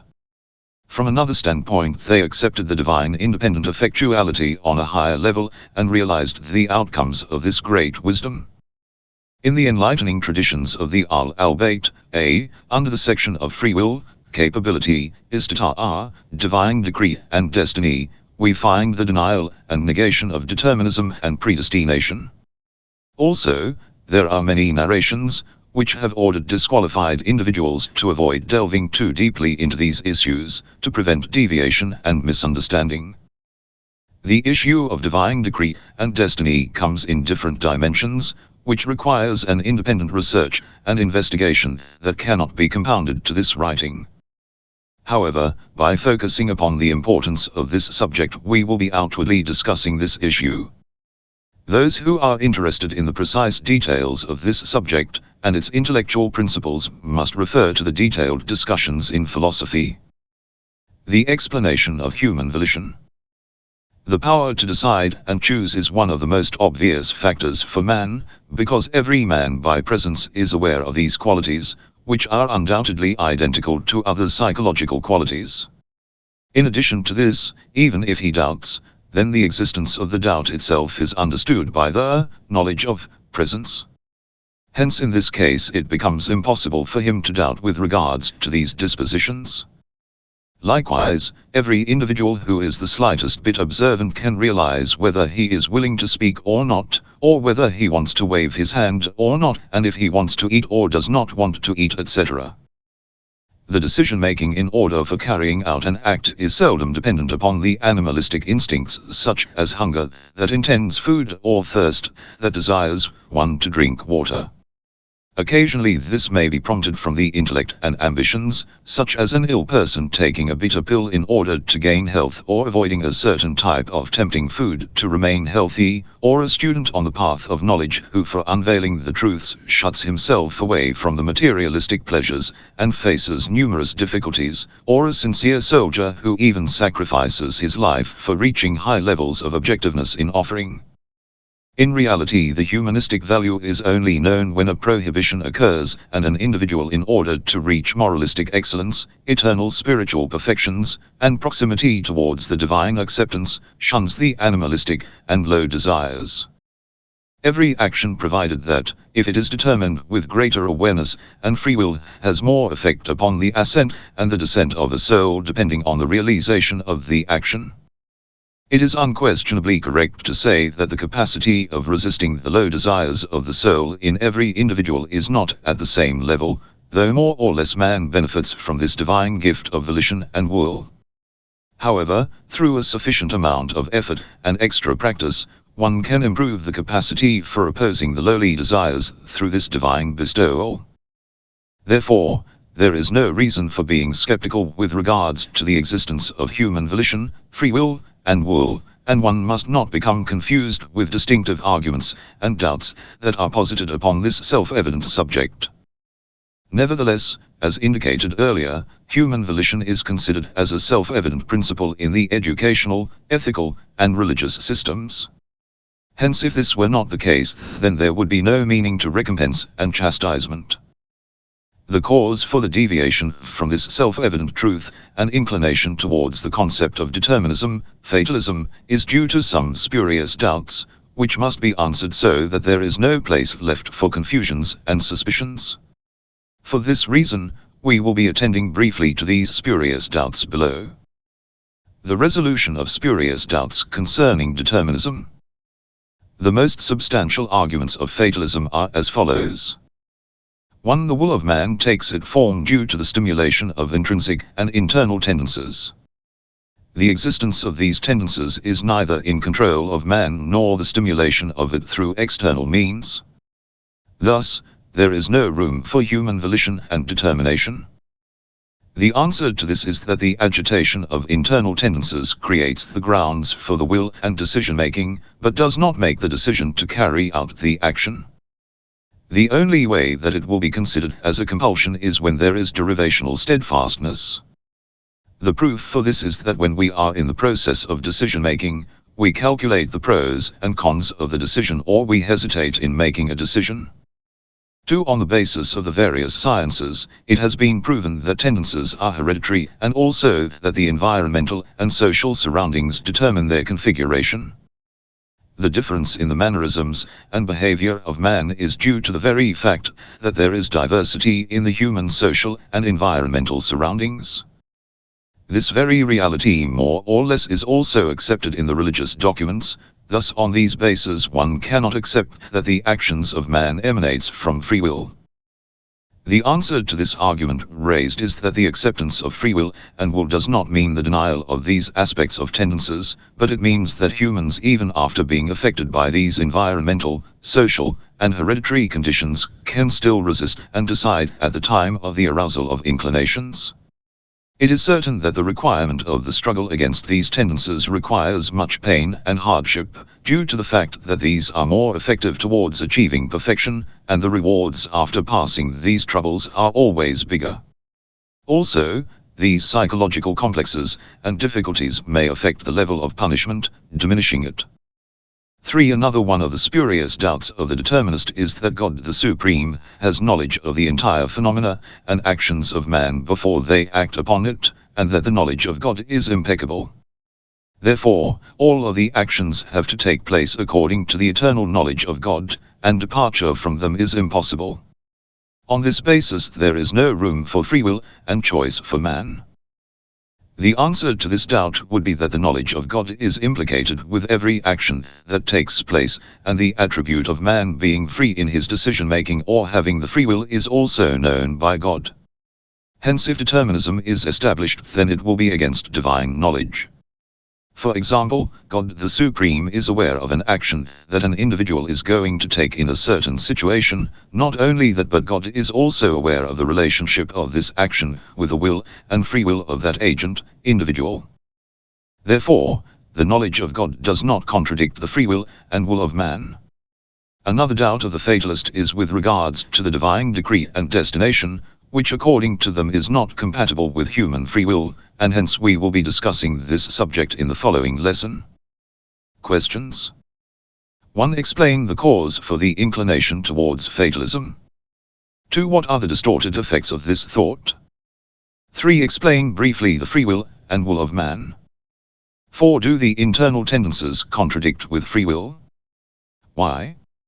5. What are the differences between those who are influenced by the difficult circumstances and complicated psychological conditions, and those who are not? 6. Do the genetically, social and environmental surroundings affect free will? Why?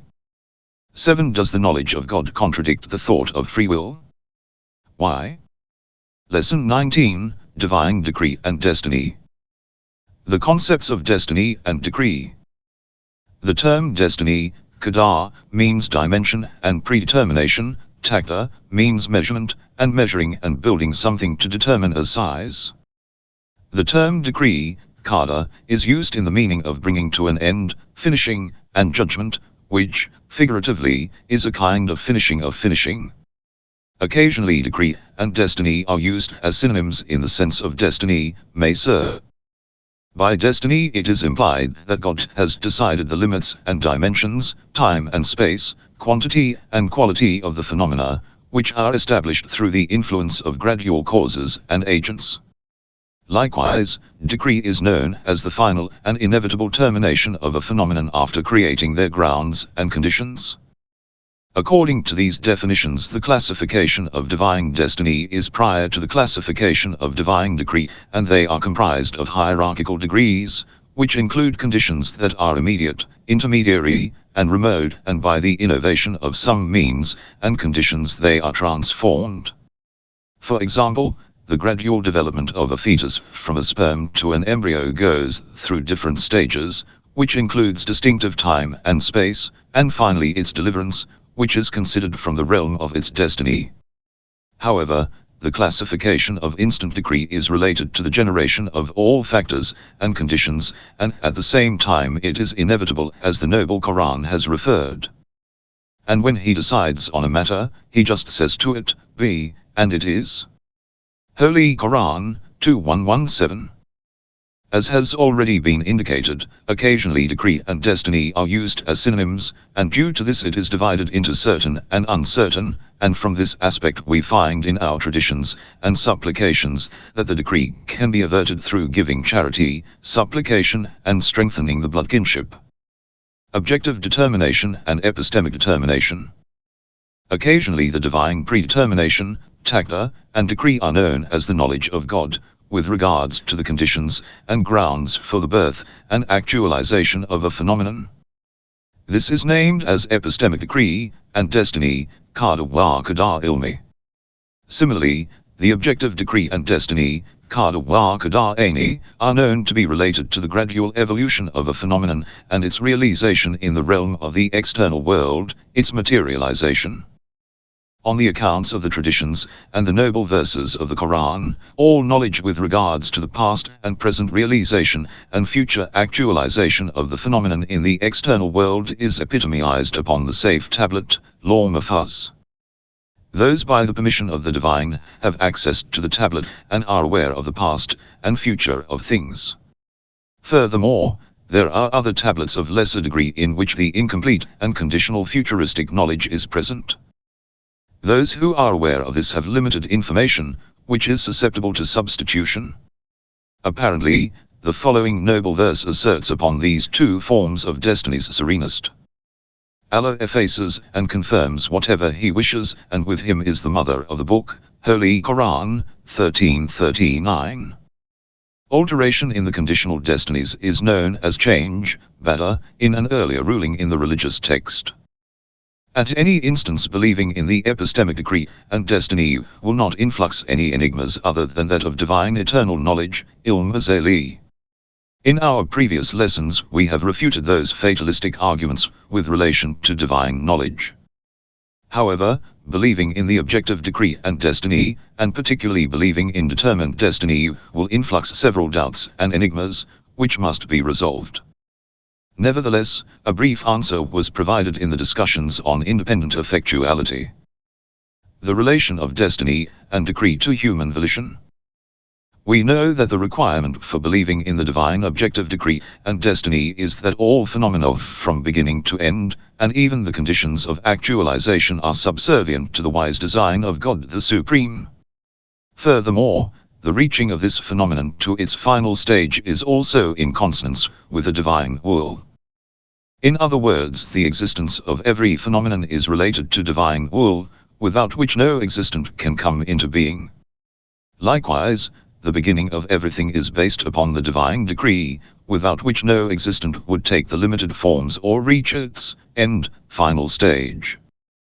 The explanation of these relationships and constituents in reality is the gradual teachings of the oneness of God, this in the meaning of it being independent in effectuality, which is of the foremost level, and plays an important role in the being and becoming of man, as indicated in our previous lessons. However, the proving of the origination of a phenomenon by the authorization of God, and even by the will of God, is perhaps easier than the final stages of a phenomenon entangled with the divine decree, which requires more complex proofs. Besides, it is difficult to combine the belief in divine decree with human volition, free will, in the building of one's own future. For this reason, the school of the theological scholars, Ash'arites, who acknowledge the divine decree, have inclined towards determinist thought, and those who could not maintain this thought, have completely denied it and accepted absolute human volition. Moreover, they have interpreted all of those verses, and the traditions opposing their thought, which can be seen in their detailed books relating to this topic. The genuine doubt mentioned is that if human acts in reality are based upon the will of man, then how can one establish the relationship between it and divine decree? And if it is grounded upon divine decree, then how can it be known to be the choice of man or be complied with human volition? Hence, on this basis, for the refutation of doubt, and for the combination of human volition and divine will, one must demonstrate the different proofs for proving that an effect can have several causes in a way that the different voluntary actions, FL, of man are related to human volition, and also to divine decree. Different types of influences from distinctive causes. The effect of several causes in the appearance of a phenomenon can be imagined in the following ways. One certain cause next to each other altogether make an influence, such as the mixing of water, grain and temperature etc., that influences the seed to sprout and grow into a plant. To each and every one of the causes influence a phenomenon periodically during the stretch of a phenomenon's life, such as the flight of an aircraft is dependent or influenced periodically by several machines. 3. The effect, which results from certain causes due to the sequential inducement, such as the effect of the intention of man to write upon the hand, and the effect of the hand upon the pen. 4. The effect, resulting from certain vertical causes in such a fashion that each and every one of them depends on other causes' existence. This is contrary to the assumption above, where the pen was not dependent upon the hand, and the hand was not contingent upon the intention. In all of these forms certain causes were required for the formation of an effect, hence the effect of divine will and human will upon the voluntary action of man pertains to these realities. However, the combination of two separate causes upon an effect, or for the origination of an effect, is not possible, taking into consideration that the causes are those which bestow existence, ila majda, or if there is a combination of two causes, the combination of which is impossible. B. Resolution of a doubt. With the explanation which has been provided, it has become clear that relating the voluntary actions of man to God the Supreme is not contradictory, however divine will and human will are considered as being parallel to each other. In other words, the contingency of the action and the agent is on one level, however their existence is compared to God the Supreme on a higher level, in such a way that the existence of man and the existence of the matter is dependent upon him. The influence of human will, as being a part of a complete cause in the accomplishment of a work, does not contradict the thought that all parts of the complete cause are acknowledged to God. It is God who has the power in his hand by which he gives the existence to man, the universe and to all affairs. There is nothing that can be considered as being independent from him. The voluntary actions of man are also dependent and not beyond the radius of the divine will. Therefore these two wills are not horizontal to each other, and it is not impossible for them to coexist. Human will in its very existence is dependent upon divine will, and the divine will is necessary for the realization, actualization, of any action. But you do not wish unless it is wished by Allah, the Lord of all the worlds. Holy Qur'an, 81 hours 29 minutes. See the influence of belief upon destiny and decree. To believe in divine destiny and decree other than it being a reason for the perfection of man in the dimension of the intellect, also has a tremendous effect upon the actions of man. Some of these actions have already been discussed, however we will mention a few more below. 1. Who believes in the return of all occurrences to the wise will of God, which is related to the divine decree and destiny, will never be afraid or confused with regards to these occurrences. Furthermore, such a person will not despair at fear and suffering, but will see such incidents as the divine plan of God, and will gladly receive them and master the great art of patience, trust, consent, and submission. Moreover, the joys and the status of the world, which leads towards arrogance and intoxication, will not carry him away. These are those very effects, which the noble Qur'an has mentioned. No affliction visits the earth or yourselves, but it is in a book before we bring it about. That is indeed easy for Allah. Holy Qur'an, 57 hours 22 minutes. So that you may not grieve for what escapes you, nor exult for what comes your way, and Allah does not like any swaggering braggart. Holy Qur'an, 57 hours 23 minutes. In every instance one must remember that the false understanding of the issue of destiny and decree or independent effectuality will result in the acceptance of oppression, irresponsibility and indolence. However, one must know that the felicity and success and also the eternal misfortune of man are the outcomes of his actions. As the noble Qur'an has mentioned, whatever good it earns is to its benefit, and whatever evil it incurs is to its harm. Holy Qur'an, 2286. And that nothing belongs to man except what he strives for. Holy Qur'an, 53 hours 39 minutes. Questions. 1. Give the lexical meaning of decree and destiny. 2. What is meant by divine decree? 3. Why is divine decree and destiny separated into certain and uncertain? 4. What is appearance, bada? 5. Explain objective and epistemic decree and destiny. 6. What is the guarded tablet, and what is its relationship to the certain and uncertain destiny? 7. Explain the difficulties of combining human volition with divine decree and destiny. Briefly explain the deviation of the school of the Ash'arite theologians. 8. What are the different types of influences upon an effect? 9. How can the doubt of the fatalist be refuted with regards to divine destiny and decree? 10. What is the influence of belief upon divine decree and destiny? Lesson 20, Divine Justice. Introduction. In the previous lessons we have dealt with the contradictions of the two schools of thought, the Ash'arites and Mu'tazilites, with reference to the issues of theology, divine will, determinism and human volition, and also upon divine decree and destiny. However, these two schools frequently held the two extremist positions, and have either exaggerated or underestimated these realities. Another one of the most fundamental differences between these two groups is the issue of divine justice, and the Shiite understanding of this issue is in agreement with that of Mu'tazilites. They have been known as the Adliya vis-a-vis Ash'ariyah. This topic is of great importance in the field of theology, and is known to be the crux of the matter in theological issues, and is even acknowledged as one of the principles of belief for the schools of Mu'tazilite and Shiite. One must focus on the point that the Ash'arites do not deny divine justice, and do not consider God as being unjust or tyrannical, God forbid, due to clear and apparent verses that establish divine justice, and deny any form of oppression from the holy divine realm. However, the discussion centers around this issue, that the sole intellect without any explanation from divine law, the book and the traditions, can standardize divine actions. Upon this basis it can demand the forbearance and accomplishment of divine actions. For example, is it necessary for God the Supreme to take a believer to heaven and a polytheist to hell, or are these decisions based on revelation and cannot be applied by the sole intellect? The point of dispute is that very issue, which has been named as good and evil from the point of the intellect, Hawzah wa Qabakli.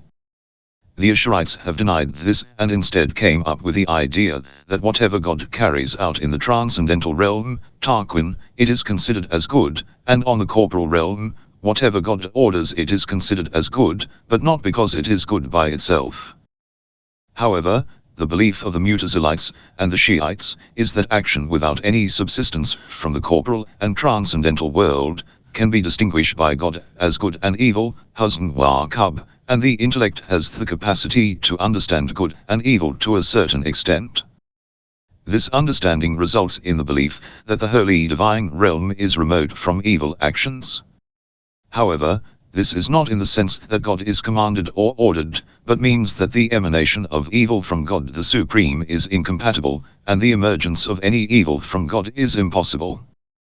It is self-evidential that the investigation has provided the answers for the doubts raised by the Ash'arites with regards to the good and evil from the intellectual point of view. However, the current work does not have the capacity to display them. Likewise, it is possible that the Mutazilites have some inadequate patterns in their belief with respect to the good and evil, which shall be investigated in its place. However, the overall belief of good and evil from the intellectual point of view is acknowledged by the Shiites and has been confirmed in the book and the traditions, and emphasized by the infallible Imams. From here on we will be explaining the perimeters of the concept of justice, and then demonstrate intellectual arguments in order to prove this attribute as an attribute of action for God the Supreme. Finally, we will resolve some of the most important issues dealing with this topic. The concept of justice. The lexical meaning of justice is to equalize, uniformity, and is commonly known as the consideration of the rights of others. Hence the definition would be granting rights to one who deserves. Therefore, initially one must conceive an existence, which enjoys right, and then the consideration of its right will be known as justice, and the violation of it will be regarded as tyranny. However, occasionally the concept of justice can be extended and regarded in the meaning of the performance of work befittingly, or as to place all things in its proper place. According to the latter definition, justice is tantamount to wisdom, and just work is wise work.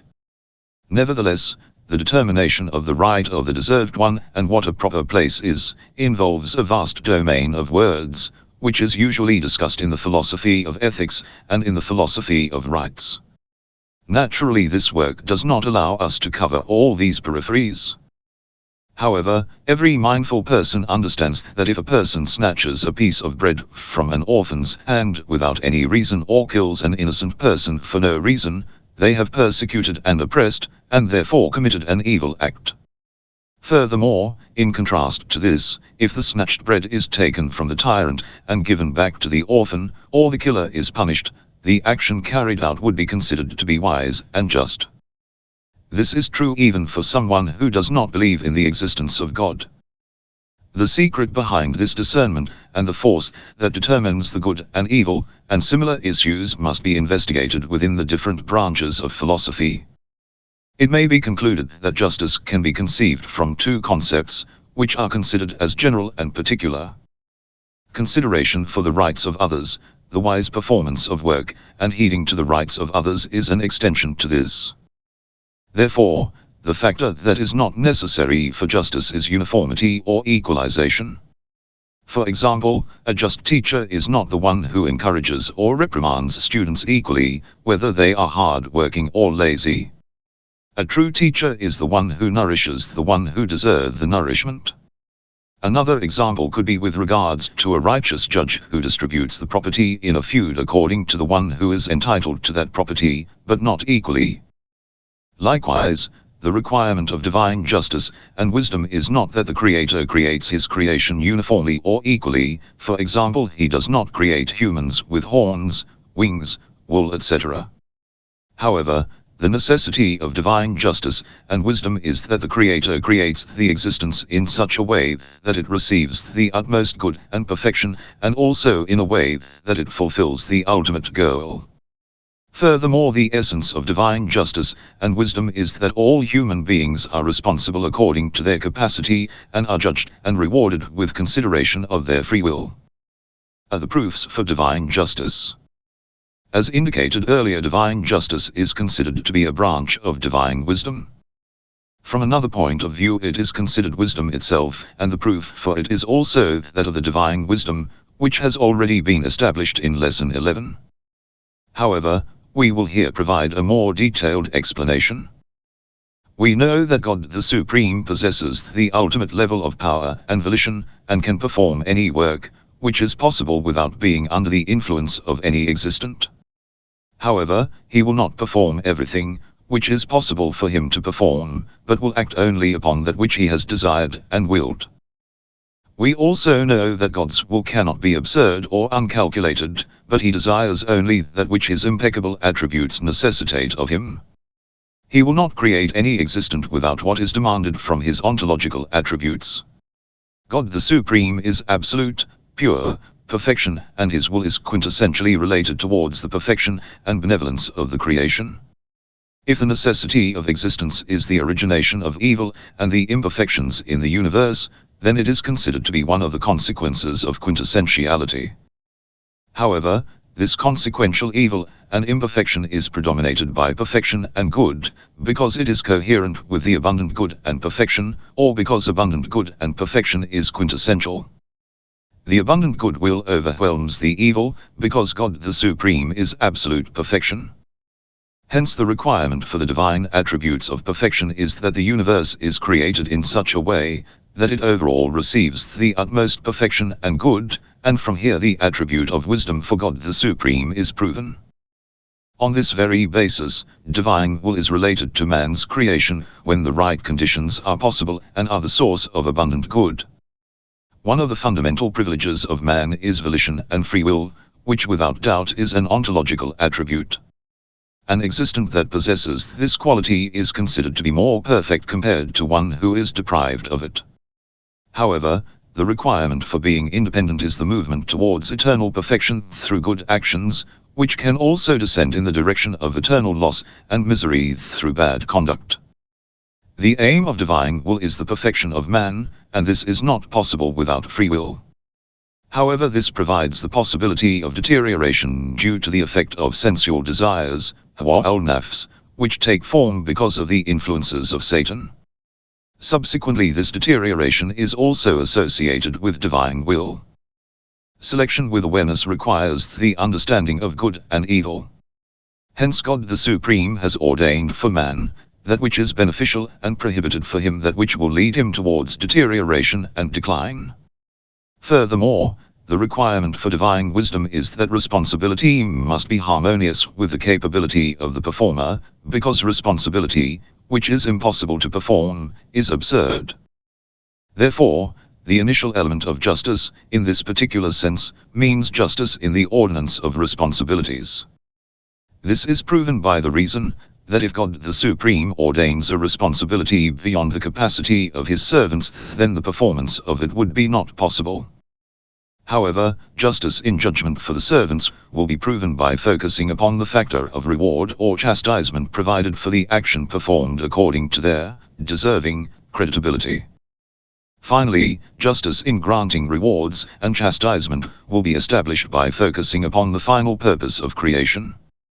Man has been created in order to reach perfection or imperfection. If God rewards regardless of their work, then he has not carried out his purpose.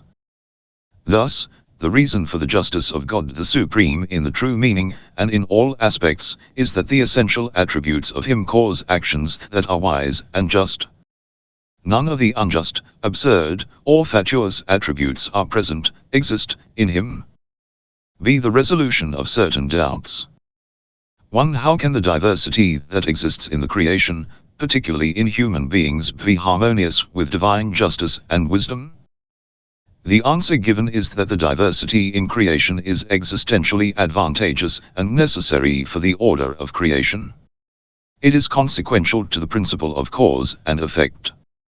The assumption that creation is alike is an immature idea, and if we look further, we will understand that this type of idea is equal to the idea of not creating. For example, if all human beings were only men or women, there would be no birth or reproduction, resulting in the end of the human race. If all creatures were human beings, then there would be nothing to consume or sustain our needs. If animals and plants were all of a single color, we would lose the benefits and spectacular beauties that we find in creation.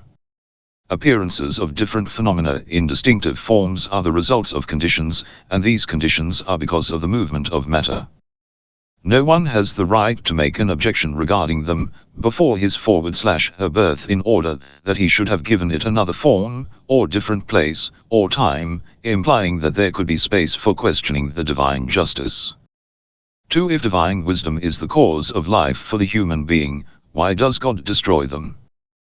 The answer to this question is that initially the life and death of existence in this world are the outcome of the relationships of cause and effect, the principle of creation, Taqi, and also a necessary element of the order of creation. Secondly, if the living creatures do not die, then the grounds for newer creation will not be there, and the future generation will be deprived of God's bounties. Thirdly, if it is assumed that all human beings were to remain alive, the earth would rapidly become a small place to live upon, and the inhabitants, due to despair and hunger, would wish for death. Fourthly, the true purpose for the creation of man is that he attains eternal felicity. If they do not transfer from this world through the medium of death, they will not reach this final goal. 3. How can the existence of suffering and natural disasters, such as earthquakes, storms, etc., and other sociological hardships, such as war, oppression, etc., be harmonious with divine justice? The answer to this doubt is that natural disasters are the requirement of action and reactions of matter. As good overwhelms evil, divine wisdom will not be contradicted.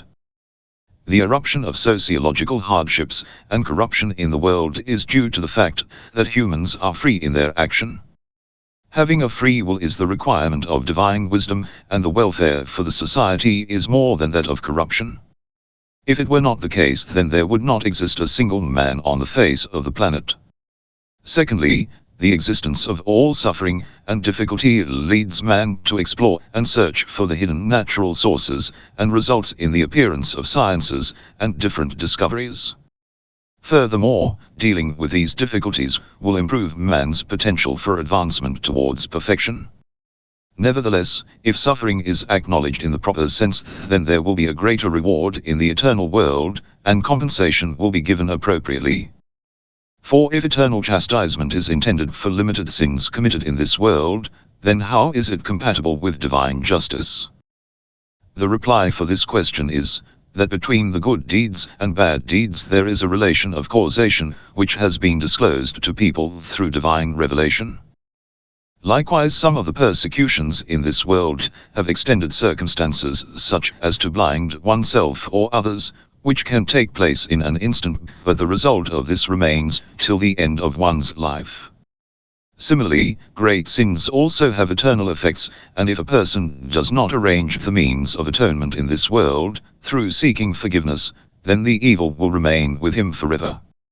As with the case of blindness, which will remain permanently due to an instant abuse, it does not contradict divine justice. In the same way, eternal punishment for a great sin does not contradict divine justice, because it is an action performed with full awareness. Questions? 1. Explain the fundamental difference between the issues of divine justice. 2. Explain the concept of justice. 3. Is it the necessity of justice for everything to be the same? Why? 4. Explain the necessity of divine wisdom and justice. 5. What is the purpose of creation? 6. How can the diversity in creation correspond with divine justice and wisdom? 7. Give the reasons for justice. 8. Why does God the Supreme cause his creatures to die? 9. How are natural disasters and social corruptions harmonious with divine justice? 10. Why do limited sins become the reason for unlimited, eternal, punishment?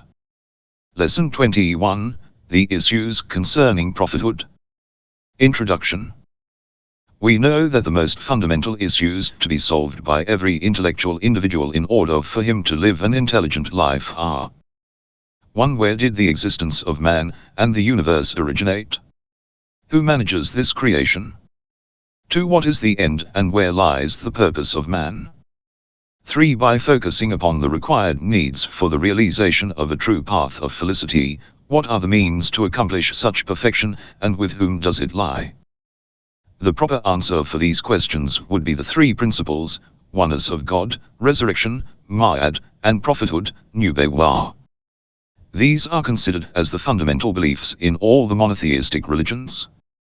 In the beginning of this book we have provided investigations concerning the issues of theology, and arrived upon the result that all creation is created by one being, and all are under the decree of his wisdom, and none can in any dimension be ever independent from him. This subject has been proven by intellectual arguments, and we have explained that these types of issue can only be resolved by the intellect. The arguments and proofs from religious texts can only be accepted when one has proven the existence of God and their authenticity. The establishment of the sayings of the Prophet and Imams is dependent upon the establishment of prophethood and leadership, which necessitates the traditions being reliable and authentic. Hence intellectual reasoning must first prove the principle of prophethood, and then later the legitimacy of the noble Quran can be used and applied for proving specific issues. The details and the specifics of resurrection must be proven from revelation, nevertheless intellectual reasoning can also be used to prove this principle. Therefore, for the explanation of the issues of prophethood and resurrection, one must first establish the principle of prophethood and resurrection through the intellect. Once the reliability of the noble Quran and the legitimacy of the Prophet of Islam are confirmed, then the specifics of these two sections can be proven in the peripheries of the book and traditions. By focusing upon the pattern of learning, it is preferable and likable that we distinguish between these two issues. We will initially discuss the issues concerning prophethood and then explain the topic of resurrection. The purpose of discussing this section. The initial purpose of this discussion is to prove for this subject that for the realization of the realities of being, and a true path for living life, there are means other than that of sense perception and intellect, which are accurate, or cannot make any mistake. These are known as revelation, and are types of divine teaching, which are specified for the special servants of God. The majority of people are unaware of this reality because they do not see an example of it within themselves. However, through the effects and signs they can arrive upon and confirm the proclamations of the divine prophets and messengers. Accordingly, once the confirmation of the revelation upon a person is established, then others are obliged to accept and act upon it without any confrontation. None will be excused except those who have a message especially for them as a group or an individual in a particular time.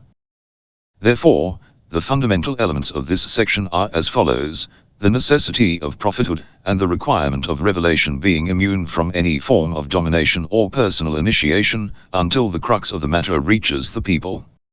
In other words, the necessity of the infallibility of the prophets, and the above requirement is needed in order to prove the prophethood of the Prophet of Islam. After the issues concerning prophethood and revelation through the intellect are established, other issues arise such as the number of prophets, books, divine laws, and the determination of the last book, its prophet and his successors. However, the establishment of all these topics with intellectual reasoning is not possible, therefore the religious text must be given as a proof for these topics. The method of investigation in theology. By focusing upon what has been said, the essential difference between philosophy and theology becomes clear. Philosophy discusses only those issues that are established by intellectual reasoning, and theology includes those topics that are only proved through devotion and narration, or religious texts. In other words, the relationship between philosophy and theology is of generality and peculiarity in some respect. This means that philosophy and theology share common issues, which are established by the intellect, and uncommon, specific issues. However, for philosophy the basis of establishment is the intellect. In theology it is narration and devotion for the uncommon issues. In other words, the method of investigation in theology is through the combination of the intellect and that of devotion. It is to be concluded that there are two basic differences between philosophy and theology. The first one is that even after sharing common topics, such as the issues of knowing God, they have specific issues that are not discussed outside the specific radius of their own. Secondly, The method of investigation in all of the philosophical issues is the method of intellectual reasoning, which is opposite to that of theology. In some of the issues of theology, which are in common with that of philosophy, intellectual reasoning is used, but in certain issues narrations are utilized, such as the discussions concerning Imam. In some issues both intellectual reasoning and narration are used, such as in the topic of resurrection. It is necessary to indicate that specific issues in theology, which are established through narration and devotion, are not on one level. However, a group of them can be considered so with regards to reliability and the authenticity of the actions and traditions of the noble Prophet, which are directly established by the means of the noble verses of the Qur'an. Then other issues such as the determination of the successor of the Prophet of Islam and the reliability of the words of the infallible Imams are established upon the basis of the exegesis of the noble Prophet. It is self-evident that the results received from the narration establishments will only be accepted when the chain of transmission of narration is certain. Questions. 1. Why are theological issues, which deal with the understanding of God, determined through intellectual reasoning? 2. What are the fundamental issues of prophethood? 3. Is it possible to establish prophethood and resurrection through narration and devotion? Why? 4. Which issues amongst the theological issues can be established through narration? 5. What is the reason for discussing prophethood prior to resurrection? 6. What are the differences between philosophy and theology? 7. Explain the distribution of the issues of theology. Lesson 22, The Need for Revelation and Prophethood. The necessity for the nomination of prophets. This topic is the most fundamental topic of this section, and can be established by arguments comprising of 3 premises. 1. The purpose of creation is that by carrying out voluntary actions, one should move in the direction of ultimate perfection, which is only possible through the execution of free will and human volition. In other words, man has been created in order to earn and receive mercies from God through his worship and devotion and striving towards perfection. The divine will essentially constitutes felicity and perfection for human beings, and this is not possible without voluntary action. Therefore, mankind's life is regulated upon 2 directions, where one leads towards suffering and chastisement, and the other to eternal felicity. These 2 options are subsequently related, not directly, to the divine will, Ridha, in order to create the conditions of volition. This premise became clear under the discussion of divine justice. 2. In addition to physical and psychological abilities and essential conditions, the ability to make a conscious decision requires the realization of the differences between a true and false path. To intentionally choose a path towards perfection also requires one to decide between right and wrong. Thus divine wisdom necessitates that mankind is provided with the appropriate tool in order to distinguish between right and wrong to reach perfection. If this is not the case, the likeness can be compared to a host who invites a guest without giving him the address of his house. It is self-evidential that this type of action is unwise and a reflection of defect and imperfection. 3. The usual and common understandings of people, which are established because of the intellect and sense perception, are insufficient in determining a path of perfection and true felicity in all dimensions, worldly, spiritual, celestial, and social. If there is no way to compensate for this limitation, then the ultimate aim of man cannot be realized. By focusing upon these 3 premises, we conclude that the requirement of divine wisdom is the classification of another path for man aside from that of intellect and sense perception. The bestowal of such a path is for the realization of perfection in all dimensions. It is the path of revelation, and through the revelation, which has been delivered to mankind by the prophets, humanity can benefit and become aware of the true path of perfection.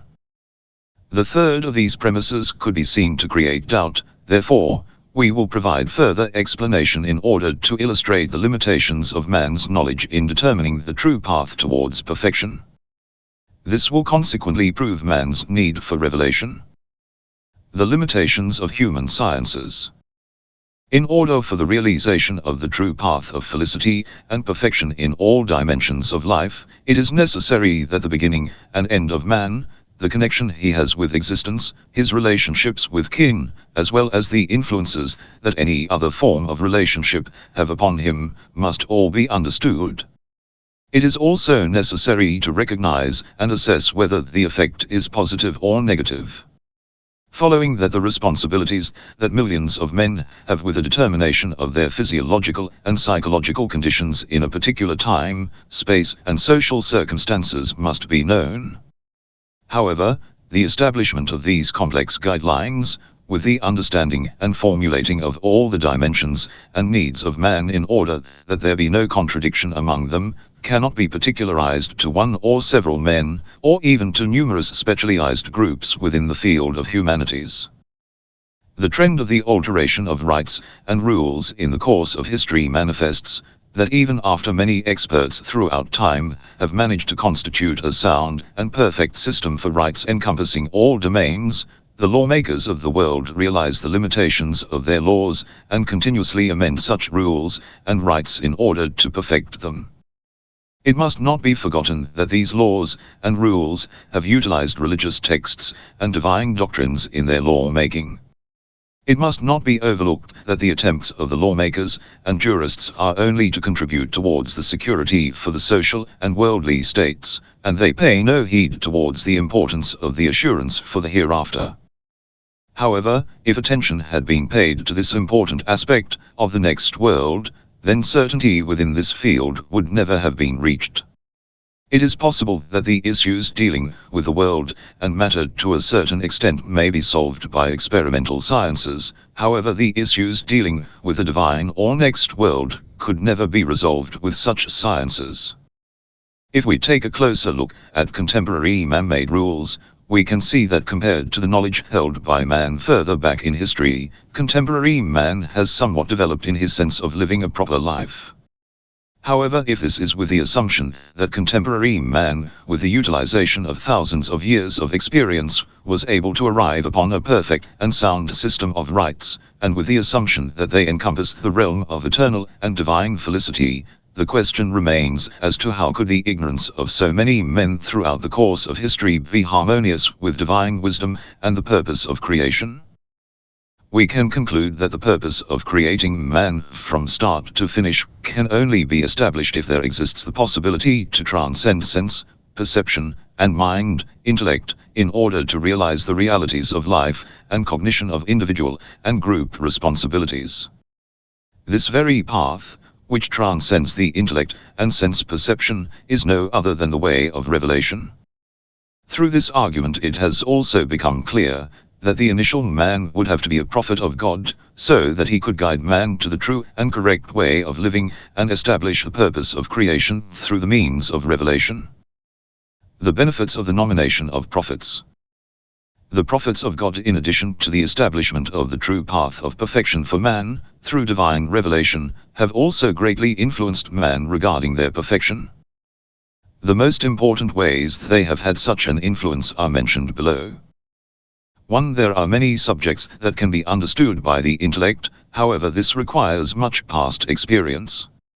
Man, due to the effects of false publicity or due to the influences of matter or animalistic tendencies, tends to overlook or even forget the remarkableness of the intellect.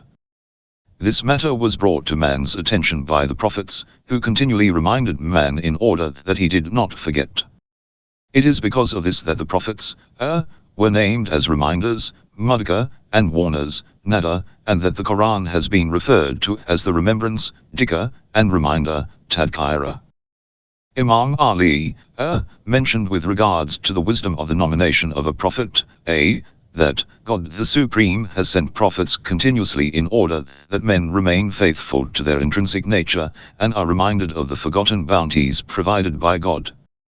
This reminder is a propagation and declaration of the truth in order that the proof is completed upon them. 2. One of the most important and necessary elements of the development and perfection of man is the presence of a prototype, behavioral paradigm. This has already been proven in the field of psychology. The prophets of God are the best trained and most perfect among men, and in addition to enlightening and educating people, they also train and purify people. We are aware that purification and education have concurrently been mentioned throughout the Noble Quran, and that sometimes purification should be regarded prior to education. 3. Another great benefit of having the presence of prophets was that of political and sociological leadership. It is self-evident that an infallible leader is a great bounty from God for a society, and due to this a society will be protected from sociological corruption and deterioration, and be able to move forward towards the perfection recognized by the leader. Questions. 1. What is the purpose of the creation of man? 2. Is divine will related to the chastisement of man in the same way that it is related to his felicity? 3. What are the elements required for human voluntary action and conscious choice? 4. Why is the intellect incapable of realizing and understanding all subjects? 5. Provide the argument for the necessity of the nomination of prophets. 6. If man is capable of realizing worldly and sociological happiness, why then is divine revelation essential? 7. Is there an intellectual proof for the necessity of the first man being a prophet? How? 8. What are the benefits of having the presence of a prophet? Lesson 23, Resolving Certain Spurious Doubts. Resolving certain spurious doubts. In relation to the arguments discussed on proving the necessity for the nomination of prophets, certain questions and doubts were raised. Following are the answers to those spurious doubts. 1. The requirement of divine wisdom is the nomination of prophets in order for the guidance of man. Why then were they all nominated within the limited geographical location, i.e. the Middle East? Further to this, why were all the other parts of the world subsequently deprived from this guidance, considering that at that time the system of correspondence and communication was extremely limited? It is thus possible that nations and people remained without any information regarding the message of the prophets. The response to these questions is that the appearance of the prophets was not confined to a certain location, and the noble verses of the Quran state that God has sent prophets to every nation. Indeed, we have sent you with the truth, as a bearer of good news, and as a warner, and there is not a nation but a warner has passed in it. Holy Qur'an, 35 hours 24 minutes. Certainly we raised an apostle in every nation, to preach happy smiley worship Allah, and keep away from the rebel. Holy Qur'an, 1636. The Quran has mentioned the names of only a few of the prophets, and does in no way indicate that they are the only prophets. Rather, the Quran itself has mentioned that there were several prophets whose names are not mentioned in it. And apostles we have recounted to you earlier, and apostles we have not recounted to you. Holy Qur'an, 4164. The second answer that can be given to the above question is that there must be a way beyond sense perception and intellect that can be utilized for guiding mankind. However, the issue of someone becoming guided depends on two conditions. The first is that the person must desire to be blessed and utilize the bounty provided by God, and the second condition is there must be no obstacles in the way from others for their guidance. Hence, some individuals were deprived from the prophets' guidance due to the first reason, and others due to the second reason, whereby many individuals have created obstacles in the way of the universal guidance of the prophets. Of course, we all acknowledge that the prophets continuously battled against and tried to remove any obstacles put in their way from the oppressors and tyrants. It is for this reason that many have risen against the oppression and subsequently lost their lives in their cause. The main point to be understood is that the perfection of man is by choice and free will, and this clearly indicates that the grounds have been created for man to choose between truth and falsehood. However, if the extension and increment of the falsehood have reached to a stage whereby they create obstacles on the path of guidance in every way, God the Supreme in this situation then utilizes his secret and supernatural ways in assisting the rightful ones. In conclusion, if there were no barriers created by the tyrants on the path of the prophets, the word of the prophets, would have spread all over the globe, and all men would have benefited from the guidance of revelation and apostleship. Hence the sin of depriving people from God's guidance is upon the neck of those who build barriers on this infallible path of guidance. 2. If the prophets have been nominated for the perfection of humans, then why did corruption and bloody wars and rebellion occur within these divine religions? Is it not the requirement of divine wisdom to stop such corruption and utilize other means than that instigated by the followers of the divine religions in their disputes with each other? The answer to this query lies in the principle of perfection itself. As mentioned earlier, the necessity of divine wisdom is that human perfection occurs through choice. The ground for perfection is created, and it is by choice and desire that man reaches felicity and perfection, as opposed to predetermination. Concurrently, the Quran speaks of this as being the reason behind creation, whereby God the Supreme can test man in order to see who is righteous one. Likewise, it has been emphasized in the Quran that if God the Supreme desired, he could stop the corruption and distorted developments too. However, if this was the case, man would be valueless in terms of humanity, and divine creation would be purposeless. In conclusion, the tendencies of man towards corruption, sin, and infidelity are due to the choice or free will that man has. To control and train this behavior is part and parcel of man's being and arriving at either a good or bad end. Nevertheless, divine will is related to the perfection of man, but the condition for this is the choice or free will, and corruption through choice is not obstructed or negated by God. The requirement of divine will is not to force humans on the path of perfection. 3. If we consider divine will, which requires most men to reach perfection and felicity, would it not have been better to disclose all the natural secrets through revelation, in order that man reach perfection and felicity readily, by the means of several worldly bounties? Likewise, the unveiling of several natural energies or the inventions of several new appliances, as well as many discoveries in the field of medicine in the recent years, have productively influenced the progress and development of human civilization. Hence, if the prophets were provided with the industrial and empirical knowledge, or with the natural secrets, would they not have had a greater influence on human society, whilst at the same time increased their political domination, and further reached their goals? The answer to this question is that the true requirement or need for revelation and prophethood is in the domain, which cannot be understood or perceived by man with his ordinary way of thinking. In other words, the actual responsibility of the prophets is to assist man in supervising his life and perfecting himself in any state or condition that he is in. They must recognize their responsibility and utilize all the legal means to arrive at perfection, whether they are nomads or city dwellers. Human beings have to recognize their responsibility towards God and towards the creation, and through executing these responsibilities they will reach true felicity and perfection.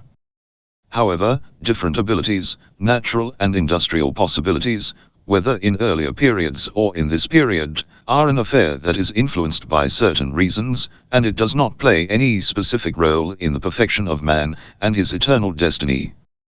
Moreover, the worldly and material progress of this era has no effect upon the spiritual perfection of man, rather one can say that it had a reversed relationship with each other. In conclusion, the mandate of divine will is that man, while utilizing the material good, continues his worldly life, and while utilizing the intellect and revelation directs his life towards eternal felicity and true perfection. However, the differences in the physical and spiritual abilities, in social and natural conditions, as well as in the utilization of industrial or empirical sciences, that follow certain metaphysical conditions, which have emerged due to the correlation of a certain cause and effect, have no influence or role to play in the eternal destiny of man. Whereas, a group or an individual, while accepting a simple way of life, and utilizing limited material and worldly means, can have reached high levels of perfection. And, on the other hand, some of those who lived and are living in the locus of the worldly and empirical sciences, whilst utilizing the best material appliances, have deviated with arrogance and fallen into the pit of darkness. Certainly, the prophets, apart from their main responsibility, which is to guide man towards perfection, have assisted them, man, in refining their worldly life as well. Whenever it was required, the divine wisdom of God unveiled the natural secrets of this world, and assisted in the progress of human civilization. This can be seen in the case of Prophet David, A, Solomon, A, and Zulkarnain, A, 3. It should be noted that according to certain traditions Zulkarnain was not a prophet but a saint. He said, "Put me in charge of the country's granaries. I am indeed fastidious, and well-informed." Holy Qur'an, 1255. All such services carried out by the prophets, such as that quoted above regarding the prophet Joseph, A, were all in addition to the prime responsibility of prophethood. However, with regards to why the prophets did not utilize industrial and empirical knowledge, one must say, the goal of the prophets, as mentioned earlier, was to create the grounds for human beings to select and choose freely the path of perfection. If humans were forced through unnatural power, they would then have acknowledged the path of perfection due to force but not due to free will and divine aspirations. Imam Ali, says in this regard, when Allah deputed the prophets, if he wished to open for them treasures and mines of gold, and to collect around them birds of the skies, and beasts of the earth, he could have done so.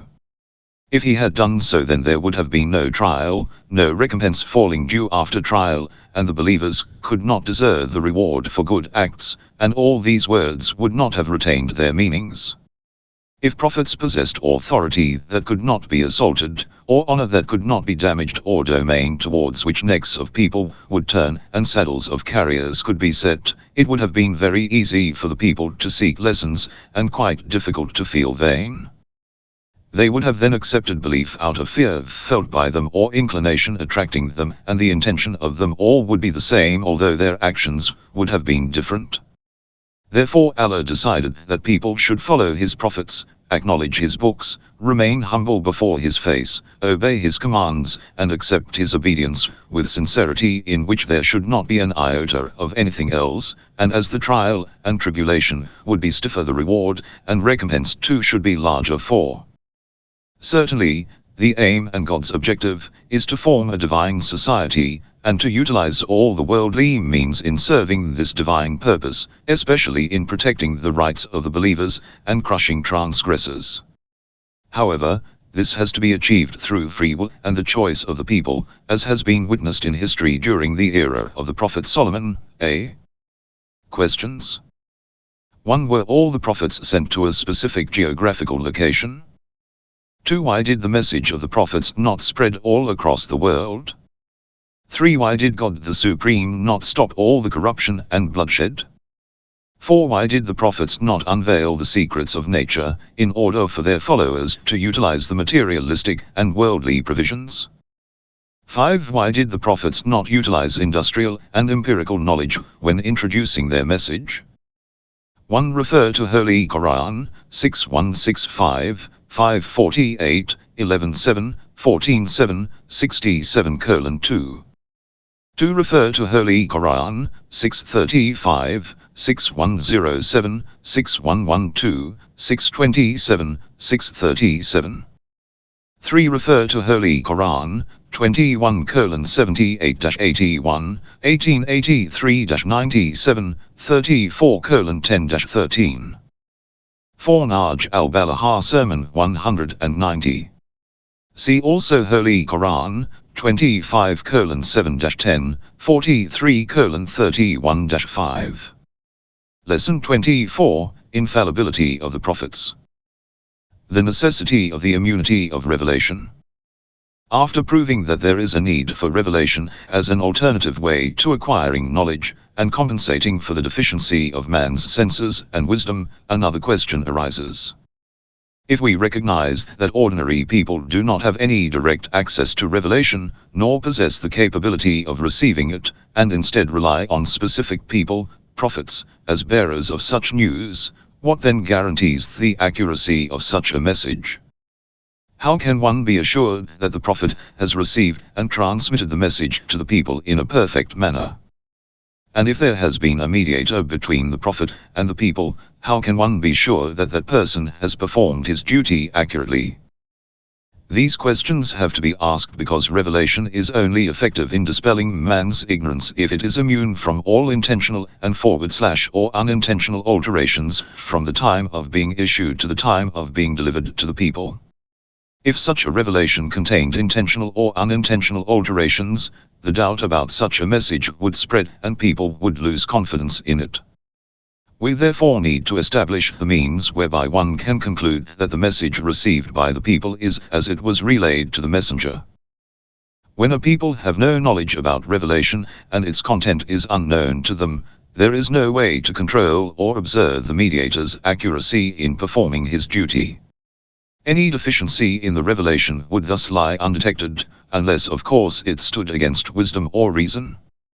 For example, if an individual claims that he has received a revelation from God stating the necessity or acceptability of two contradictory phenomena coexisting together, or if he claims that there is, may I seek God's protection, plurality, combination, or decline in God's nature, it is possible to use wisdom's commandments, common sense, to falsify such statements. However, the fundamental need for revelation comes in situations where the role of wisdom plays no part in their verification or falsification, and it is impossible to use the content of the message for its evaluation. In such cases, how can one verify the accuracy of the content of revelation and its immunity against the mediator's intentional or unintentional alterations? The answer to this is that man's wisdom through heavenly wisdom, the theorem discussed in Lesson 22, recognizes that there must be other ways of understanding truths and practical duties. However, even if wisdom is not aware of how to realize such ways, it understands that the requisite for God's wisdom is that his messages reach the people intact, otherwise, it will contradict his aim. In other words, after recognizing that God's messages should reach people through one or more mediator / and guide them towards their developmental freedom and fulfill God's objectives for man's creation, it will on the basis of God's perfect qualities, be proved that such messages are in fact immune from intentional and unintentional alterations. Therefore, if he doesn't intend his message to be delivered to his servants in the most accurate form, it will be against his wisdom, and his wise will deny it. It will also contradict his endless knowledge if God does not know how and through whom to send his message to his servants to keep it intact. Furthermore, it will be against his infinite power if he cannot choose the deserving mediators and protect them against the attacks of Satan. Therefore, since Almighty God is aware of everything, it is improbable to think that he has chosen a mediator while he has not been aware of his wrongdoings. 1. Moreover, according to his endless power, it is improbable to suppose that God has not been able to protect his revelation against Satan or any kind of unintentional alterations or forgetfulness too. Similarly, with reference to his wisdom, it is unacceptable to suggest that he has not intended to immunize his message against wrongdoings. 3. Thus, it is the requisite for God's knowledge, power, and wisdom to deliver his message to his servants in the most accurate and perfect form. In this way, the immunity of revelation is verified through the wisdom theorem. Through this discussion, the immunity of the angel or angels of revelation, and also the immunity of the prophets in receiving revelation, and their infallibility against intentional or unintentional alteration and forgetfulness in advertising God's message is proved. It also becomes clear as to why the Holy Qur'an emphasizes the honesty of the angel of revelation and in his power in protecting God's message and repelling Satan's attempts. The Quran also lays stress on the honesty of the prophets, and the protection of the message until its deliverance to the people. 4. Other cases of infallibility. The infallibility proved by the above theorem for the angels and prophets is limited to understanding and advertising revelation. However, there are other cases of infallibility, which cannot be approved by this theorem. They can be divided into 3 types: infallibility in A. Angels. B. Prophets. A. C. Other people such as the holy Imams. A. The Virgin Mary, and Fatima. A. By considering the infallibility of angels in cases other than that of understanding and advertising revelation, 2 points can be discussed. The first is the infallibility for the angels of revelation with relation to their duties other than revelation, and the other is related to the angels who are not in charge of revelation at all, for example the angels who are responsible for man's sustenance, rizq, recording deeds, kitabat al-amal, etc. Moreover, with reference to the infallibility of the prophets in cases not related to their prophecy, 2 points can be mentioned. The first is the prophet's infallibility against sin and rebellion, usyan, and the second is their infallibility against unintentional deeds or forgetfulness. The latter can be discussed in relation to infallibility in non-prophets as well. The problem of the infallibility of angels in relation to cases other than that of understanding and advertising revelation cannot be looked at through the wisdom theorem, unless the nature of the angels is first recognized. However, to discuss their nature is neither easy nor relevant to our discussion here, therefore, I refer the reader to the following 2 verses of the Holy Qur'an which express the infallibility of angels. Rather they are his honored servants. They do not venture to speak ahead of him, and they act by his command. Holy Qur'an, 21:26-27. Who do not disobey whatever Allah has commanded them, and carry out what they are commanded. Holy Qur'an, 66:6.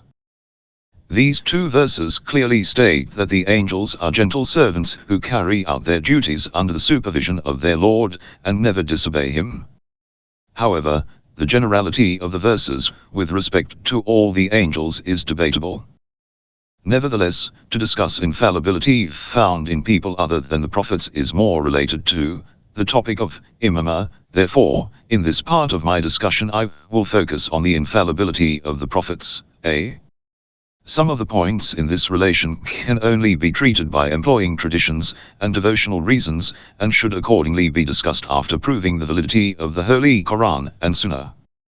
I nonetheless discussed the infallibility of the prophets here to follow the pattern of argumentation in this part of the book, taking the validity of the book and Sunnah for granted, until it is proved in its due place. Infallibility of the prophets. Disagreement concerning the extent of the prophets' infallibility arises between the different Islamic sects. The Twelvers, those who believe in 12 Imams, Shiites believes that the prophets have innate infallibility, and are immune from all types of mortal and venial sin. They also hold the belief that it is impossible for the prophets to sin even unintentionally or due to forgetfulness. However, some of the other Islamic sects believe that the prophets are immune only from mortal sin, and some believe this immunity from sin is attributed with the prophets only from maturity to the end of their life, whereas the Shiites believe it is attributed to them at birth. Others also believe that the prophets acquire this infallibility from the time of their appointment. It has also been said that some branches of the Sunnites, Hashviyah, and some literal followers of the traditions, have totally denied the prophets' infallibility, and believe that it is possible for the prophets to commit sins, even intentionally, and even during their prophecy. Before proving the infallibility of the prophets, it is necessary to discuss some points. First, the infallibility of the prophets does not merely mean the absence of committal of sin, because it is possible for an ordinary person not to commit sins during his life, particularly if he has a short life. It rather means that the person should have an innate power, which protects him against committing sins even in the hardest situations. Such a power is the result of perfect and permanent awareness of the disgracefulness of sin, and having a strong will to control his own manly desires. Since such ability is only formed by God's help, its functioning depends on him. However, it is not correct to think that God forcefully protects a person against committing sin, and as a result deprives his /her freedom. The infallibility of those who perform their heavenly responsibilities, like the prophets and imams, has been said to be related to God in one more way, that is, God has guaranteed their immunity. Secondly, the requisite for any person's infallibility is that he should not commit any unlawful deeds like those which are unlawful in all religions, or those which have been unlawful at the time of being committed in his own religion. Committing an action which is lawful for him in his own religion, cannot damage a prophet's infallibility. It cannot be damaged either by carrying out an action which has been unlawful in religions preceding his own or that will be claimed unlawful in succeeding religions. Thirdly, the word sin against which an innocent person is immune means an unlawful action according to religious jurisprudence. It also includes the refusal of doing an obligation, wajib, action. However, the term sin and its equivalent words like wrongdoing, dhanb, and rebellion, usyan, have a wider application including failure to do the best thing, tark al-awla. Nevertheless, committing the latter is not in contradiction with infallibility. Questions? 1. How is it possible to prove the immunity of revelation against any kind of alteration? 2. What types of infallibility exist other than immunity in receiving and proclaiming revelation? 3. How is the infallibility of angels proved? 4. What ideas exist concerning the infallibility of the prophets? What is the view held by the Shiite school of thought? 5. Define infallibility and explain its requisites. 1. Refer to Holy Qur'an, 6.124. 2. Refer to Holy Qur'an, 72:26-28. 3. Refer to Holy Qur'an, 8:42. 4. Refer to Holy Qur'an, 42:107, 42:125, 42:143, 42:162, 42:178, 42:193, 81:20-21, 768, 72:26-28, 44 hours 18 minutes, 53:5, 22:44-47. Lesson 25, The Reasons for the Infallibility of Prophets. Introduction. The belief in the immunity of the prophets, against sin, whether intentional or unintentional, is one of the important and categorical beliefs in Shiism. The great Imams, have verified this fact to their followers, and used different discourses to deal with the relevant challenges raised by its opponents. One of the most popular arguments in this relation is that of Imam al-Ridha, and has been recorded in the books of tradition and history. However, to deny the forgetfulness of the Prophet with reference to the lawful and everyday aspects of their lives has been more or less a matter of debate, and the sayings from the Prophet's household are not free from discrepancy. Nevertheless, research on such sayings needs further explanation, although such a belief is by no means fundamental. Moreover, there are other reasons for the infallibility of the prophets, which can be divided into two groups, intellectual and traditional, Holy Qur'anic. Although traditional reasons are more trustworthy, two intellectual and some traditional reasons for the infallibility of the prophets will be discussed in this chapter. Intellectual reasons for the infallibility of prophets, The first intellectual reason for the necessity of the prophets' immunity against committing sin is that the main objective for their mission is to guide man towards the truth and teach him how to perform the duties God has assigned to him. Moreover, the prophets are in fact the representatives of God among men and must guide them towards the right path, al-Sirat al-Mustaqim. However, if such representatives and missionaries do not obey the divine instructions themselves and their behavior contradicts their mission, people will find the contrast between their words and behavior contradictory and, therefore, the objective of their mission will not be thoroughly fulfilled. Thus, God's wisdom and kindness necessitates that the prophets be pure and innocent, and for them to refrain from committing any undeserving action even if unintentional or due to forgetfulness. The people will thus never accept unwillingness or forgetfulness as an excuse for the prophets to commit a sin. The second intellectual reason for such infallibility is that, rather than advertising the content of revelation and their mission to the people, the prophets are responsible for educating and purifying and helping the most talented of people reach the highest level of man's perfection. In other words, rather than teaching, talim, and showing the people the right way, the prophets are responsible for educating, tabi'i, and leading them. Such an education is valuable and solely applies to the most talented and outstanding members of the society. To educate such people needs the most deserving educators who are themselves at the topmost level of man's perfection and have the most perfect form of faculty, malaikah, the faculty of infallibility, malaikat al-isma'. In addition, the educator's behavior in educating others is generally more important than his words. Therefore, if a person has deficiencies in his behavior, his words will not affect the people in a desirable way. Hence, God's objective for sending prophets as the educators of people will not be thoroughly fulfilled unless they are immune against any kind of deviations in their words and behavior. Traditional reasons for the infallibility of prophets. A. The Holy Qur'an has described a group of people as being purified for the sake of God, mukhlas. The word mukhlas is different from mukhlas. The former refers to a person who has been purified by God, and the latter is a person who is pure in performing his worship. Satan does not intend to mislead this group of people, who are exempted from his oath to mislead the children of Adam. He, Iblis, said, "By your might, I will surely pervert them." Holy Qur'an, 38 hours 82 minutes. Except your exclusive servants among them. Holy Qur'an, 38 hours 83 minutes. There is no doubt that Satan's refusal to mislead them is due to their immunity against being misled or corrupted, otherwise his enmity would include them and he would do whatever was in his power to seduce them.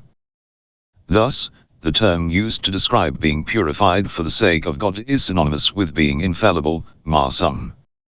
Although there is no evidence for the allocation of infallibility being given to the prophets, it is certainly one of their qualities. The Holy Qur'an refers to some of the prophets as being purified for the sake of God, mukhlasin. For instance, and remember our servants Abraham, Isaac and Jacob, men of strength and insight. Holy Qur'an, 38 hours 45 minutes. Indeed we purified them with the exclusiveness of the remembrance of the abode, of the hereafter. Holy Qur'an, 38 hours 46 minutes. And also, and mention in the book Moses. Indeed he was exclusively dedicated to Allah, and an apostle and a prophet. Holy Qur'an, 1951. The Holy Qur'an also asserts that the reason behind the immunity of Prophet Joseph, who was severely tempted with the committal of sin, was that he was a purified person. So it was, that we might turn away from him all evil and indecency. He was indeed one of our dedicated servants. Holy Qur'an, 1224. 2. The Holy Qur'an claims that unconditional obedience to the prophets is obligatory. We did not send any apostle but to be obeyed by Allah's leave. Holy Qur'an, 464. However, unconditional obedience to the prophets is acceptable provided that it is in line with the obedience of God, and has no contradiction in obeying him. Otherwise, the commands from God with relation to unconditional obedience to him and unconditional obedience to those who are subject to sin and deviation would be in opposition. 3. The Holy Qur'an has allocated divine responsibilities to those who are not involved in cruelty. In response to Prophet Abraham, who asked for the position of Imam for his children, the Holy Qur'an asserts, "My pledge does not extend to the unjust." Holy Qur'an, 2124.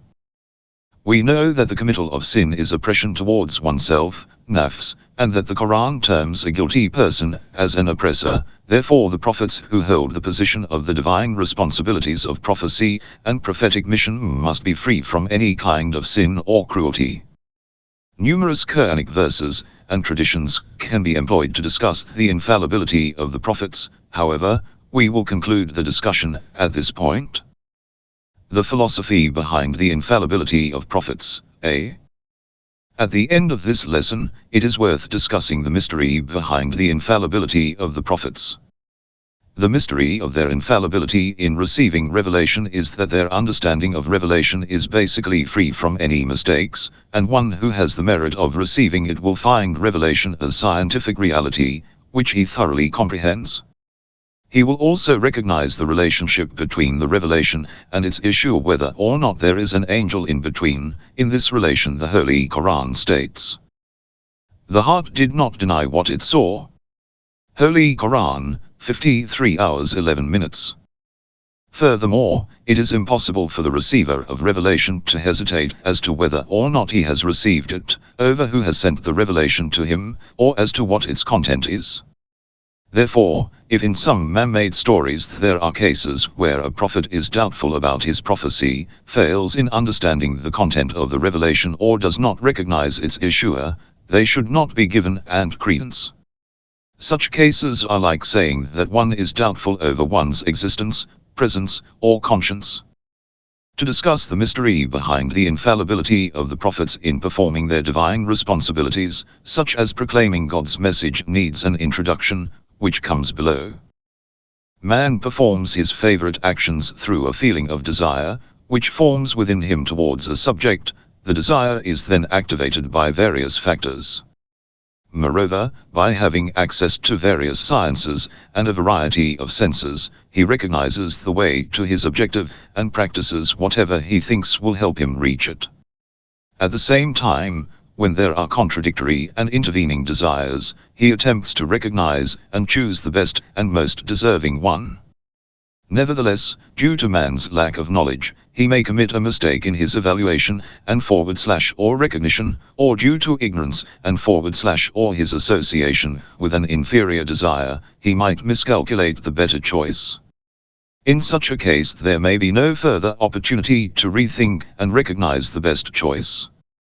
Therefore, the better a person is at recognizing the truth, the higher and more everlasting the attention he pays to his choices will be, and the higher the intention for harnessing his innate desires and excitements, the more remarkable the success he experiences in choosing the best will be. This will in turn secure him from deviation and wrongdoing.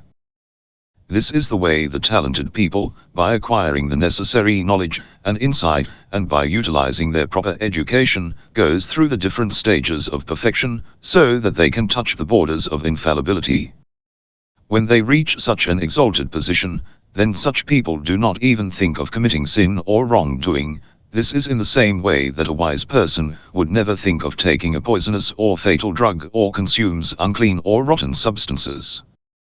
If we assume that a person's ability for recognizing the truth and the purity of his soul is at the highest level, as described in the Holy Qur'an, like the pure, clean and flammable olive oil, which is ready to blaze even without a spark, whose oil almost lights up, though fire should not touch it, Holy Qur'an, 2400 hours 35.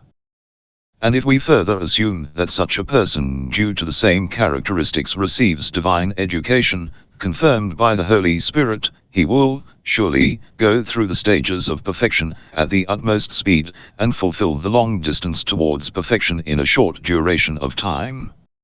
To such a person the disgracefulness of sin is as recognizable as the dangers of poisonous and rotten substances are to an ordinary man.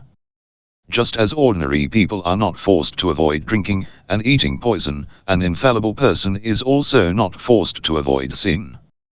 Questions.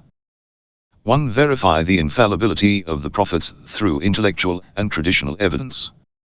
2. Which verses of the Holy Qur'an determine the infallibility of the prophets? 3. What is the mystery behind the immunity of the prophets against mistakes in understanding revelation? 4. How is the prophets' infallibility against sin in agreement with their freedom? Lesson 26, Response to certain doubts. Introduction. Some doubts have been put forward with relation to the infallibility of the prophets. The following introduces those doubts and presents their relevant responses. Why does an infallible person deserve reward? If Almighty God has immunized the prophets, a. against committing sins, and if the performance of their duties is guaranteed, they would therefore have no freedom in their choice, and as a result they would not deserve any reward for performing their duties properly or for avoiding sins.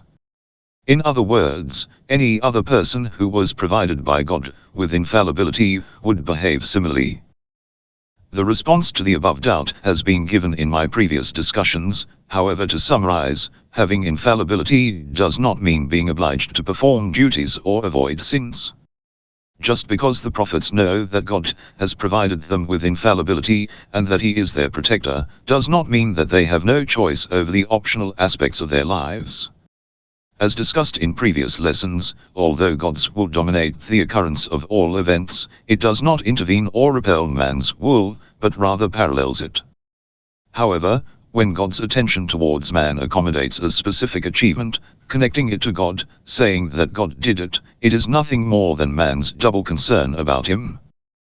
Nevertheless, God's attention towards the innocent, like providing particular people with specific means, conditions, and facilities, makes their responsibilities heavier.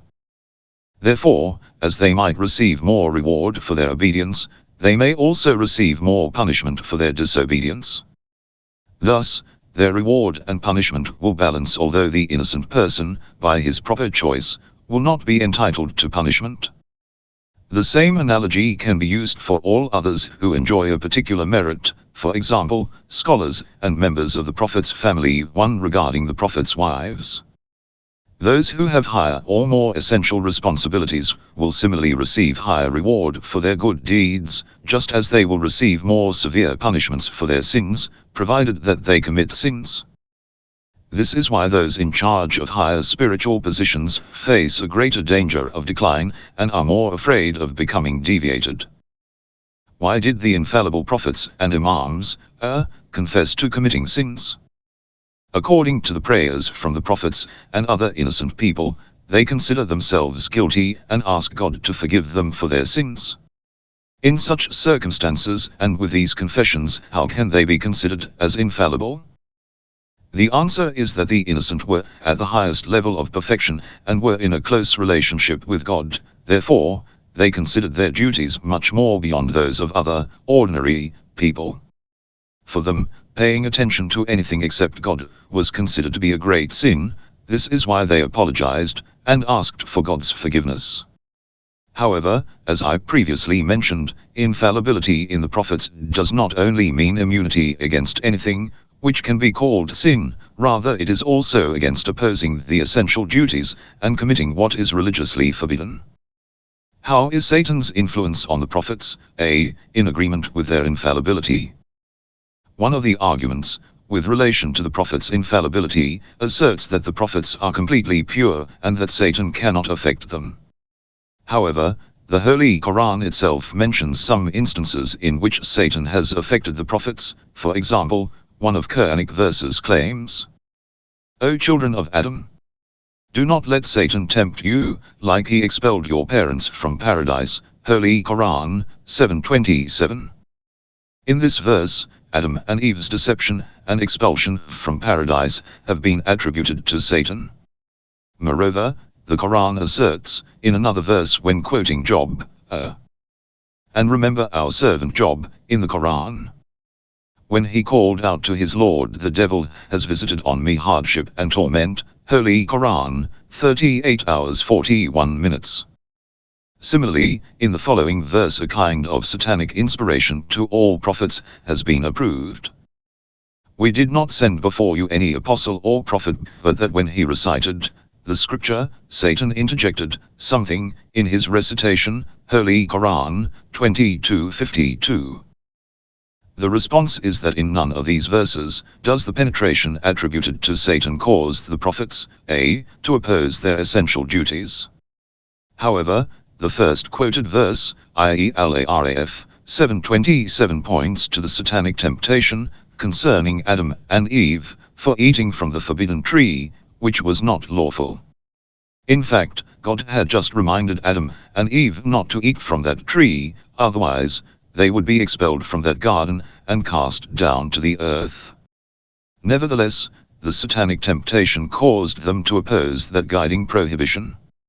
Moreover, the previous world, in which Adam and Eve lived, was not a world of responsibilities, because there were no religions sent by God. In addition, the second quoted verse, i.e. Sad 38:42, points to the sufferings and problems made by Satan with relation to the prophet Job, and does not indicate any opposition on behalf of that great man towards God's orders and prohibitions. Furthermore, The third quoted verse I.e. Al-Hajj 22:52 refers to the disturbances Satan made for all the prophets, and the problems he made in the way of the fulfillment of their duties with relation to guiding people. However, Almighty God will eventually destroy Satan's tricks and strengthen his true religion. Attributing forgetfulness and rebelliousness to Adam, A. In chapter Taha of the Holy Qur'an, rebellion and forgetfulness have both been attributed to the Prophet Adam, A. 2. How are these characteristics in agreement with infallibility? The answer to this question can be understood from our previous discussions, which explain that rebellion and forgetfulness have not been in relation to Adam's essential responsibilities. Attributing lies to some of the prophets, A. In the Holy Qur'an, some prophets have been introduced as telling lies. For example, Abraham, is quoted as saying the following, whilst he was not sick, and he said, "Indeed I am sick." Holy Qur'an, 37 hours 89 minutes. Abraham, was also quoted as saying the following, when he himself had destroyed the idols, he said rather it was this biggest of them who did it. Holy Qur'an, 21 hours 63 minutes. Also in chapter Yusuf it states, "Then a herald shouted, 'O, men of the caravan! You are indeed thieves.'" Holy Qur'an, 12 hours 70 minutes, while Joseph's brothers had not stolen anything. The response to this is, that such sentences, according to some narrations, riwayat, are saying one thing and meaning something else, Torah, and have been expressed for the sake of something more important. It can be concluded from some verses that they were preceded by an inspiration from God. For instance, in Joseph's story, the Holy Qur'an states, "Thus did we plan for the sake of Yusuf." Therefore, such lies are not in contrast with infallibility. Moses, murdering of a Copti. In the story of Moses, we are told that he killed a Copti person, who was quarreling with a member of the Bani Israel, and then he fled from Egypt. When Moses was ordered to invite Pharaoh and his followers towards God, he, Moses, said, "Also they have a charge against me, and I fear they will kill me." Holy Qur'an, 26 hours 14 minutes. When Pharaoh reminded him of the murder he had committed, Moses said, "He said, I did that when I was astray." Holy Qur'an, 26 hours 20 minutes. How can this story agree with the immunity of the prophets, from error even before their mission? The answer is that first of all the murder of that Copti person was not on purpose. Moses struck him once and he was killed. Secondly, the sentence "and they have a charge against me" is in fact from the point of view from Pharaoh and his followers, meaning that Moses thought that they would call him guilty, he was therefore afraid of being executed because of that murder. Thirdly, the sentence "I was astray" is either to pretend to be in agreement with Pharaoh and his followers, meaning assuming that I was misled at that time, God has guided me and sent me to you with absolute miracles, or to go astray, Zalal, might mean that he, Moses, was unaware of the result of that strike. However, it by no means indicates any opposition from Moses against his essential heavenly duties. Prohibiting the prophet, from casting doubt on his mission. In many verses God prohibits the prophet, from being in doubt. So if you are in doubt about what we have sent down to you, ask those who read the book, revealed, before you. The truth has certainly come to you from your Lord, so do not be among the skeptics. Holy Qur'an, 10 hours 94 minutes. Other examples can be found in Al-Baqarah, 2142, Ali Imran, 360, Hud, 1117, Al-Sajda, 32 hours 23 minutes, and Al-An'am, 6114. How is it possible to say that understanding revelation is free from doubts and hesitations? The answer is that these verses do not indicate the prophet's hesitation at all, rather they are claiming that the prophet's mission, the Holy Qur'an and the legitimacy of its content leave no space for doubt and hesitation.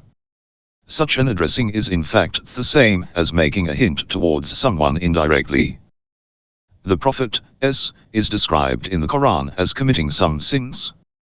In the Holy Qur'an, the Prophet has been said to have committed some sins, which have been forgiven by God. The Holy Qur'an states that Allah may forgive you what is past of your sin, and what is to come. Holy Qur'an 48:1. The response is that the word sin, pan, in the above verse refers to the accusations the dualists made against the Prophet in response to his insulting their idols. Forgiving them means repelling the possible resulting effects of such accusations. The reason for this interpretation is that the conquest of Mecca has been considered to be the cause of forgiving them.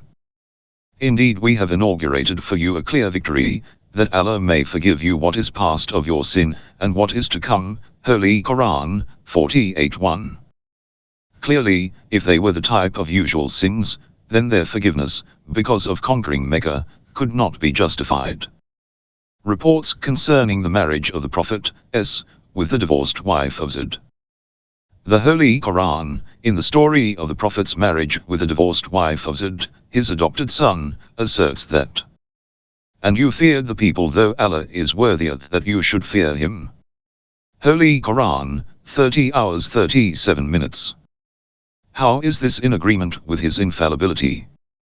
The answer is that the Prophet was afraid that the people would think of him as someone who acts according to his personal desires, and of being labeled as an apostate. What he did was on the basis of God's commandment, with relation to violating one of the wrong customs of the ignorant hero before Islam.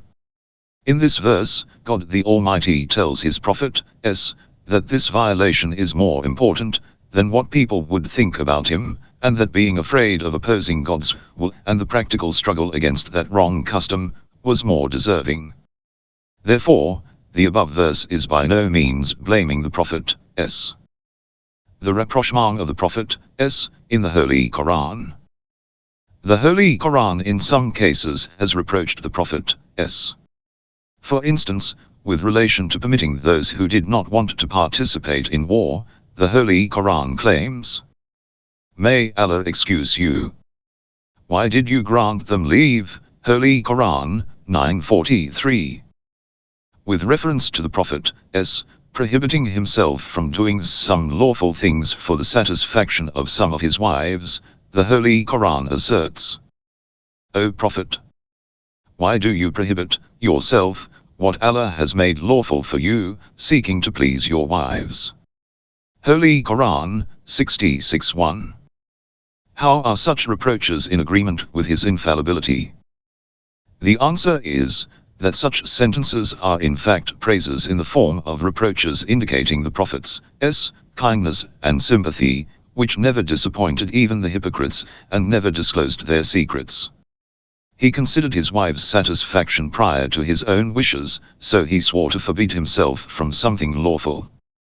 The verse therefore, by no means refers to changing God's order or making a lawful thing unlawful for the people. Such verses are in fact from one angle, similar to those in which the Prophet's attempts and sympathy in guiding the unbelievers have been reported, such as, "You might kill yourself, out of distress, that they will not have faith." Holy Qur'an 26:3. Or they are like the verses which indicate the huge amount of suffering he tolerated for worshipping God. Taha. We did not send down to you the Qur'an that you should be miserable. Holy Qur'an 21:22. Such verses are therefore by no means in contradiction with the Prophet's infallibility. Questions. 1. What makes the freedom of an infallible person prior to the freedom of others? And why does an action due to infallibility deserve reward? 2. Why did the prophets, and Imams, call themselves guilty and entreated God to forgive them? 3. How is Satan's effect on the prophets in agreement with their infallibility? 4. How are rebellion and forgetfulness, which are attributed to Adam, in the Holy Qur'an in agreement with his infallibility? 5. If all the prophets are infallible, why did Abraham and Joseph tell lies? 6. Explain the doubt concerning Moses' infallibility and provide a response to it. 7. If understanding revelation is free from mistakes, why does Almighty God frequently prohibit the Prophet from casting doubt on his mission? 8. How is the attribution of sin to the Prophet of Islam in chapter of Faith in line with his infallibility? 9. Explain the doubt about Yazdi's story, and provide its response. 10. What is the doubt concerning God's blaming the Prophet and what is its response? 1. Refer to Holy Qur'an, 33:30-33. 2. Refer to Holy Qur'an, 36:112-115. Lesson 27, Miracles. Ways of proving prophecy. The third fundamental point in the section about prophecy is to establish how the honesty of the true prophets, and the dishonesty of the false prophets are verified. If a person is a wrongdoer or commits sins, whose disgracefulness can be distinguished by wisdom, he cannot then be trusted, and his honesty can be falsified by referring to the requisites of the prophet's chastity. Such false claims can also be rejected if they are against wisdom or man's intrinsic nature, or if there are contradictions in them. Nevertheless, it is possible that a person's clean record of life may be so that impartial people trust his claim, especially if his claims are in agreement with wisdom. Moreover, it is also possible that a person's prophecy may be approved through the predictions made by previous prophets. In such cases, those who search for the truth will have no doubt in accepting him as a prophet. However, if the people are left with no trustworthy indications, and there have been no predictions or approvals by previous prophets, there would be a need for additional proof before first accepting a person as a legitimate prophet. Almighty God, on the basis of his absolute wisdom, has provided the evidence by giving his prophets the miracles, which are signs to their true claims. God refers to these as evidences, ayat. The term evidence has other implications as well. For instance, it may refer to God's knowledge, power, and wisdom presented in all the usual and unusual aspects of creation. To summarize, the veracity of the claims of the prophets can be verified in 3 ways. 1. Through reliable signs, such as honesty and truth, and by having no deviation from the path of God and justice during their life. However, this way of distinguishing the prophets is applicable to those who have lived among people for several years, and their way of life is known to the society. Whereas if, for example, a prophet is appointed by God in his early youth, or the people know very little about his personality or way of life, such clues cannot be helpful in recognizing the person's honesty in his claim. 2. Through introduction by the previous or contemporary prophets. This is relevant to the people who have distinguished the previous prophet and are aware of his prediction. This, however, is obviously not applicable to the first prophet. 3. Through miracles. This can have a wider and more popular application. I will explain this third way in the following sections. The definition of a miracle. A miracle is an extraordinary act, which is performed by a person who claims to be a prophet. It is rooted in God's will and used as a clue to the prophet's true claim. The above definition comprises of 3 points. A. There are some extraordinary events, which do not emerge from usual or common causes. B. Some of these extraordinary acts are performed by the prophets and are rooted in God's will. C. Such extraordinary acts can be the evidence for the honesty of the prophet's claims, and can therefore be termed as miracles. The following provides an explanation for each of the 3 points in the definition. Extraordinary events. The events of this world emerge from causes, which can be recognized through various experiments, for example, all the events, which take place in physics, chemistry, biology, and psychology. However, there occur some rare situations where such events happen in a different way, so that their causes cannot be distinguished experimentally. For instance, the amazing acts of the yogis have been recognized by the specialists of various sciences, as not following the rules of empirical or material sciences. Such acts are called extraordinary. Divine extraordinary acts.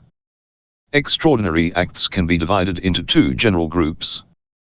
One group includes acts, which have no usual cause, but are at the same time accessible to man through education or rehearsal similar to the practice of the yogis. Another group of extraordinary acts happens specifically by God's permission. Those who have a special relationship with God can only perform such acts. Therefore, such acts have two fundamental characteristics. First, they cannot be taught or learned, and secondly, they cannot be affected by another stronger power, nor can they be defeated by it. Such extraordinary acts are dedicated to the selected servants of God, and will never be exposed to the misled. At the same time, they are not specific to the prophets, as occasionally other great saints, awliya, have had access to them. But it should be noted, however, that not all such extraordinary acts are termed as miracles. The extraordinary acts committed by the non-prophets are called saint miracles, karamat. This is just as unusual heavenly knowledge is not merely transferred to man by the revelation presented to the prophets, but can also be provided to others, non-prophets, by inspiration, ilham, tardith, etc. In the above discussion, the ways of distinguishing between the two types of extraordinary acts, divine and non-divine, were explained. It was also discussed that if the performance of an extraordinary act can be taught or learned, or if another factor can avoid or provide a barrier to it or eliminate its effect, it will not then be classified as a divine extraordinary act. A person's corruption of belief or personal behavior could also point to the lack of relationship he has with Almighty God, and indicate that his actions are rooted in satanic temptations and manly desires. It seems reasonable at this point to state that the only performer of extraordinary acts is Almighty God, insofar that such acts need His permission to happen. 1.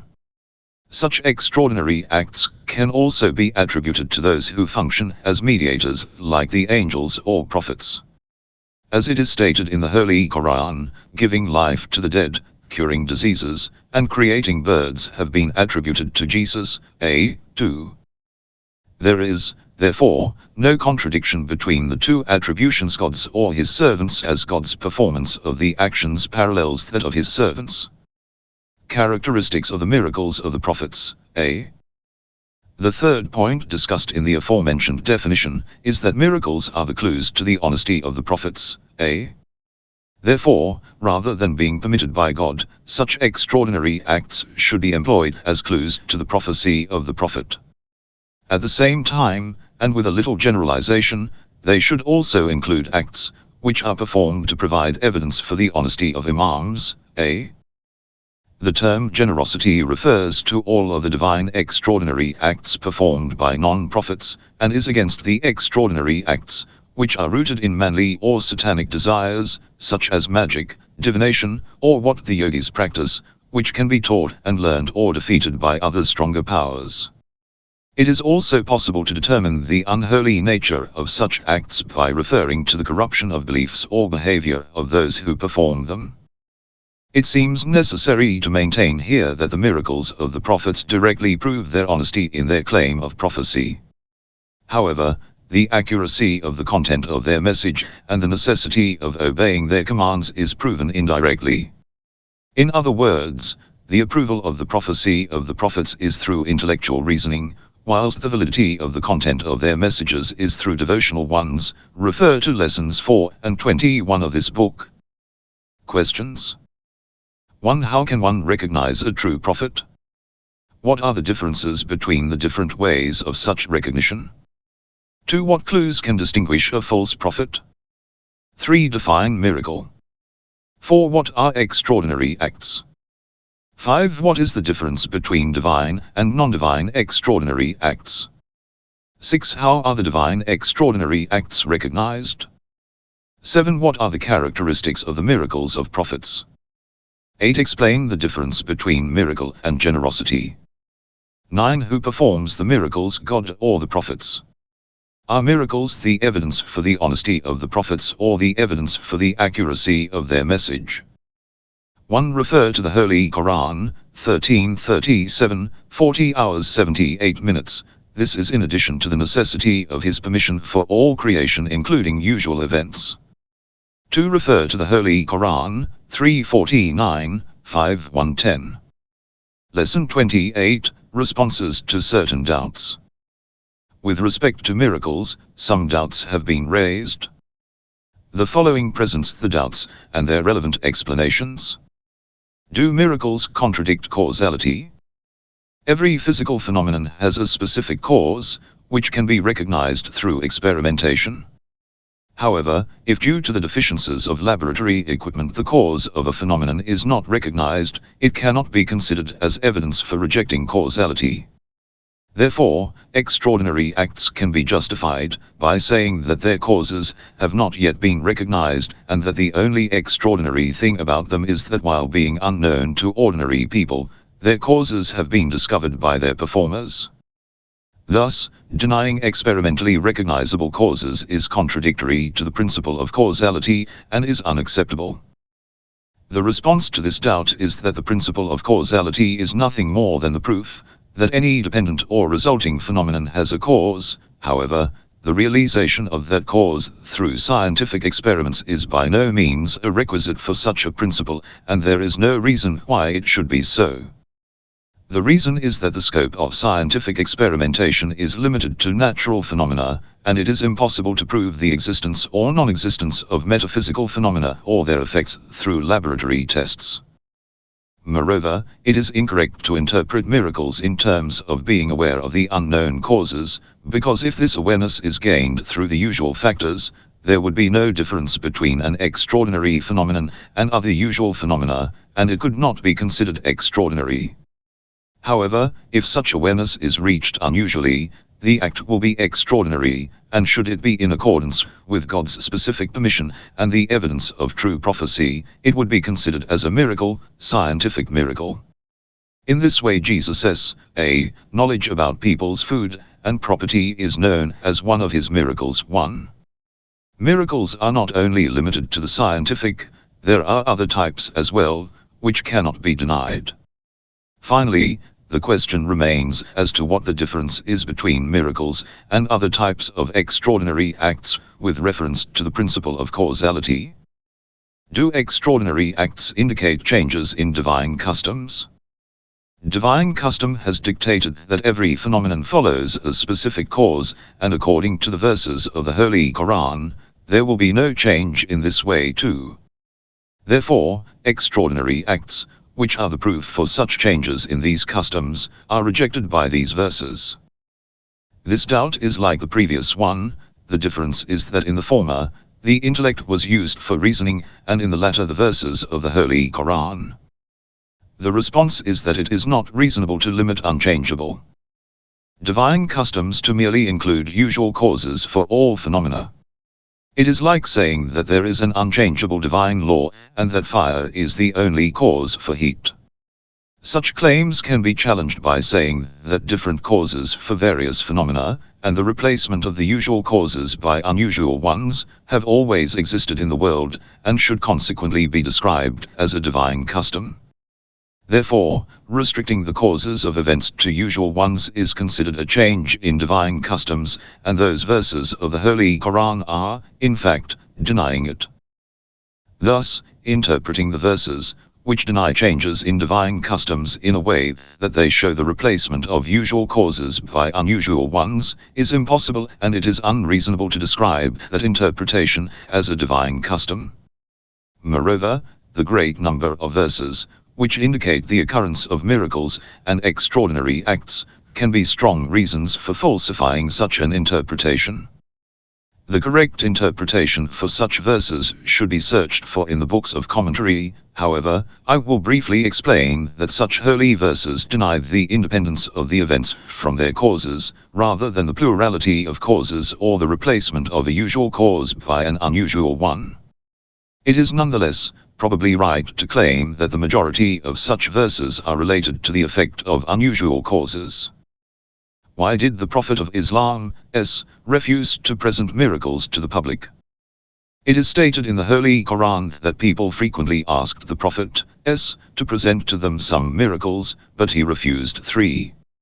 If providing miracles is a way of proving prophecy, why did the Prophet not use this means? The response is that such verses are related to the requests after the Prophet had proved his prophecy in 3 ways: clues to his honesty, predictions made by the previous prophets, and miracles. Such requests were rooted in obstinacy and enmity, and were due to reasons other than finding the truth for. Therefore, God's wisdom didn't necessitate responding to them. To provide further explanation, it should be stated that the reason for presenting miracles, which have been exceptional to the rules governing the universe, have sometimes provided responses to the people's requests, for example Saleh's, a camel, and were at other times incidental, for example Jesus, a miracles, were to introduce God's prophets, and provide the people with the means for such an introduction. However, miracles were not employed to force the people to accept the Prophet's invitations, neither were they used for people to compulsorily submit to them. Furthermore, miracles were not a means to entertain the people by violating the rules of causality for usual events. Such an objective does not necessitate responding to all the requests. In some cases, responding to certain requests would be unwise and contradict the ultimate aim of the miracle. For example, there were requests which would restrict the people's choices and enforce them to accept the Prophet's invitations, or cases where the requests were due to enmity and obstinacy. Moreover, if all the requests received a positive response, triteness would occur and people would see miracles as entertainment, and they would gather around the Prophet for their personal benefit. In addition, testing people for their faith and providing them with the freedom in decision-making would be impossible, and they would accept the obedience of the prophets aversely or forcefully. In both cases, such an acceptance would be against both wisdom and the real aims of the miracle. However, in other cases where divine wisdom necessitated, the Prophet would accept such requests. There are many miracles which have been attributed to the Prophet of Islam, and most have been verified through successive traditions. However, his ultimate miracle is the eternal miracle of the Holy Qur'an. More explanation will be provided about the Holy Qur'an in its due place. Can miracles be accepted as intellectual or convincing evidence?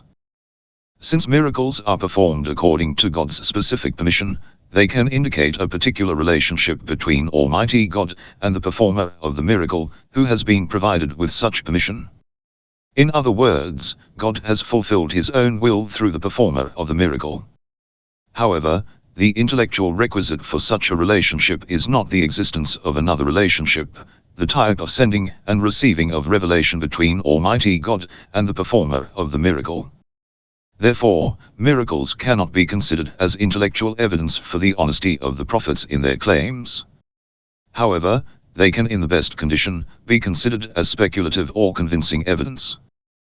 The response is that extraordinary acts, even divine ones, are not by themselves the evidence for a relationship to revelation, and, due to the same reason, the generosity of God's saints cannot be considered as the proof for their prophecy.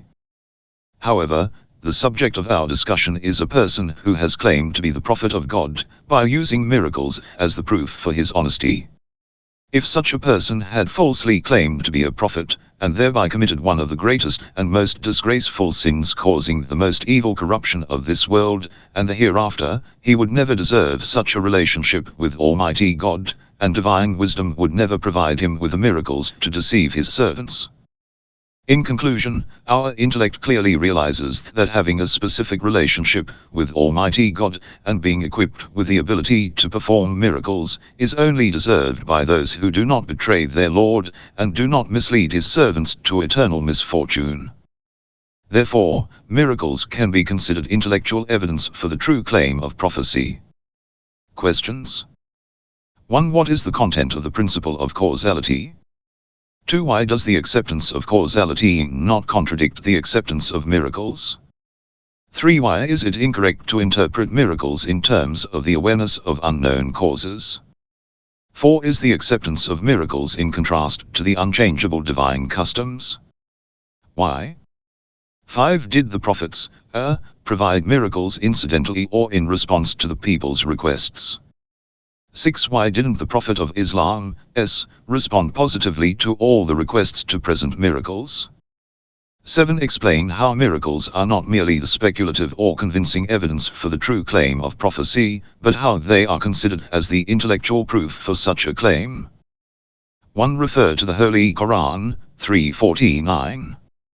2. Refer to the Holy Qur'an, 17 hours 77 minutes, 33 hours 62 minutes, 35 hours 43 minutes, 48 hours 23 minutes.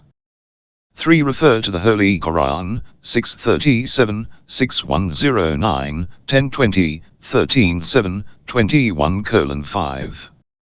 4. Refer to the Holy Qur'an, 635, 6124, 2033, 37 hours 14 minutes, 57:2, 26:3, 26:4, 26:197, 17:59, 30 hours 58 minutes. Lesson 29, Characteristics of the Prophet. The plurality of the prophets. So far, 3 fundamental issues related to prophecy and the recognition of leaders have been discussed. Moreover, it was realized that due to the deficiencies of human wisdom in acquiring the information necessary for the welfare of this world and the hereafter, it is necessary for divine wisdom to select a prophet or prophets to teach them the necessary facts. These prophets will in turn present those facts to others in the most perfect and intact form. Furthermore, it is necessary for divine wisdom to introduce the prophets to the public so that no excuse remains for the unbelievers. The most general way to accomplish this is the presentation of miracles. I used intellectual evidence to prove the above point. However, such pieces of evidence do not deal with the necessity of the plurality of the prophets, their books or divine religions. Therefore, if for instance the conditions of man's life were so that one prophet could cater for all of humanity's needs up until the end of time, and every individual or group of people throughout history could find his/their responsibilities by referring to what the same prophet had proposed, no contradiction would then evolve with the requisites of those pieces of intellectual evidence. However, first we know that every human being, including the prophets, have a limited life, and divine wisdom has not found it necessary to keep the first prophet alive for all time. Secondly, the conditions of people's lives in different places and at different times are not the same. Such differences, and specifically the gradual complications of social relationships, can influence the quality as well as the quantity of social rules and regulations. Furthermore, in some cases new regulations should be issued, and if such regulations are advertised by a prophet who had been appointed thousands of years ago, it would make no sense. Similarly, the protection of those regulations and handling of them with specific cases would be very difficult. Thirdly, in ancient times, it was not possible to advertise the invitations of the prophets, and for the entire world to be informed of their message would be impossible. Fourthly, with the process of time, and due to various factors, the instructions given by a prophet to the people of his time would face alterations, and incorrect interpretations, so that after some time the original religion would change into a deviated one. The same thing has happened to the monotheistic religion presented by Jesus, which later changed into the concept of the Trinity. The above discussion makes the reason for the plurality of prophets and the differences in some devotional and social instructions of the divine religions clear too. This is in line with the fact that all divine religions are not only the same in their principles of belief and ethical foundations, but they have also been in agreement with reference to their personal and social instructions. 3. For example, prayers, salat, have existed in all religions, although the way to perform them and the direction towards which they were performed, qibla, have been different. There has also been porat, zakat, in all religions. However, its amount and the cases for which it would be necessary have not been the same. Therefore, it is a necessity to believe in all of the prophets, and to admit their prophecy without any discrimination, as well as accepting their messages and information provided by them, and recognizing them as being unique individuals. 4. Moreover, it is not permissible to deny any of the prophets, or any of their instructions, because denying one prophet is tantamount to the denial of all the instructions issued by God. 5. However, the practical duties of every prophet's nation at any time are to obey the instructions provided by the same prophet, and at the same time.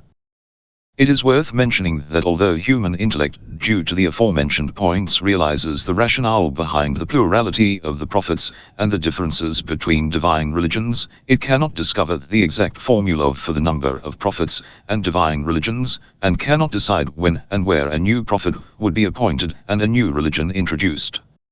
It is, however, understood from the above points that while the conditions of man's life are so, that the prophet's invitation can reach all the people of the world, and his message can be protected and secured for future generations, as long as the social regulations do not need fundamental changes, no new prophet would be necessary. The number of prophets.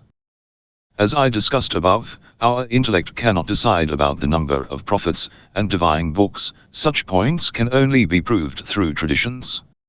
Even in the case of the Holy Qur'an, although it emphasizes that Almighty God has sent a prophet for every nation, 6, it does not clarify the number of the nations or their prophets. However, more than 20 prophets have been mentioned in the Holy Qur'an, and the stories of some others have been narrated without referring to their names. 7. On the other hand, in some traditions from the Prophet's family members, it has been stated that Almighty God has appointed 124,000 prophets, and that the chain of prophets began with Adam, and ended with Muhammad, the son of Abdullah. God's prophets, have had various characteristics. They have been guides, Nabi, which is the main responsibility for this divine position, warners, Nada or Munda, and providers of glad tidings, Bashir or Mubashir. 9. They have also been known as the best, Salihin, and the most pious, Mukhlasin, people some of whom have held the position of messengers of God, Rasul, as well. In some sayings, the number of divine messengers is said to be 313. 10. Therefore, in this part, I will explain the definition of prophet and messenger as well as the differences between them. Prophets and God's messengers. The word messenger, Rasul, means the one who brings a message, and the word prophet, Nabi, if derived from the root, Naba, means important news, and if derived from Nabu, means holding an outstanding position. Some have thought that the word prophet includes the meaning of the word messenger, therefore, they claim that a prophet is a person who receives revelation from Almighty God, whether or not he has the responsibility of advertising it to other people, whereas a messenger is a person who holds the responsibility of advertising God's message to the public.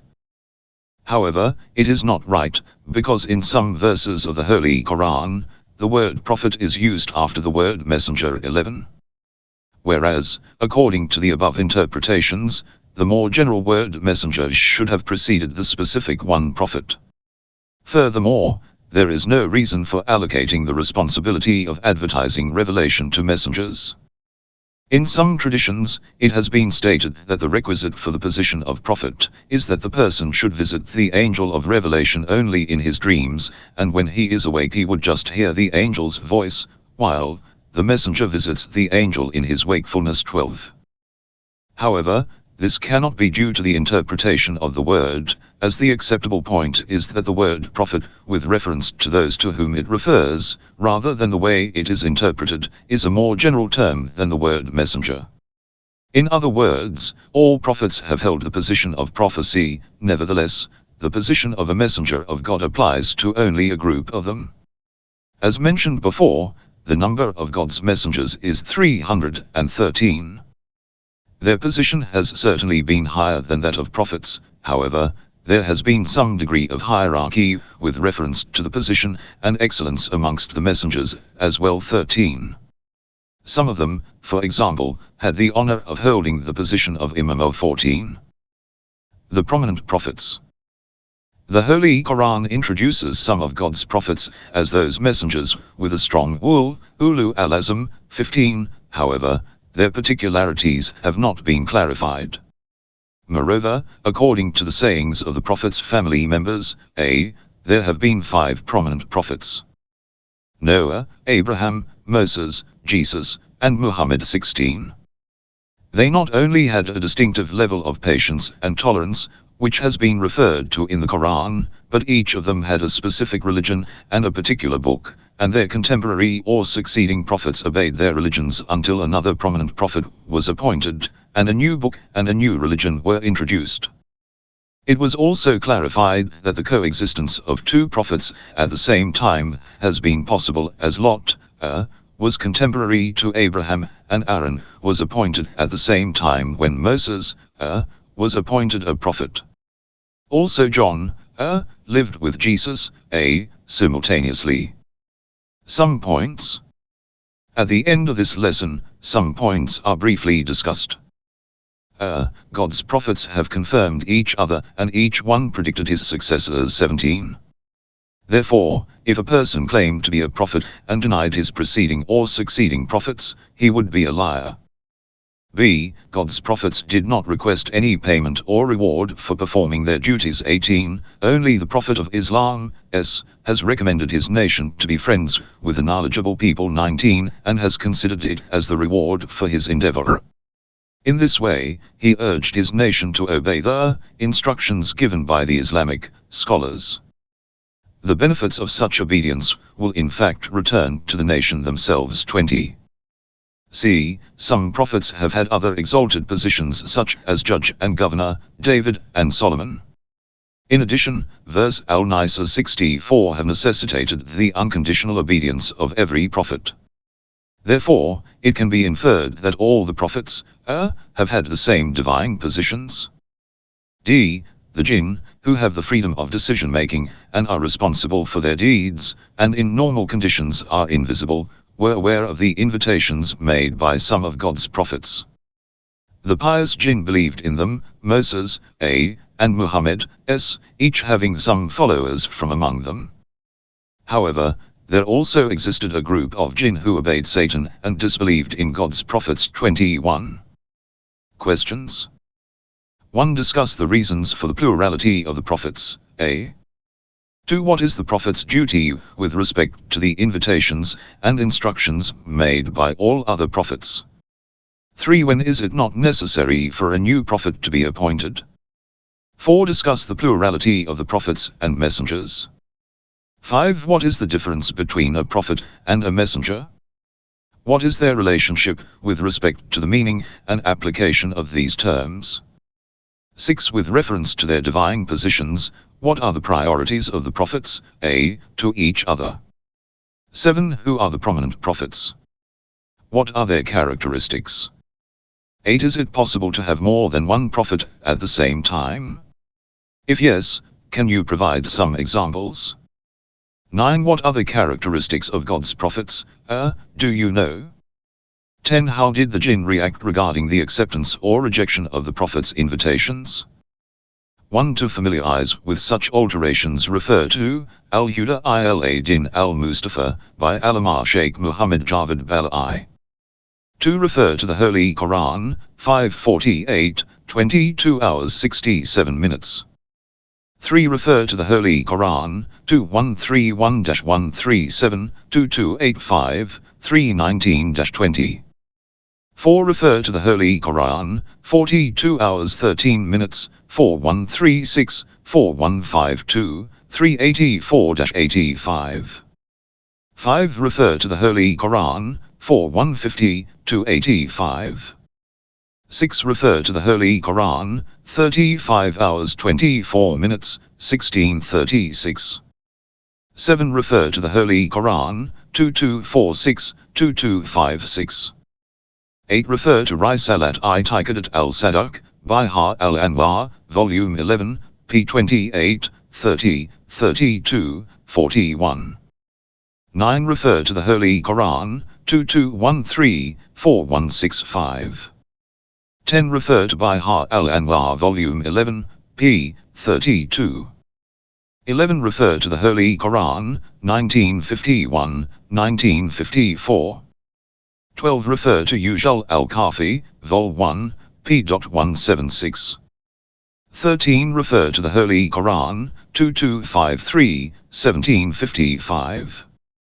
14 refer to the Holy Qur'an, 2124, 21 hours 73 minutes, 32 hours 24 minutes. 15 refer to the Holy Qur'an, 46 hours 35 minutes. 16 refer to Bihar al-Anwar Volume 11, p. 33-4, Ma'alim al-Nubuwwah, p.113. 17 refer to the Holy Qur'an, 381. 18 refer to the Holy Qur'an, 690, 36 hours 21 minutes, 52 hours 40 minutes, 68 hours 46 minutes, 10 hours 72 minutes, 1129, 1151, 25 hours 57 minutes, 42:109, 42:127, 42:145, 42:164, 42:180. 19 refer to the Holy Qur'an, 42 hours 23 minutes. 20 refer to the Holy Qur'an, 34 hours 47 minutes. 21 refer to the Holy Qur'an, 72:1-14. Lesson 30, Prophets and People. Introduction. When referring to the prophets, and their illustrious lives, the Holy Qur'an discloses the reactions of the people against them. On one side we are informed about the stance the people took towards the prophets, and the reasons for their opposition. On the other side the methods employed by the prophets to guide and educate the people are explained, and the way in which they struggled against the roots of disbelief, polytheism, and deviation. The Holy Qur'an upholds divine regulations for governing societies, particularly with reference to the mutual relationships between people and prophets. Such discussions include the most instructive and insightful issues. These points are not in direct relation with ideological or discoursal points. This is due to the fact that they shed light on prophecy and its related aspects, and destroy a number of relevant doubts, and due to their importance in teaching and educating people, and functioning as examples for the people to learn from, they are considered to be vital. Therefore, in this lesson, I will discuss some of the most important points of this nature. The people's reaction against the prophets, When God's prophets, began to invite people to worship the unique God One, obey His orders, stay away from idols and false gods, avoid Satan and other misleaders, and refuse committing oppression, corruption, and wrongdoing, they generally faced opposition from the people too.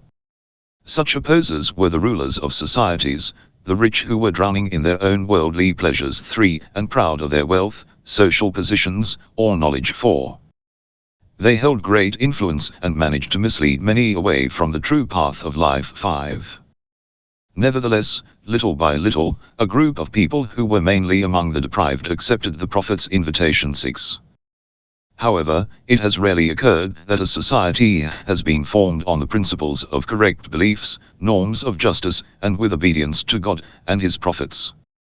For instance, this happened at the time of Solomon. Nevertheless, some of the divine teachings gradually affected the culture of some societies, and were later transferred to others. In some cases, the prophet's teachings and instructions were introduced as the innovations of the leaders of the unbelievers. Many of today's law systems in the world have taken the rules and regulations from divine religions, however, without referring to their sources they introduce such regulations as original.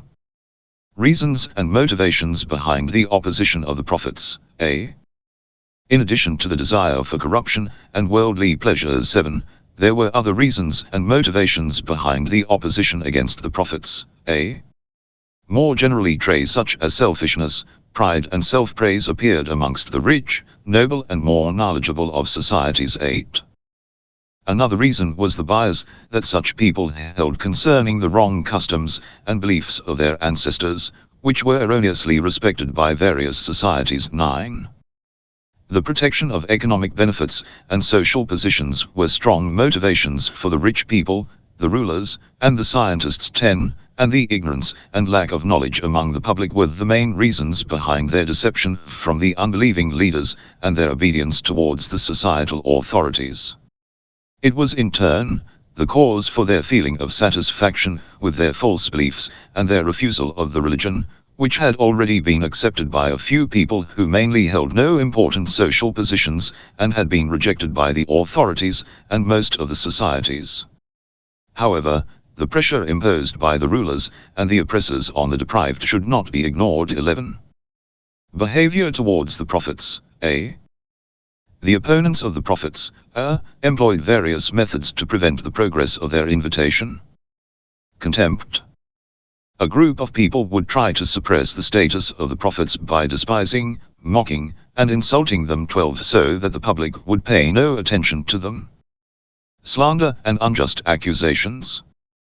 Then they would spread slander and lies, and attribute unjust accusations to the prophets, such as claiming they were mad, etc. 13.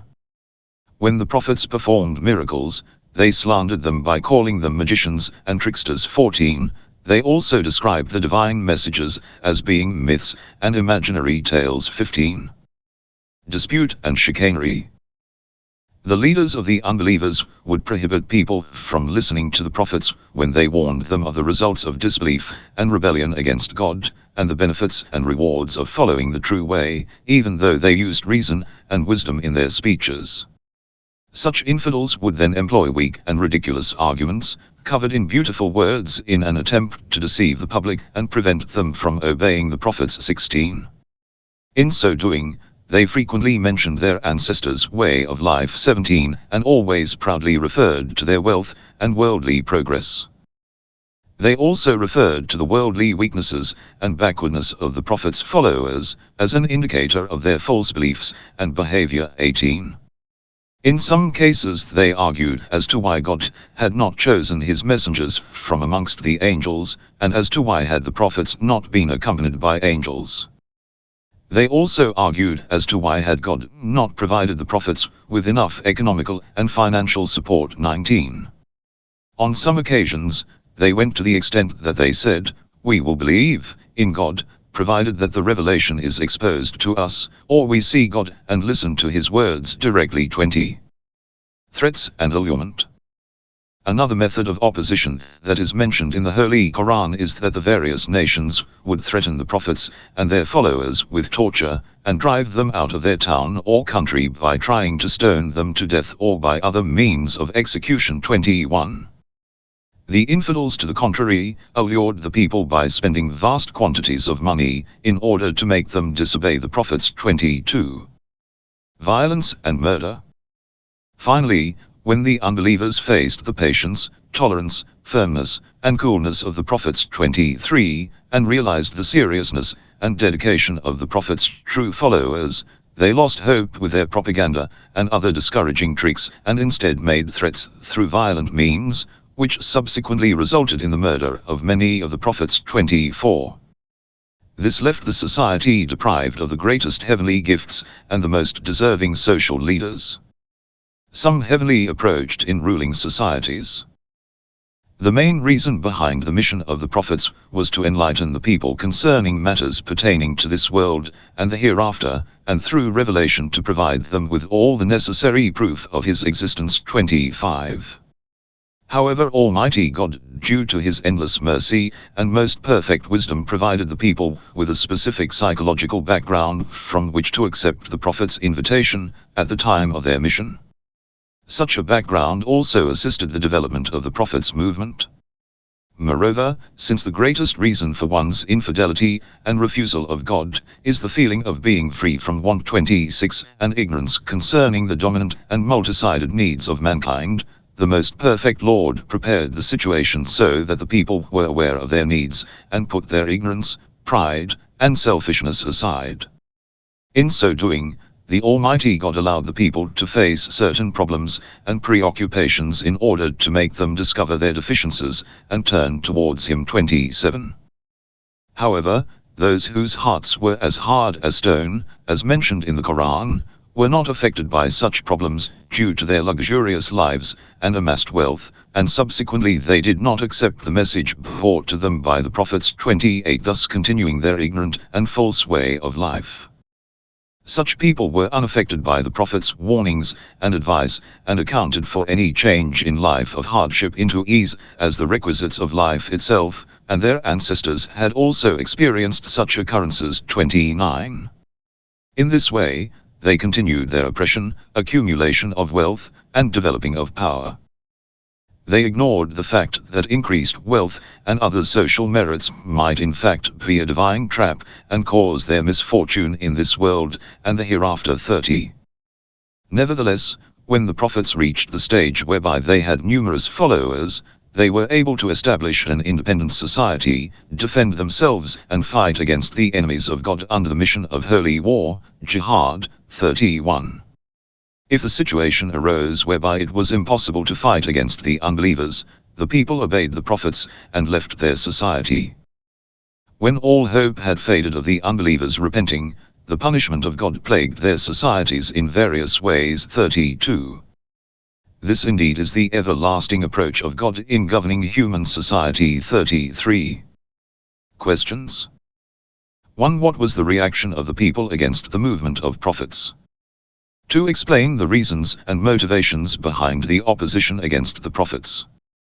3. What antagonistic methods did the opponents of the prophets employ against them?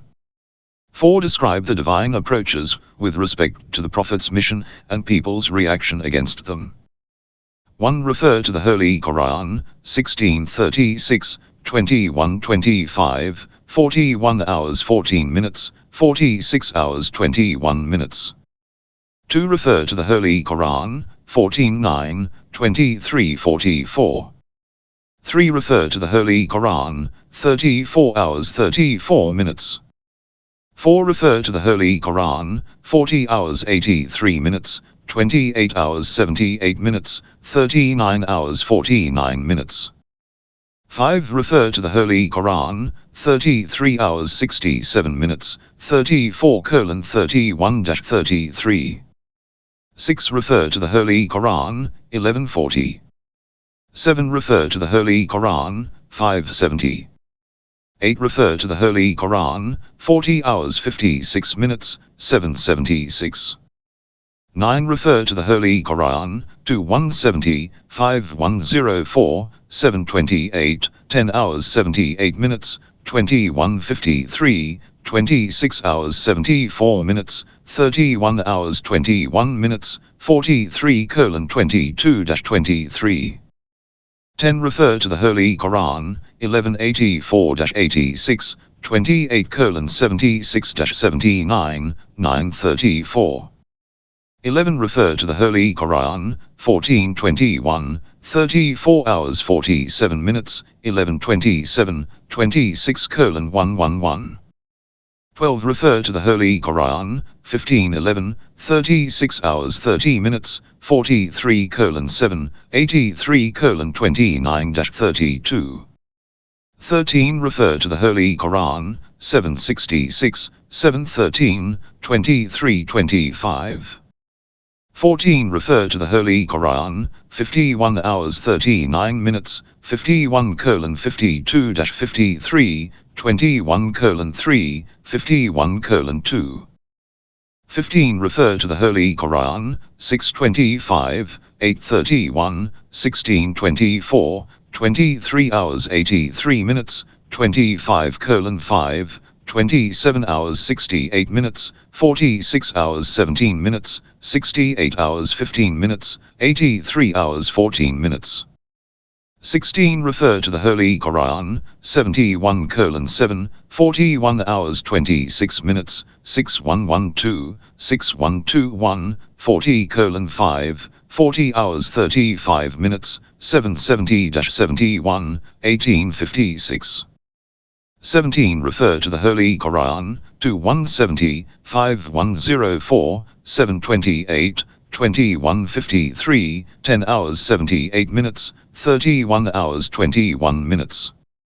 18 refer to the Holy Qur'an, 10 hours 88 minutes, 34 hours 35 minutes, 68 hours 14 minutes, 19 hours 77 minutes, 74 hours 12 minutes, 73 hours 11 minutes, 46 hours 11 minutes.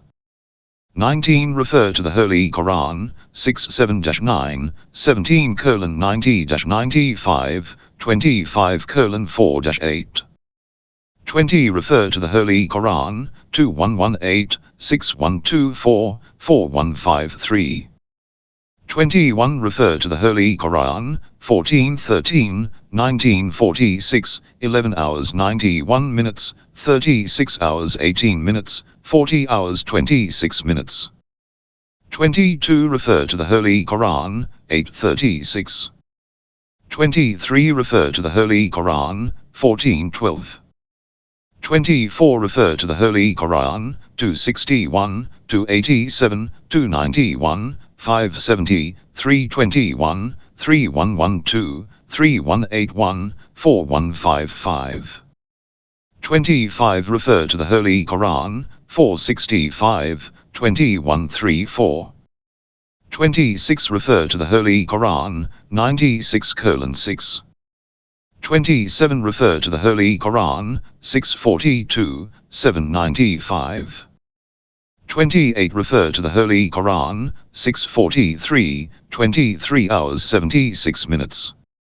29 refer to the Holy Qur'an, 795. 30 refer to the Holy Qur'an, 7182-183, 3178, 955, 985, 23:54-56. 31 refer to the Holy Qur'an, 3146, 914. 32 refer to the Holy Qur'an, 29 hours 40 minutes.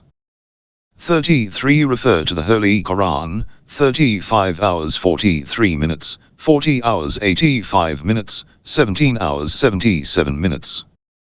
Lesson 31, The Prophet of Islam, S. Introduction. God had sent mankind numerous prophets in different eras and different places. They have played an important role in guiding and training people, by which they have left illuminating effects upon human society. Every one of them, on the basis of true beliefs and exalted values, trained special groups and also indirectly influenced those outside these groups. Some of them were even successful in establishing a monotheistic and just society and became their leaders. Among them were Noah, Abraham, Moses, and Jesus, who all conveyed divine scriptures. These scriptures included a system of rules for the individual and society, as well as ethical responsibilities and laws in accordance with the requirements and conditions of time and space. However, these scriptures either deteriorated completely or they were literally and conceptually altered. Ultimately, the divine religions and laws became distorted. Likewise, the Torah of Moses has been outrageously altered, and nothing remains of the Gospel, Evangel, of Jesus, except the collective handwritten testaments by the associates of Christ, now known as the Holy Bible. Any individual with an open mind who looks into the testaments would surely realize that none of them are the books that were revealed to Moses or Jesus. Moreover, the Torah, apart from characterizing God as a man, has also regarded him as regretting many of his actions. God is described as wrestling with one of his servants, Jacob, and could not defeat him, eventually imploring him to spare him in order that the people would not see their God in such a predicament. Other than these deviant tales, the Torah also relates inconsiderate actions to the divine prophets, such as the fornication of David, with a chaste woman, and as for Lot, it says that he drank alcohol and fornicated with his daughter. Far be this act. Besides these accusations, the illustrations of the demise of the prophet Moses, who brought the Torah itself, is mentioned within it. These points are sufficient enough to understand that the Torah we have now is not from Moses. Nevertheless, the state of the Bible is direr than that of the Torah, as the Christians themselves agree that nothing of what was revealed to Jesus remains, rather they have the synopsis of it, which are from the companions of Jesus. Apart from legitimizing alcohol, the Bible regards it as a miracle of Christ. It is thus clear and obvious that such distorted texts could in no way be suitable for guiding mankind. However, to understand how and why these deteriorations and alterations took place, one must look into the detailed accounts mentioned, which cannot be discussed here. In the 6th century after the birth of Christ, when the entire world was filled with the darkness of ignorance and oppression, and the torches of guidance were dimmed, God sent the best of the prophets to the worst of societies, in order to perpetuate the light of revelation for mankind. The revelation was protected from any alteration, and was to remain with man. It contained true knowledge, laws and order for the society, as well as divine wisdom. Such information was to lead man towards the felicity of this world, and the next. Imam Ali, in one of his sermons describes the state of the world at the advent of Islam. Allah sent the Prophet, when the mission of other prophets had stopped and the people were in slumber for a long time. Evil was raising its head, all matters were in disruption and in the flames of war, while the world was devoid of brightness, and full of open deceitfulness. Its leaves had turned yellow and there was absence of hope about its fruit, while the water had gone underground. The minarets of guidance had disappeared, and signs of destruction had appeared. It was stern to its people, and frowned in the face of its seeker. Its fruit was vice, and its food were a carcass. Its inner dress was fear, and its outer cover was the sword. 1. From the time of the Prophet of Islam, the most important subject for human beings has been the investigation of the reality of the prophecy of the Prophet of Islam, and the truth of the immaculateness of the religion of Islam. The establishment of the authenticity of Islam and the Prophet will consequently prove the reality of the Quran as being the only divine book present in its pure and unaltered form that has remained in hands of man. This will also establish the recognition of the true belief, value system and practical responsibilities in Islam as being perpetual and as being the only solution for resolving the problems of ideology and worldview. The establishment of the prophethood of the Prophet of Islam, In Lesson 27 we mentioned that the proof of prophethood is established in 3 ways, firstly by studying the way of life of the Apostle through dependable sources, secondly through the prophecies of the previous prophets, and thirdly through the performance of miracles. In the case of the Prophet of Islam, all 3 ways were accomplished, as the people of Mecca had closely observed the life of the Prophet of Islam for 40 years, and certified that he was perfect in every way. They knew him for his unsurpassable character and righteousness, and due to this they called him the trustworthy, al-Amin. The probability of such a character being dishonest and fabricating a false proclamation is not conceivable. From another angle, the previous prophets have informed of the nomination of such a prophet, and certain individuals from the people of the book, al-Kitab, were anticipating his arrival. Even the Arabs from the ignorant era proclaimed that someone from the lineage of Ishmael would be nominated as a prophet, and would correct the unitary religions of the previous prophets. On the basis of the clear signs and traditions, some of the Jewish and Christian scholars accepted Islam and believed in the apostleship of the Prophet of Islam, but others, due to the lowly and satanic desires, rejected him as prophet. The noble Quran in this regard has mentioned, "Is it not a sign for them that the learned children of Israel recognize it?" Holy Qur'an, 26:197. Understanding about the Prophet of Islam through the scholars of Bani Israel, based on the prophecies of their prophets, provides clear evidence for his apostleship. This was an absolute and definitive proof for the people of the book to accept the prophethood of the Prophet of Islam. They had clearly recognized the signs with their own eyes, and could analyze the truth of the prophecy of the Prophet of Islam through their own intellects. Despite the distorted Bible and Torah, and the attempts to eradicate any indication or prophecy regarding the Prophet of Islam, traces of evidence can still be found, confirming the matter for those who seek the truth. There are many Jewish and Christian scholars who, while looking for the truth, were guided through these remaining proofs, and accepted the pure religion of Islam. 2. The Prophet of Islam further performed many miracles that have been recorded in the books of history, and the traditions and narrations relating them have reached the level of certainty. Mutawatir. 3. Questions. 1. Describe the conditions of the books of the previous prophets. 2. Indicate a few points that illustrate the alteration of the Torah. 3. Describe the inauthenticity of the Bible.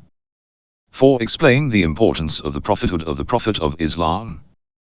5. What are the ways of establishing the prophethood of the Prophet of Islam? 1. Imam Ali, A. Naj al-Balaha, Sermon 87.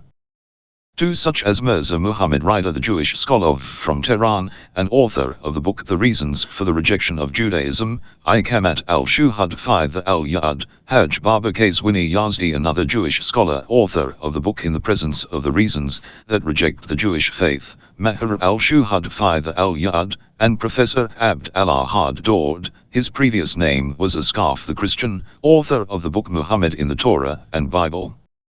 3. One can refer to the Bihar al-Anwar volume 17, p. 225 until the end of this volume, and many other prominent history books. Lesson 32, The Miraculous Nature of the Quran. The Quran as a Miracle. The Noble Quran is the only divine book that openly and confidently claims that none can bring a book of the same caliber. It asserts that if all mankind and jinn work together to produce a book like it, they will certainly fail. Furthermore, not only would they fail in producing a book like it, but they would not even have the ability to produce the like of a single verse. The challenge in the Quran to produce something similar to it, and the inability of the people to do so, is considered as one of the proofs for the prophethood of the Prophet of Islam, and also the divine nature of this holy book. Therefore, there should be no doubt over whether this book is a miracle. The Messenger himself introduces it as an eternal miracle, an everlasting proof of his prophecy. From the initial outset of his mission, the Prophet faced numerous problems from those near and far from him, who tried their best to destroy the message of Islam. In their failed attempts, they ultimately decided to kill the Prophet. Their plot, however, was divinely exposed, and the Prophet and his companions migrated to the city of Medina. After his migration, the Prophet spent his life engaged in battles against the disbelievers. Indeed, from that time until today, the hypocrites and enemies of Islam are trying to erase the message of Islam. The contemporary world regards Islam as the greatest threat, and are doing what they can financially, technologically and politically to combat the spread of Islam. However, these great nations with all their resources have failed to compose a verse of the like contained within the Holy Qur'an. Had they been able to, they could have utilized their paramount technology of propaganda and broadcasting to the world, and been successful in their mission.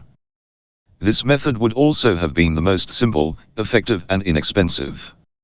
On this basis, every intellectual who is in search of the truth can, by focusing upon the above-mentioned points, reach the certainty that the Quran is an exceptional and inimitable book. As no one has managed to produce even the like of the smallest verse, the Quran unquestionably has the substantiality of being a miracle.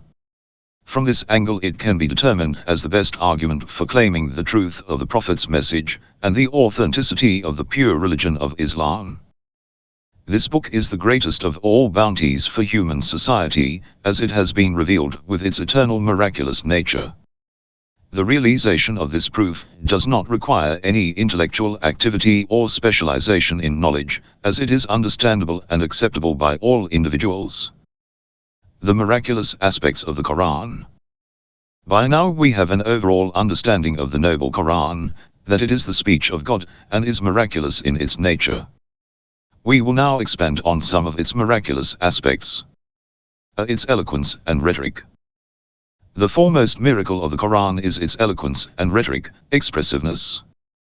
God the Supreme has utilized the best method, most beautiful words, and rhythmical composition for explaining his objective on every level. The selection of these words, and their exquisite combination, which is harmonious with the exalted and deep meanings, is only viable to someone who has extended knowledge of all the particularities of the words, and their precise meanings, and relationships with their opposites. In addition, they must have the ability to understand all the dimensions of the word, and with the consideration of the indispensability of time and space select the best words and style for expressing themselves. This art of knowledge is not possible unless it comes through divine intuition and revelation. The rhythmical beauty and the angelic nature are evident for all individuals, and the artistic eloquence and rhetoric for those with knowledge of the Arabic language is clear. However, to discern that the Quran is a miracle regarding its eloquence and rhetoric, requires a philologist, an expert who is specialized in the distinctive arts of speech, and is therefore able to compare the Quran with different eloquent and rhetorical speeches in order to realize its proficiency. Such was the work of those proficient Arabic poets, who were highly skilled in this art, at the time of the descent of the Quran.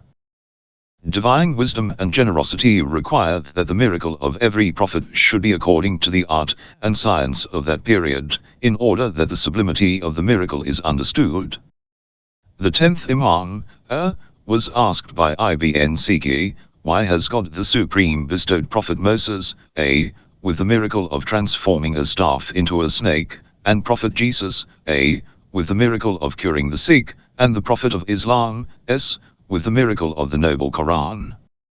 The Imam, replied, the art in the era of Prophet Moses, was sorcery, therefore God bestowed him with a miracle that resembled sorcery and magic. At the time of Prophet Jesus, the artistry was medicinal, and hence he was provided by the miracle of curing the sick, in order that its miraculous aspect was known. However, during the time of the Prophet of Islam, the art was oratorical and centered around poetry, hence the Quran was revealed in the best and most beautiful style so that its miraculous nature would be recognized. Barry, one of the greatest philologists, as was Walid ibn Mughra, Utbat ibn Rabi'ah, and Tafel ibn Omar, has all borne witness upon the eloquence and rhetoric found in the Quran. After almost a century had passed, Ibn Abi al-Awja, Ibn al-Mukaffar, Abu Shaykh al-Daisani, and Abdul Malik al-Basri decided to take up the challenge of the Quran. They worked for a year and a half, but failed to accomplish anything remotely resembling such eloquent beauty. Whilst they were engaged in a meeting discussing their work, in the Masjid al-Haram, Imam al-Sadiq, walked by and recited the following verse. Say, should all humans and jinn rally to bring the like of this Quran, they will not bring the like of it, even if they assisted one another. Holy Qur'an, 17 hours 88 minutes. Be the illiteracy of its messenger. The noble Quran is a book, which within its small voluminous capacity encompasses the many different sciences, as well as rules pertaining to society and individuals.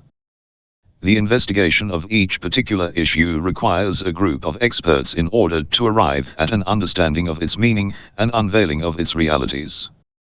However, a complete and perfect understanding of it is only possible through someone who has divine knowledge and is appointed by God.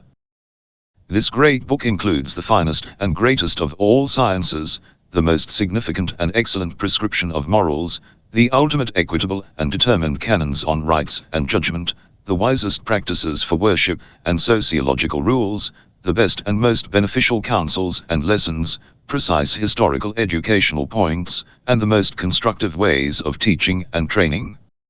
In short, the Quran simply contains all of the principles that are required by man to attain felicity in this world and the next. To bring forth such knowledge and reality in such an arrangement is far beyond the possibility of a common man. Nevertheless, it is astonishing that this great book has been revealed through an individual who was unlettered, never taught, and who had never placed a pen upon paper, and was brought up in an atmosphere which was far removed from civilization and culture. It is also surprising that during the period of his 40 years, before being nominated as a prophet, no one ever heard his speech in any way resembling the revelation which he brought. During the period of his apostleship, his speech differed as well to the revelation he proclaimed. The revelation had a strange harmony and eloquence compared to his speech, and this was noticeable by all men. The Noble Qur'an mentions, "You did not use to recite any scripture before it, nor did you write it with your right hand, for then the impugners would have been skeptical." Holy Qur'an, 29 hours 48 minutes. In another place it mentions, "Say, had Allah so wished, I would not have recited it to you, nor would he have made it known to you, for I have dwelled among you for a lifetime before it. Do you not apply reason?" Holy Qur'an, 10:16. "And if you are in doubt concerning what we have sent down to our servant, then bring a surah like it." Holy Qur'an, 2:23. This verse indicates the miraculous aspect of the Qur'an, as there seems a significant possibility that the pronoun of like it, mithl, returns to our servant, Abdna. One might form the conclusion that this book is the work created by the collaboration of various groups of experts, but it could never be assumed that such a work would be uttered from the lips of an unlettered man. Therefore, the coming of this book with all the proficiency mentioned from an individual who received no formal education is in itself self-evidently miraculous. See its harmony and lack of contradiction. The Noble Qur'an is a book that has been revealed over the duration of the 23 years of apostleship of the Holy Prophet. This was a tumultuous period, yet these inconceivable circumstances and transformations had no effect upon the method and miraculous nature of the Qur'an. The harmony and proportionality of the Qur'an from the point of view of its form and meaning is also another aspect of its miraculous nature, and has been indicated in the very Qur'an itself. Do they not contemplate the Qur'an? Had it been from someone other than Allah, they would have surely found much discrepancy in it. Holy Qur'an, 482. In explanation of the above, it can be said that every human being goes through two different types of transformation. The first is that gradually his knowledge increases, which reflects in his speech, and naturally this gives rise to distinction and contradiction in his thought and understanding, which can clearly be defined in his lifespan. The second type of transformation is due to the different incidents that take place during one's life. They become the very reason for the initiation of psychological, emotional and sentimental conditions, which lead to hope, sadness, happiness, peacefulness, and absurdity. It is these factors which bring about changes in his thought, understanding, and speech. When these conditions mature, they create contradictions, and in reality the difference of speech is due to the transformations in psychological conditions. If it is assumed for a moment that the Noble Qur'an is the creation of the Holy Prophet, who has been regarded to have gone through transformations with the consideration of the different outward and inward conditions of his life, then these transformations, which the Prophet, has been through, must be reflected in the book he has brought. However, no such evidence can be found in the Qur'an.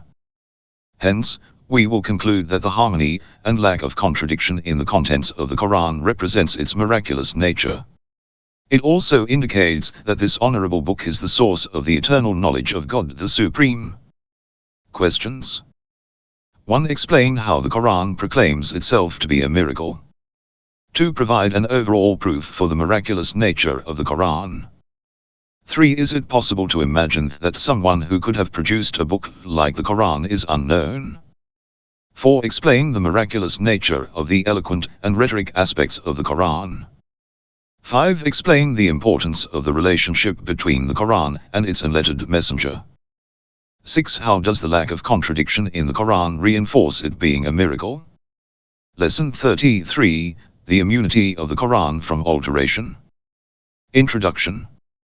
As it has been indicated earlier, the necessity of prophethood requires that the divine message must reach mankind without any alteration, in order that they can apply it in their lives to arrive upon the felicity of this world and the next. Therefore, the immunity of the Noble Qur'an, like any other divine book, is not established until its deliverance. However, we know that the other divine books, once delivered into the hands of the people, were distorted and lost. We do not have any sign of the books which were given to the prophet Noah, and to the prophet Abraham, and on the other hand the books given to the prophet Moses, and prophet Jesus, have been distorted. By focusing upon these issues, one might question that the book which is known to be the last divine book, is indeed the very same as that brought by the Prophet of Islam, many centuries ago. How can we be sure that it too has not been altered and is free from addition and deletion? It is for certain that those who have a little understanding of the history of Islam and Muslims will recognize the importance paid by the Prophet, and his successors to the writing and recording of the Quranic verses. They will also be aware of the importance paid by the Muslims to the preservation of the Quran as a whole. In one battle alone 70 of those martyred had memorized the entire Quran by heart. Throughout history great significance has been given to the counting of verses and words of the Quran in an extended effort towards its preservation. However, if we disregard the distinctive and credible historical indications of the Quranic preservation, one can also prove the immunity of the Quran through a combination of intellectual and traditional proofs. The lack of addition to the Quran can be proven intellectually, and after recognizing that the present Quran is from God the Supreme, then the traditional proofs, through its verses, upon the lack of deletion could be established. From this standpoint one can investigate into the issue of the immunity of the Quran from alteration on two different levels. Lack of addition in the Quran. Lack of addition in the Quran is a matter of consensus amongst the Muslims, as well as being an issue that all the knowledgeable and well-informed people of the world agree upon. No incidents have been cited in the course of history, which indicate that any alteration has occurred in the Quran. There is no evidence that can originate a probability of considering that the Quran contains any form of addition or deletion. The slightest supposition of alteration can be nullified through intellectual proofs. If it was supposed that a comprehensive addition had been made to the Quran, it would mean that it is therefore possible to produce a book like it. Such an assumption is incompatible with the Quran's miraculous nature. As indicated earlier, the miraculous nature of the Quran was that mankind could not produce a book or even a verse like it. Furthermore, if it is to be assumed that a word or a verse has been added to the Quran, the speech and resonating harmony of the Quran would become disrupted, and the miraculous nature of the Quran would hence not exist. As the miraculous nature of the Quran is established, so is the argument provided for proving the lack of any addition. Likewise, the lack of deletion of words and phrases from the Quran is also nullified by the mentioned argument. However, proving the lack of deletion of a chapter or a comprehensive issue from the Quran requires another argument. Lack of deletion from the Quran. The great scholars of Islam from both the Shiite and Sunnite schools have emphasized upon the fact that there has been no addition or deletion to the Quran. In order to establish this, they have provided several arguments. However, it is quite unfortunate that due to some of the false and fabricated traditions, and on account of the misconceptions of some of the authentic traditions, the possibility of deletion from the Quran has arisen according to some. Nevertheless, apart from the definitive historical indications upon the Quran's immunity and the arguments used to prove its miraculous nature, one can also utilize the noble Quran in establishing the immunity of the deletion of a verse or chapter. As it has already been established, the Quran is the speech of God the Supreme, and it contains no addition. These verses then become the most solid transmitted reason for the proof. One of the key subjects that can be understood from the verses of the Quran is that this book has been guaranteed protection from God, unlike other divine books, whose protection is in the hands of the people. This is mentioned in the following Quranic verse. Indeed we have sent down the reminder, and indeed we will preserve it. Holy Qur'an, 15:9. This glorious verse contains two phrases. The first, indeed we have sent down the reminder, emphasizes that the noble Quran has been revealed from God the Supreme, without any form of intervention. The second phrase, we will preserve it, also emphasizes upon the constant protection of the noble Quran from any form of alteration. While concluding, it is necessary to explain that the meaning of the immunity of the Quran from alteration does not mean that every copy of the Quran that is found in the market is protected and is perfect. What is meant by immunity is that those who are in search of the truth will be able to have access to all the revealed verses. Therefore, imperfections or differences in pronunciation or mistakes in some copies of the Quran and even in the arrangement of the verses do not contradict the reality of the immunity of the Quran from alteration. Questions.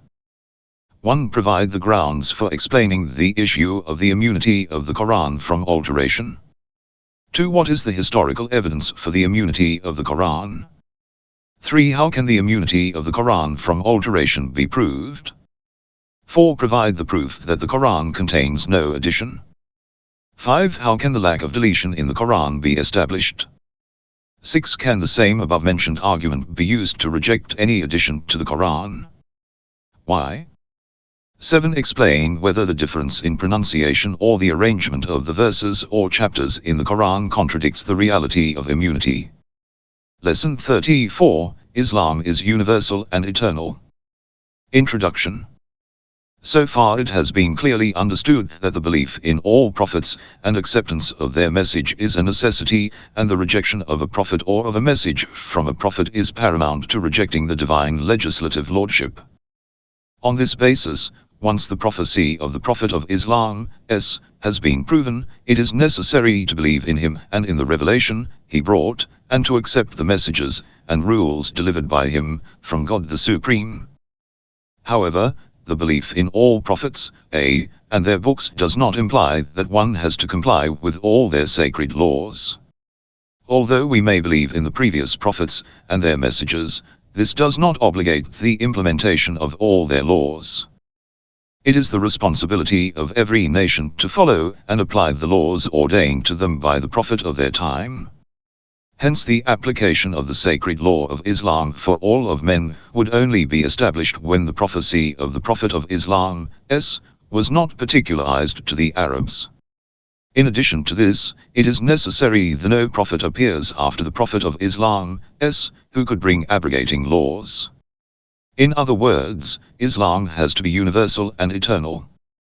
It is here necessary to discuss as to whether the Prophet of Islam was particularly assigned to the Arabs and for a limited time, or whether he is indeed a universal prophet for all time. It is quite clear that this issue cannot be investigated by pure intellect, however one has to consider the techniques used for the establishment of history and narration sciences, al-ulam al-naqli, meaning that one must refer to documents, facts, and evidence. Moreover, one who has arrived with certainty upon the legitimacy of the noble Quran and the infallibility of the Prophet of Islam will without doubt find the Holy Quran and Sunnah of the Prophet the most reliable source. 1. The universality of Islam. The universality of the religion of Islam is the most essential element of this divine religion. Even those who do not believe in Islam are aware that the faith is perpetual and not limited to any geographical location or race. In addition to this, we have numerous historical documents and proofs that the noble Prophet had dispatched several letters to Persian, Byzantine, Roman, Egyptian, and Abyssinian rulers, as well as to several other tribal leaders, in order to invite them towards the divine religion. However, if Islam was not universal and there were no universal invitations dispatched by the Prophet of Islam, then there would have been an excuse for other nations to reject Islam. On this basis, one cannot believe in the legitimacy of Islam without associating it with the application of its divine sacred law. Therefore, nobody is exempted from this belief. Quranic proofs for the universality of Islam. As indicated earlier, the best proof and the most reliable argument for the establishment of such issues is through the noble Quran. Its righteousness and creditability has been proven in the previous lessons. Furthermore, if someone reflects upon the verses of this divine book of God, he would certainly realize that the invitation to embrace Islam is universal and not specialized towards a specific race or language. Throughout the Quran, mankind has been addressed as O people, or as O children of Adam 1, and has referred to the guidance of all human beings, Nas and Alaman.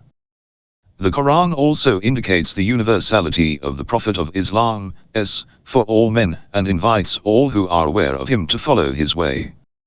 From another standpoint, the followers of other religions are regarded and addressed as the people of the book, and the prophecy of the Prophet of Islam is also proven to them.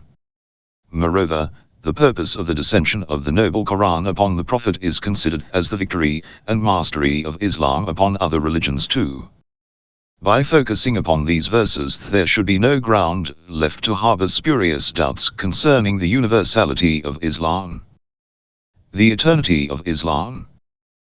The mentioned verses, through the utilization of common phrases, establish the universality of Islam. Similarly, through being unconditional regarding time, it denies the limitation of Islam to a certain period, and in particular remarks, "It is he who has sent his apostle with the guidance and the religion of truth, that he may make it prevail over all religions." Holy Qur'an 61:9, 3. In the following Quranic verse, one can establish the authenticity and reliability of the Quran. Indeed, it is an august book, falsehood cannot approach it, from before it nor from behind it, a gradually sent down revelation from one all-wise, all-laudable, Holy Qur'an, 41 hours 41 minutes, 41 hours 42 minutes. Furthermore, it proves the seal of prophecy upon the Prophet of Islam, which will be discussed independently in our future lessons, and nullifies any possibility of the abrogation of Islam through any other prophet or sacred law. We find several traditions in agreement with this subject. Things made lawful by Muhammad are lawful until the day of judgment, and things prohibited by Muhammad are prohibited until the day of judgment. For in addition to this, the eternity of Islam is similar to the universality of Islam. Theologically, both are considered axioms of faith teaching, and therefore we do not need an extra argument apart from the arguments which prove the authenticity of Islam. The resolution of certain doubts. The enemies of Islam, in order to create hurdles for the spread of this divine religion, have come up with the idea that Islam is particular to the Arabs, and that it is not universal. However, such claims failed to have the slightest effect upon this universal and divine religion. They are under the pretext that the responsibility of the noble Prophet of Islam was towards only his kin, clan, and for those who live in Mecca and its neighborhood. Furthermore, verse 69 of chapter Al-Ma'idah in the Holy Qur'an, after characterizing the Jews, Christians, and the people of the Sabbath, regards righteous acts as the criterion for felicity, and not the acceptance of Islam. In addition to this, the practical laws, fiqh, of Islam recognize the people of the book as compared to the idol worshippers, polytheists. 5. The people of the book, whilst paying an exemption tax, come under the protection of the Islamic State, and may practice unhindered their sacred laws. Therefore, this in itself is a sign of officially acknowledging their religion. In response, it must be stated that those verses which mention the kin and clan of the noble Prophet, or which mention the people of Mecca and its surrounds, are the verses which were revealed at the advent of Islam. At that time, the call towards the truth initiated with the family of the Prophet, and then extended to the people of Mecca and around Mecca, eventually encompassed the entire world. Moreover, these verses cannot be regarded as the determining factor for nullifying the universality of Islam. This is because the formulation and tone of these verses proving the universality of Islam are in a way that must remain unconditional, and if there would be exemptions from these verses, it would contradict the commonsensical methods of conversation used by rational human beings. However, the mentioned verse 6 explains that the sole acceptance of any religion is not sufficient for attaining felicity, and that the engendering factor for reaching eternal bliss is the application of religious responsibility, which is the implementation of righteous acts. Moreover, God the Supreme assigns these righteous acts, and as we have already proven the universality of Islam, then the responsibility of all men after the advent of Islam would be the application of those responsibilities, which are prescribed by this universal faith.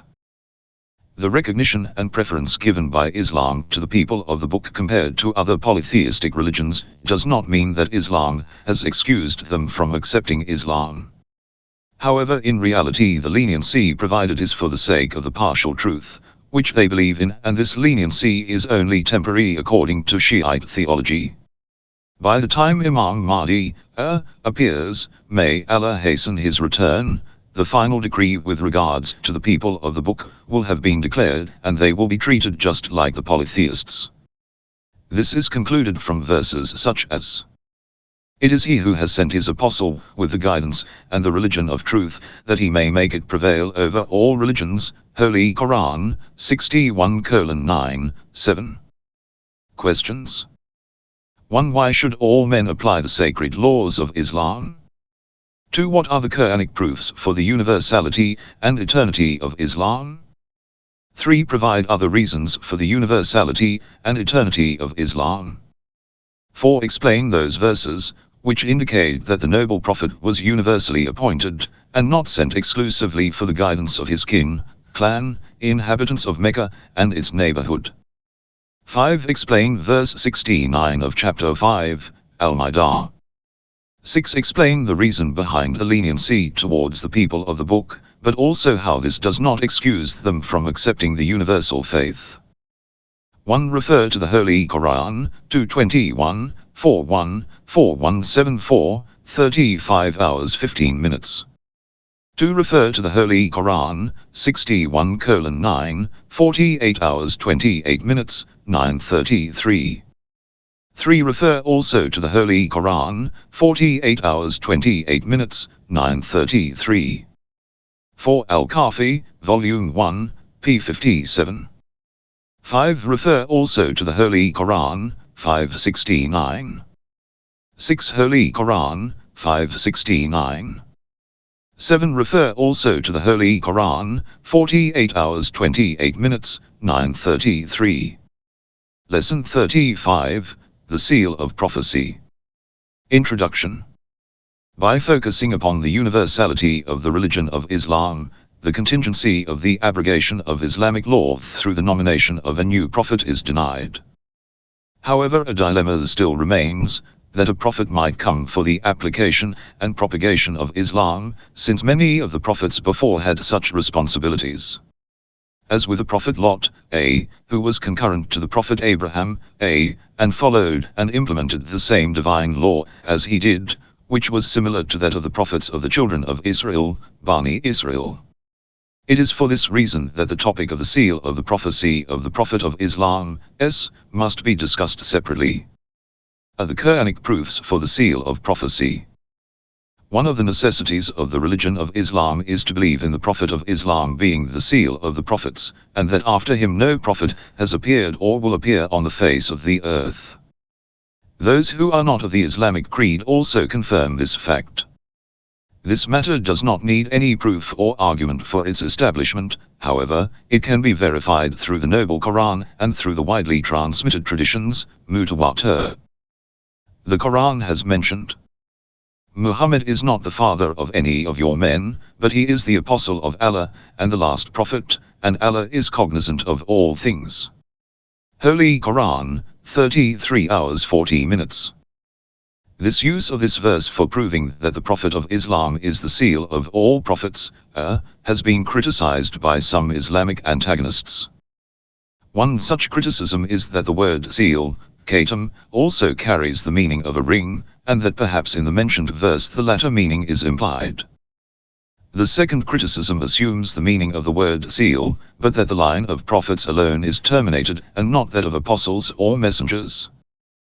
The answer to the first question raised is that the seal is the instrument through which a thing is concluded, hence due to this, a ring is also given this name because through a ring, letters and documents were stamped and concluded. The answer to the second criticism raised is that every messenger that has the position of apostle has the station of prophethood as well. Therefore, the termination of the chain of prophets concurrently terminates the chain of messengers. This has been indicated earlier in lesson 21, and that the concept of prophet is more universal than that of messenger. B. The traditional proofs for the seal of prophecy. The subject concerning the Prophet of Islam being the seal of the prophets has been well established in the traditional texts. The most famous and widely accepted tradition narrated by the Prophet is known as the tradition of Manzilat, and leaves no doubt upon this issue.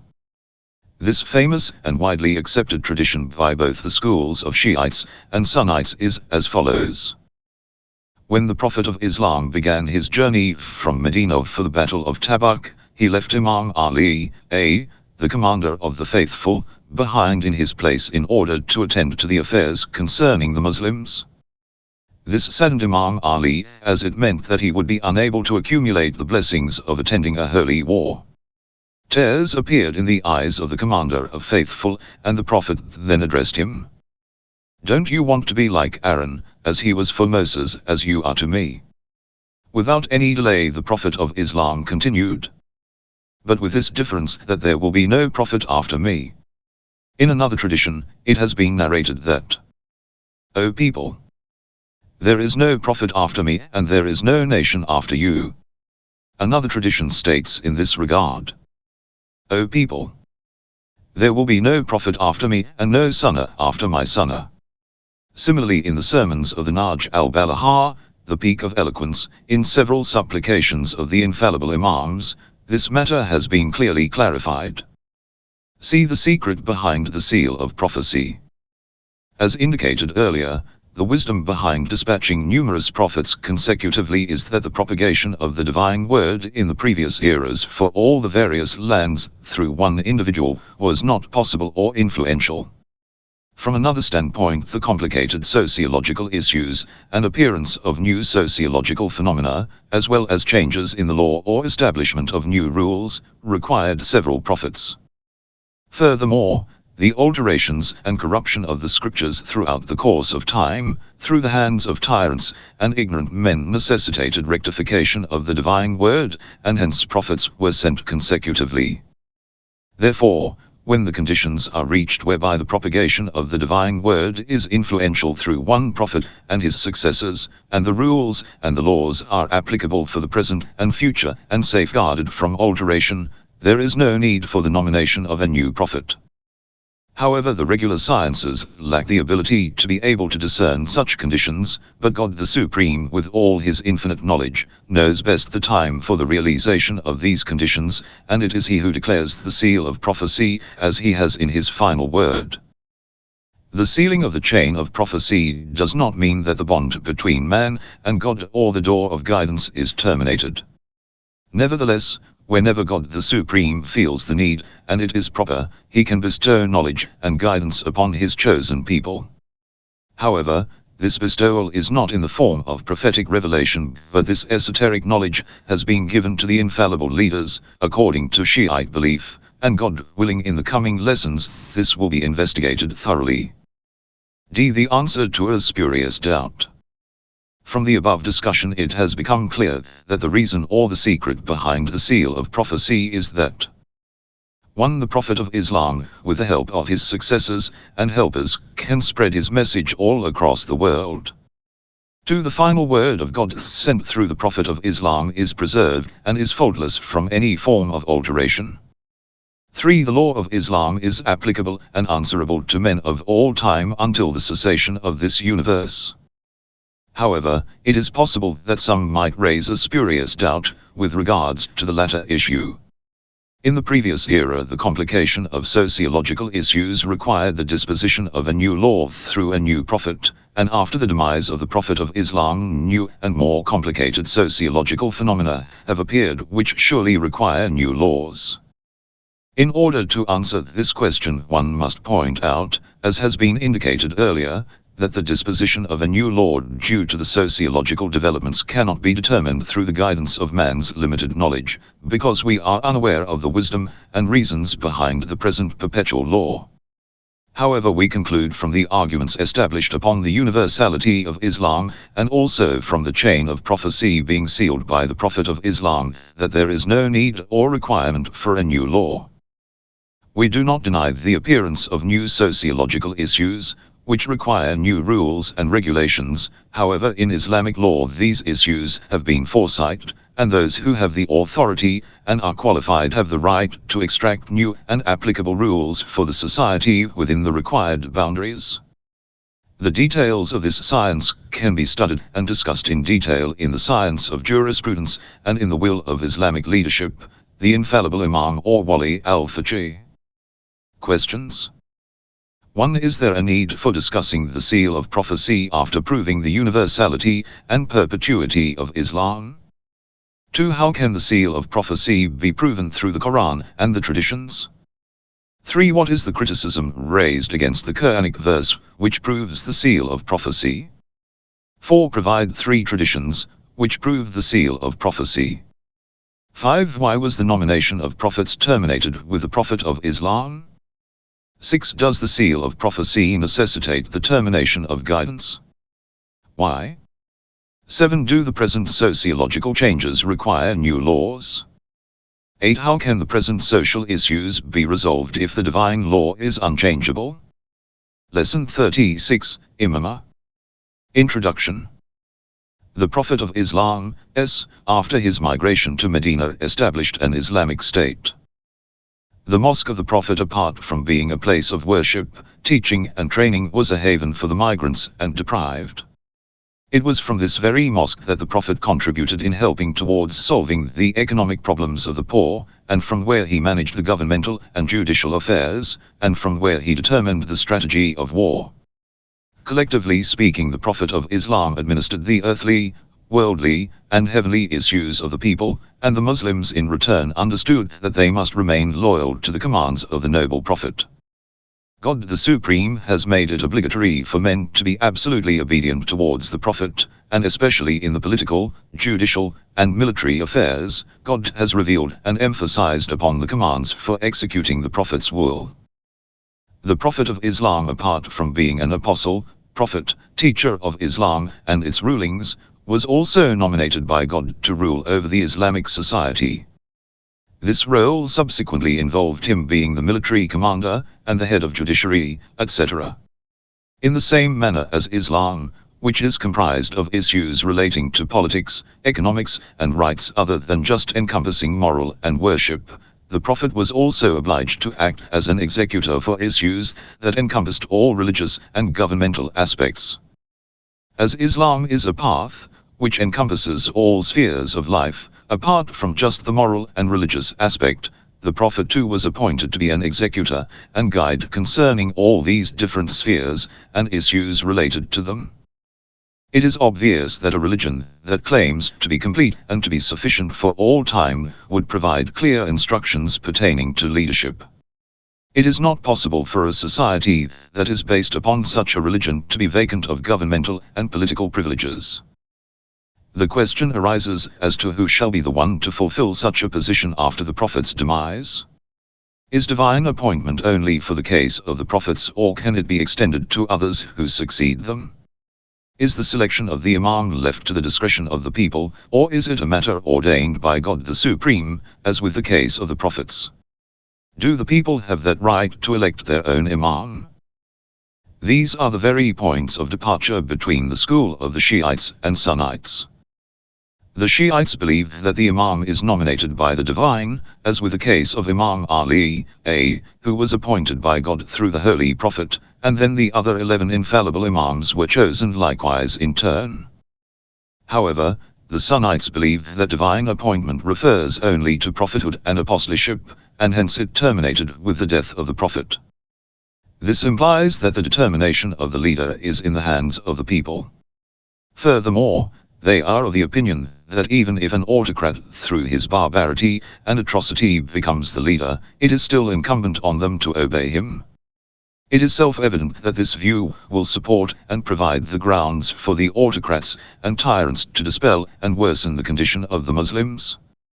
In reality, the Sunnite school, by accepting the nomination of Imam through people and not through the divine, have established the initial foundations of the segregation of religion with politics.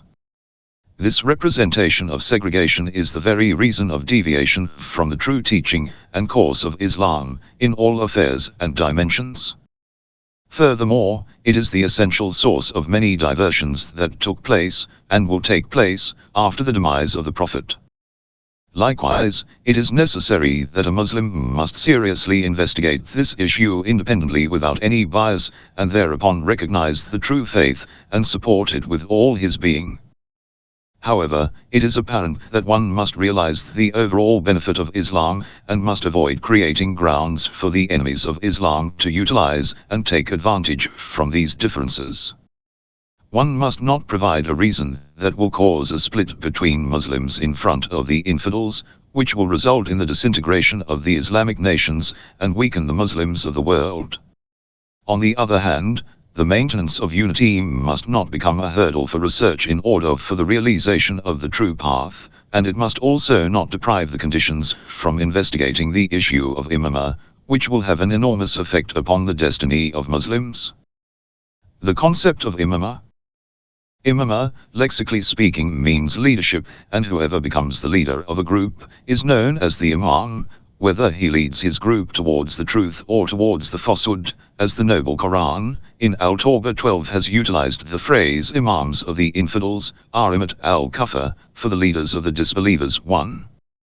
Furthermore, the person who leads the congregational prayers is also known as the congregational Imam, Imam al-Jama'ah.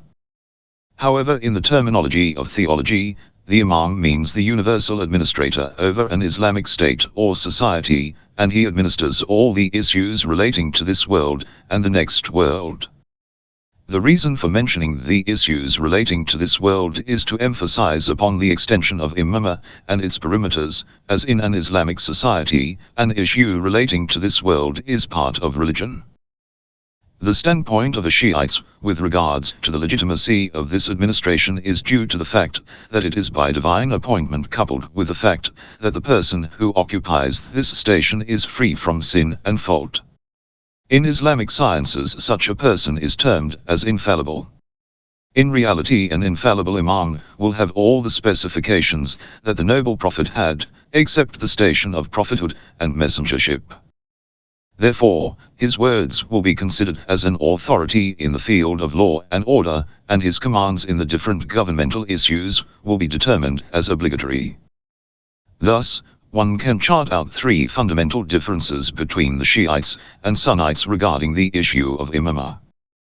1. The Imam must be nominated by God the Supreme. 2. He must possess divinely given knowledge and be free from faults. 3. He must be infallible. However, being infallible is not equivalent to being an Imam, as according to Shiite belief Fatima Zahra was also infallible, yet she did not hold the position of Imam. Likewise, Mary, and maybe several other saints of God, held this station. Questions. 1. What other positions did the Prophet of Islam hold apart from Prophet and Messenger? 2. What is the essential point of departure between a Shiite and Sunnite? 3. What were the consequences of accepting leadership without divine nomination? 4. Give the lexical meaning of the term imamah.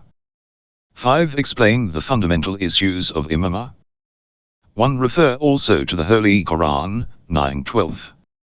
Lesson 37, The Need for an Imam. Introduction. Many of those who fail to contemplate or profoundly reflect upon the issues pertaining to belief, understand that the only difference in view between a Shiite and Sunnite on the issue of imamah is that the Shiite believe in the appointment of Ali ibn Abu Talib, as successor to the Prophet, in issues dealing with the Islamic state and society. However, the Sunnis deny this appointment, and believe the decision of appointment was to be left up to the people. They thus selected the first successor, who in turn nominated the second, and the latter then appointed a 6-man council to establish the third successor. The people then again elected the 4th caliph themselves. Hence it can be seen that no specific procedure was followed for the nomination of successor. After the demise of the 4th caliph, this coveted position was gained by whoever was in possession of the strongest military force. The Shiites and Sunnis hold the same idea with regards to the selection of an Imam. The Sunnites also believe in the idea of nomination, as the first caliph nominated the second. But the difference is that they disregarded the Prophet's order concerning the appointment of Ali, yet accepted the first caliph's nomination of his successor. They failed to contemplate the questions which arise as to who gave the first caliph the right to appoint his successor. And why would the Prophet overlook the appointment of a successor and guardian to his community, whilst we know that whenever he left Medina for holy war, he would always leave someone in charge, as he was aware of the trouble and conspiracies that could arise? We need to examine as to whether the issue of imamah needs to be by divine appointment, whether it carries any religious status, or whether it is just a form of monarchy, which has developed due to sociological factors. The Shiites believe that in the case of imamah, the Prophet of Islam does not have an independent say, and the nomination of an imam is directly from God through his Prophet. In reality, there is wisdom behind the termination of the chain of prophethood with the nomination of an infallible imam, and there is a relationship between these two issues. It is because of the presence of an imam after the demise of the Prophet that an Islamic nation is secured and safeguarded. Therefore, from here it becomes clear as to why imamah is considered as a principle of belief, and not just as a branch of practical law, hukm fiqhi. Moreover, for the Shiites the three conditions of knowledge, infallibility, and divine nomination are regarded as the essential elements for an imam. The necessity of the existence of an imam. As previously discussed in Lesson 22, the accomplishment of the purpose of creation is based upon the guidance provided by God through revelation. The requirement of divine wisdom was the nomination of different prophets in order to enlighten man with a way of felicity for this world and the hereafter. In addition to this, the prophets trained man to reach the ultimate level of perfection, as well as administering the society if the sociological conditions permitted. Similarly, in Lesson 34 and 35 we have explained that the religion of Islam is universal, eternal, and cannot be abrogated. Besides, the Prophet of Islam is considered as the last prophet, and this is harmonious with divine wisdom, as the system of Islamic law, Sharia, fulfills all the needs of man and society for all time. God, the Supreme, establishes this guarantee in regards to the noble Qur'an. The Qur'an has been referred as being protected from any type of alteration and distortions. However, all of Ahkam, the rules and regulations, cannot be understood by the appearance of the ayahs, verses, such as the number of rak'ahs, and the manner of performance of a salah, or the obligations and recommendation that it includes cannot be rationalized from the outward of the Qur'an. The Qur'an is in a position of epitomizing the hukm, and it is the responsibility of the Prophet to explain the hukm on the basis of the knowledge provided by God, which is other than the Quranic revelations. Hence, by this approach, the authenticity of the Sunnah as a fundamental source for the cognition of Islam is established. Nevertheless, the difficult conditions during the life of the Prophet, such as the confined years in the valley of Abi Talib or 10 years of wars with the enemies of Islam, did not allow him for the explanation of all of rules for all men. That which remains with the companions even have lots of differences. For instance, the manner of performing the wudu, minor ablution, which was an act carried out by the Prophet every day and several times, is also subjected with differences. When this act of performing wudu, which does not seem to have any reason for its alteration, have been altered by the conspirators, then for sure major alteration must have taken place in the ahkam, rules, that belongs to law and order in order to benefit desires of different groups. By focusing upon these points, it becomes clear that the religion of Islam will be known as a perfect religion, which attends to the all needs of man, if it provides the society with the essential benefits which are not consigned and endangered after the demise of the Prophet. However, this is only possible with the nomination of an individual who deserves the position of being a successor to the Prophet. This successor must possess the divine knowledge and have the ability to manifest the reality of Deen in different dimensions, and he must be unsinning, ma'sum, in order not to be under the influence of his nafs and shaitan, so that there be no alteration in the Deen. Furthermore, he must play the role of the Prophet in training individuals to arrive upon perfection, and at the same time he should establish a government if the sociological conditions provides the grounds for it. Then by applying the sociological outcome of Islam in the society he should expand the realm of adl, justice, in the world. Hence the termination of the chain of nubuwwah is only harmonious with the divine hikmah when it is concurrent with the nomination of an Imam al-Masum who have all the particularities that the Prophet of Islam had except the nubuwwah and risala. In this manner, three things are established: the necessity for an existence of an Imam, and the requirement of the divine knowledge and sinlessness, isma'. In addition to this, the nomination of an Imam through God, the Supreme, is also established as it he who knows to whom he should give this status to. In actuality it is God who has the right of wila, authority, over his creation, and hence he can decide whom to give this position on a lower level.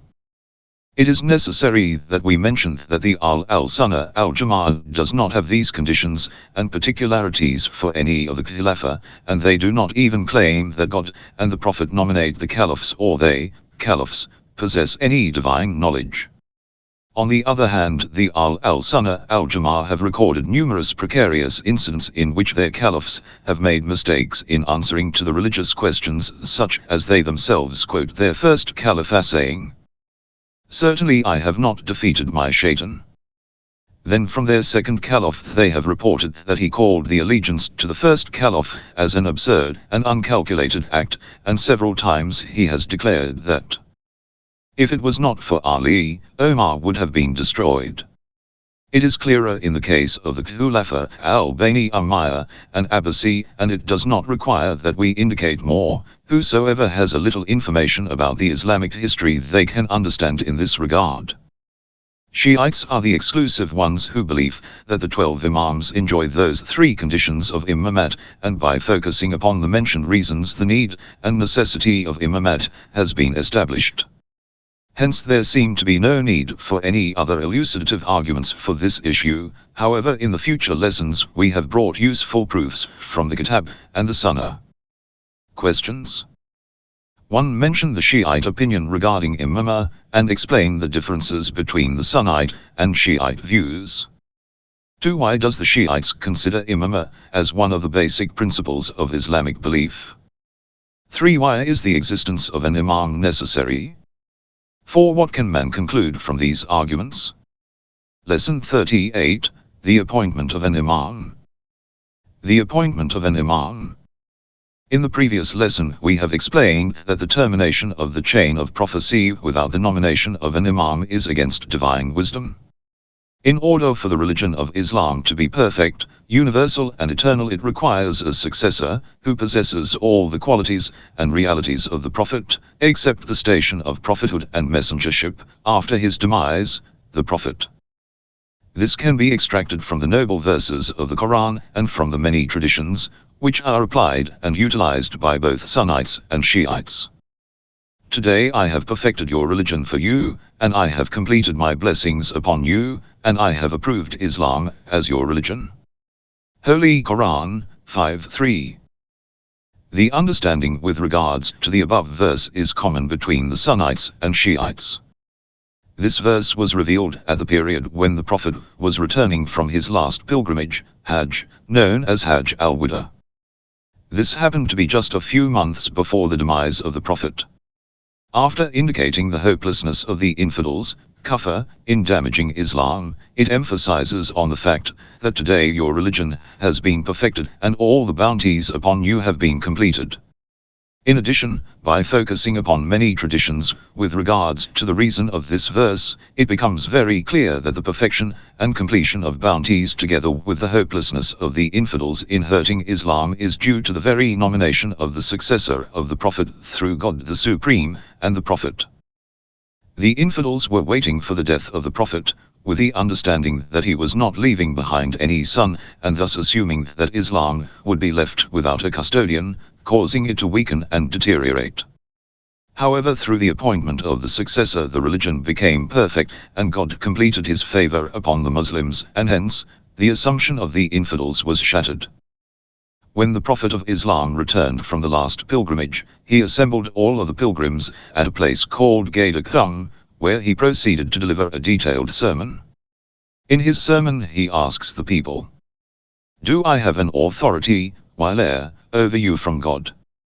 The response from the people was positive. He raised the hand of Ali, and said, "Whosoever I am the master of, then Ali is his master."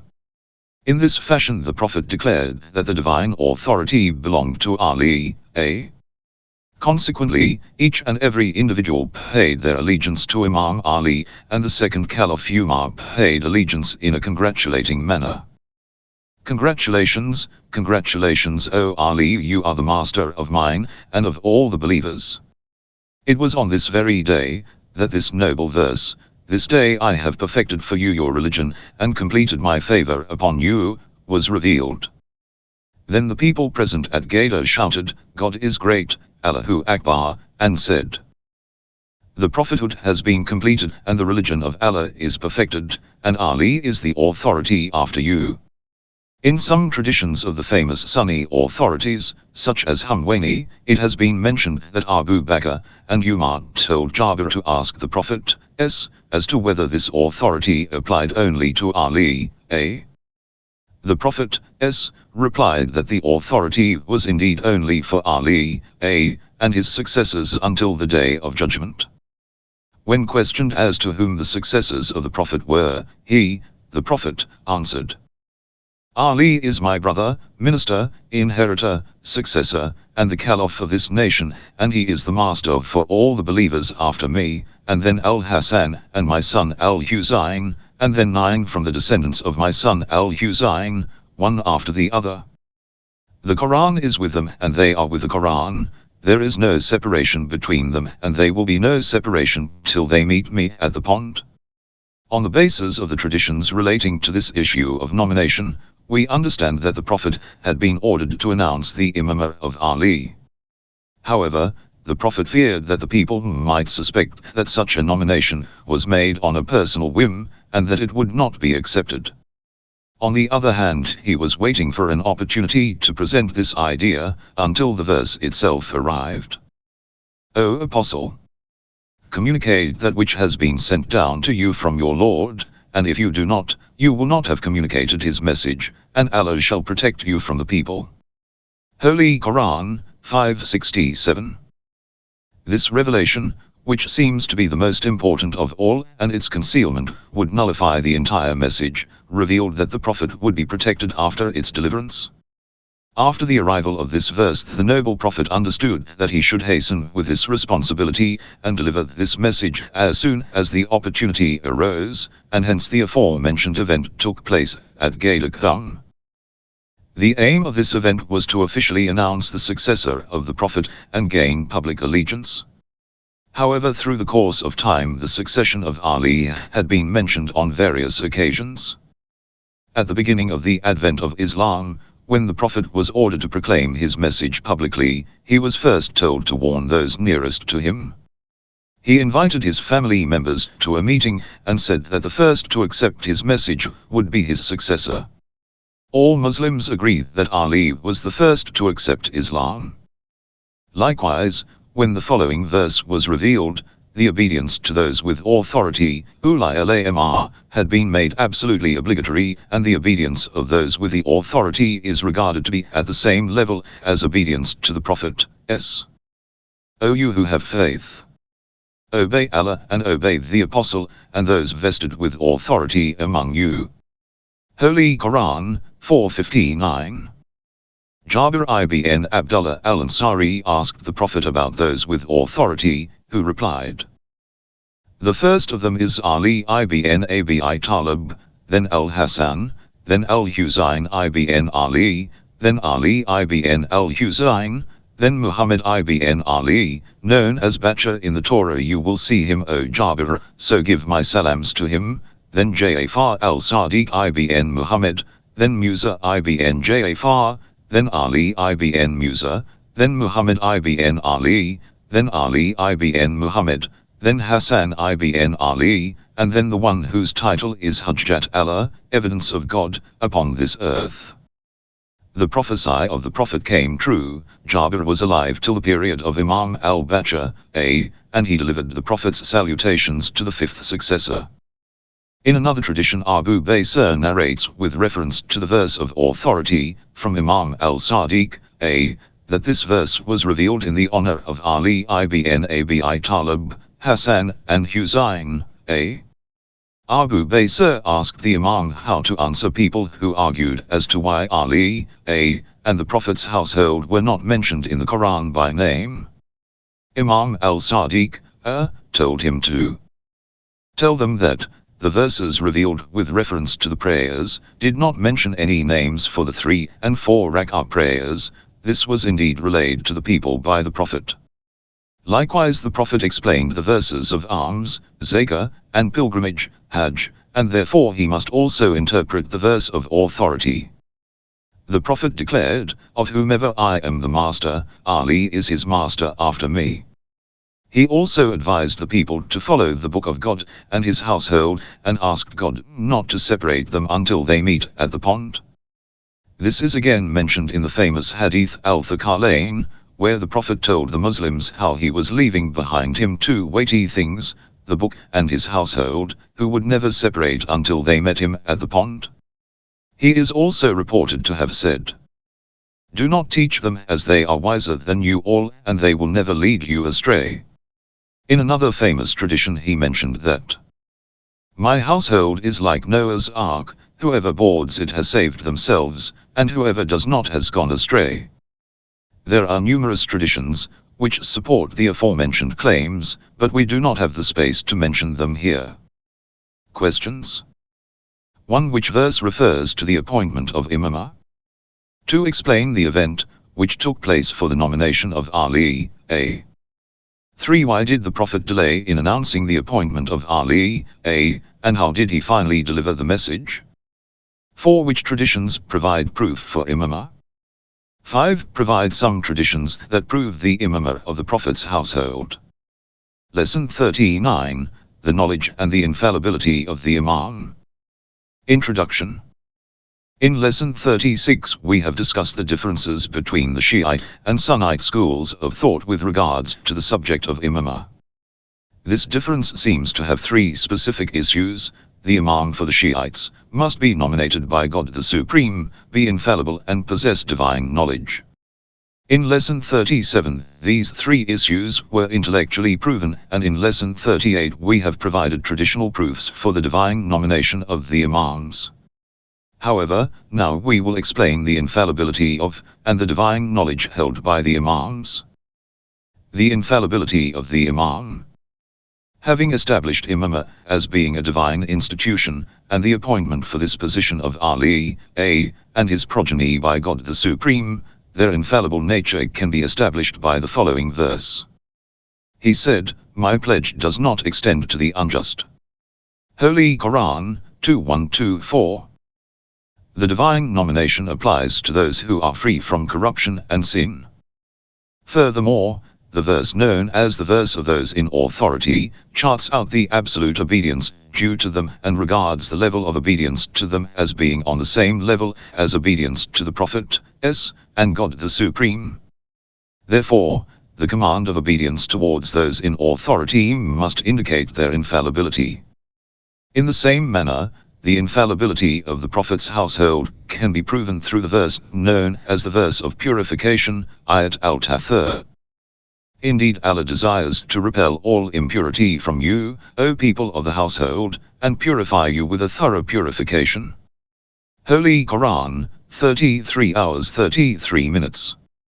It is necessary to mention that we have more than 70 traditions from the Sunnite school, confirming that this particular verse was revealed in honor of the 5 Immaculate Ones, Al-Kamsa Ashab al-Kisa. Shaykh Sadaq narrates from Imam Ali that the Prophet of God said, "O Ali, this verse has been revealed for you, Hassan, Hussein, and the Imams who will come from your progeny." I asked him, "How many Imams will be there after you?" He said, "You, O Ali, and after you Hassan, and after him Hussein, and after him his son Ali, then his son Muhammad, then Ja'far, then Mirza, then Ali, then Muhammad, then Ali, then Hassan, then his son the proof of God." After this he added, This is how their names have been written upon the divine throne, and I asked God the Supreme, whose are these names? He said, O Muhammad, they are the Imams after you, and they have been purified from sin, and their enemies have been cursed by me. Likewise in the tradition of the two weighty things, Thaqalain, the Prophet had regarded his household as carrying the same weight as that of the Holy Qur'an, and has emphasized on the fact that they will never separate. This in itself is a proof for the infallibility of the Prophet's household. The knowledge of the Imam. It is without doubt that the household of the Prophet were more acquainted with the knowledge of the Prophet than other men were. The Prophet himself has said, "Do not teach them, as they are more knowledgeable than you." Imam Ali was with the Prophets from the very young age, and was brought up in his house, and he remained with the Prophet until the last minute of his, the Prophet's, life, thus culminating and absorbing knowledge directly from him. Hence the Prophet said, "I am the city of knowledge, and Ali is the gate," and Imam Ali is quoted as saying, "The Prophet of God taught me 1,000 doors of knowledge, each one opening 1,000 other doors, for every door he taught, and I learned everything." However, the knowledge of the Imams was not limited to that taught by the Prophet. They were also bestowed with divine knowledge, and taught the secret sciences in an intuitive manner. These particular methods of instruction have been mentioned in the Quran, as with the cases of Khiz, A, Zulkarnain, Mary, A, and the mother of the Prophet Moses, A. It has been defined as revelation, but different to the kind of revelation received by the prophets.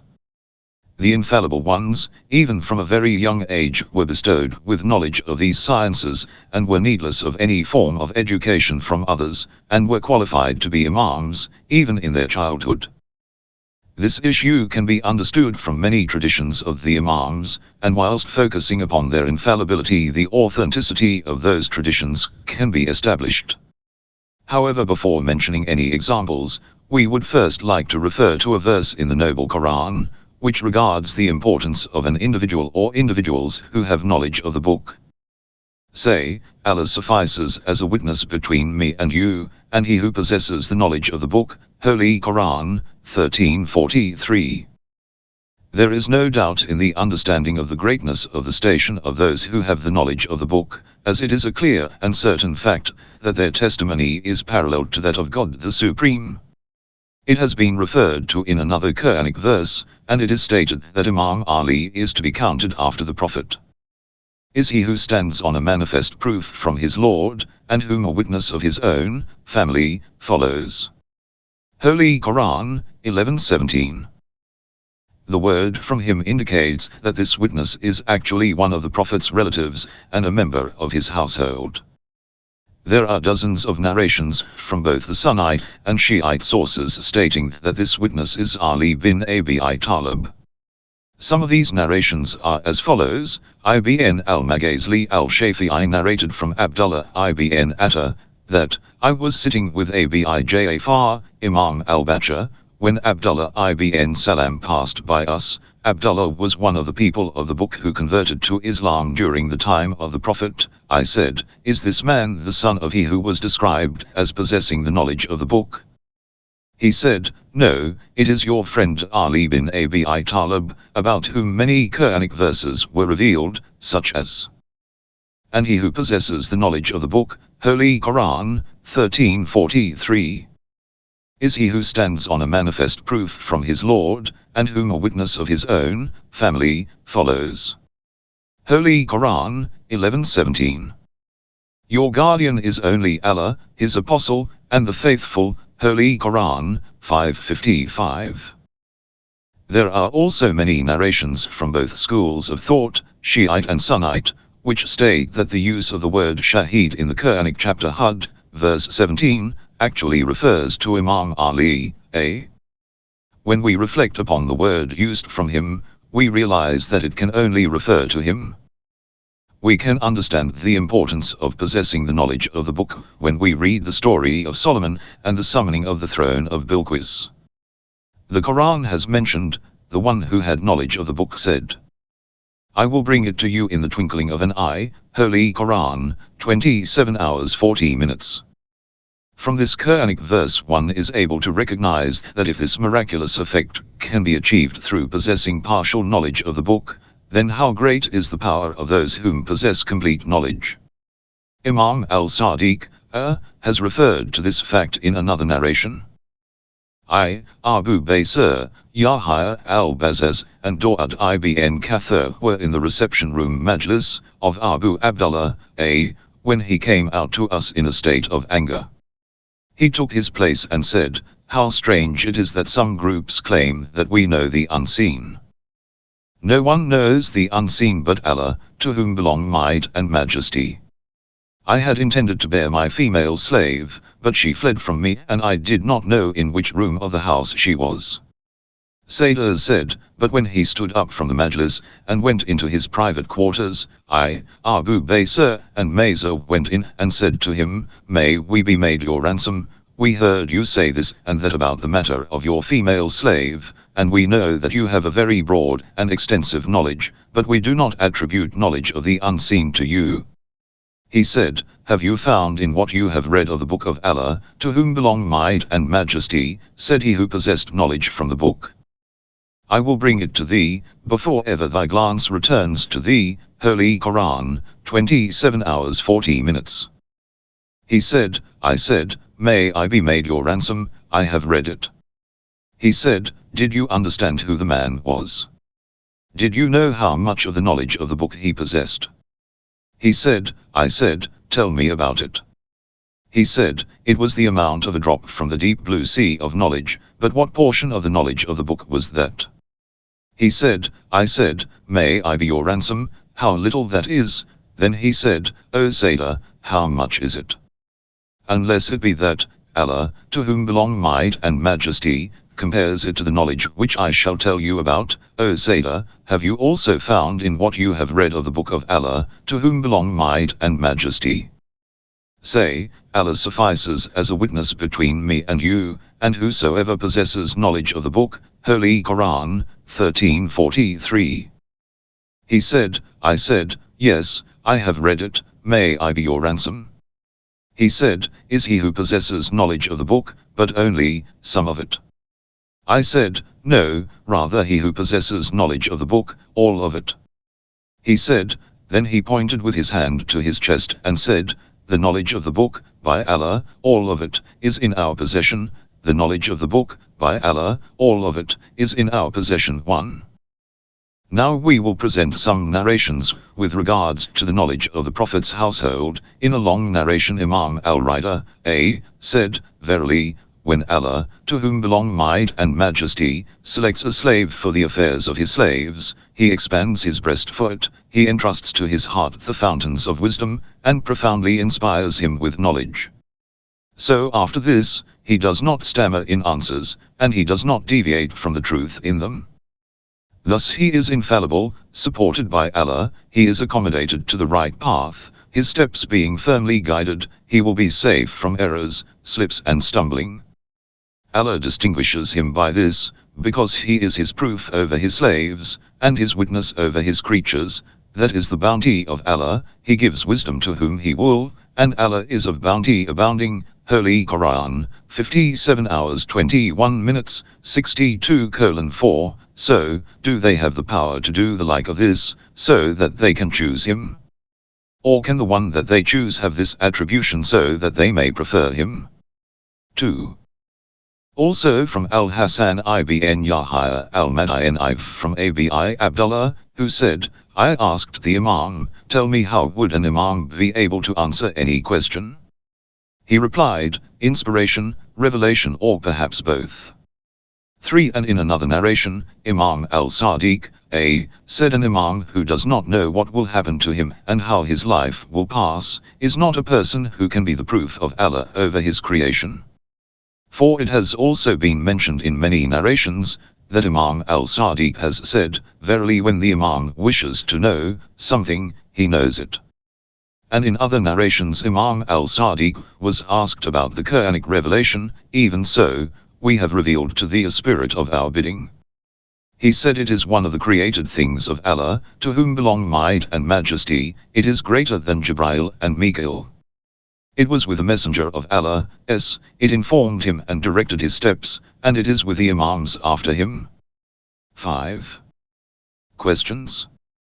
1. Mention the Quranic verses by which one can prove the infallibility of the Imam.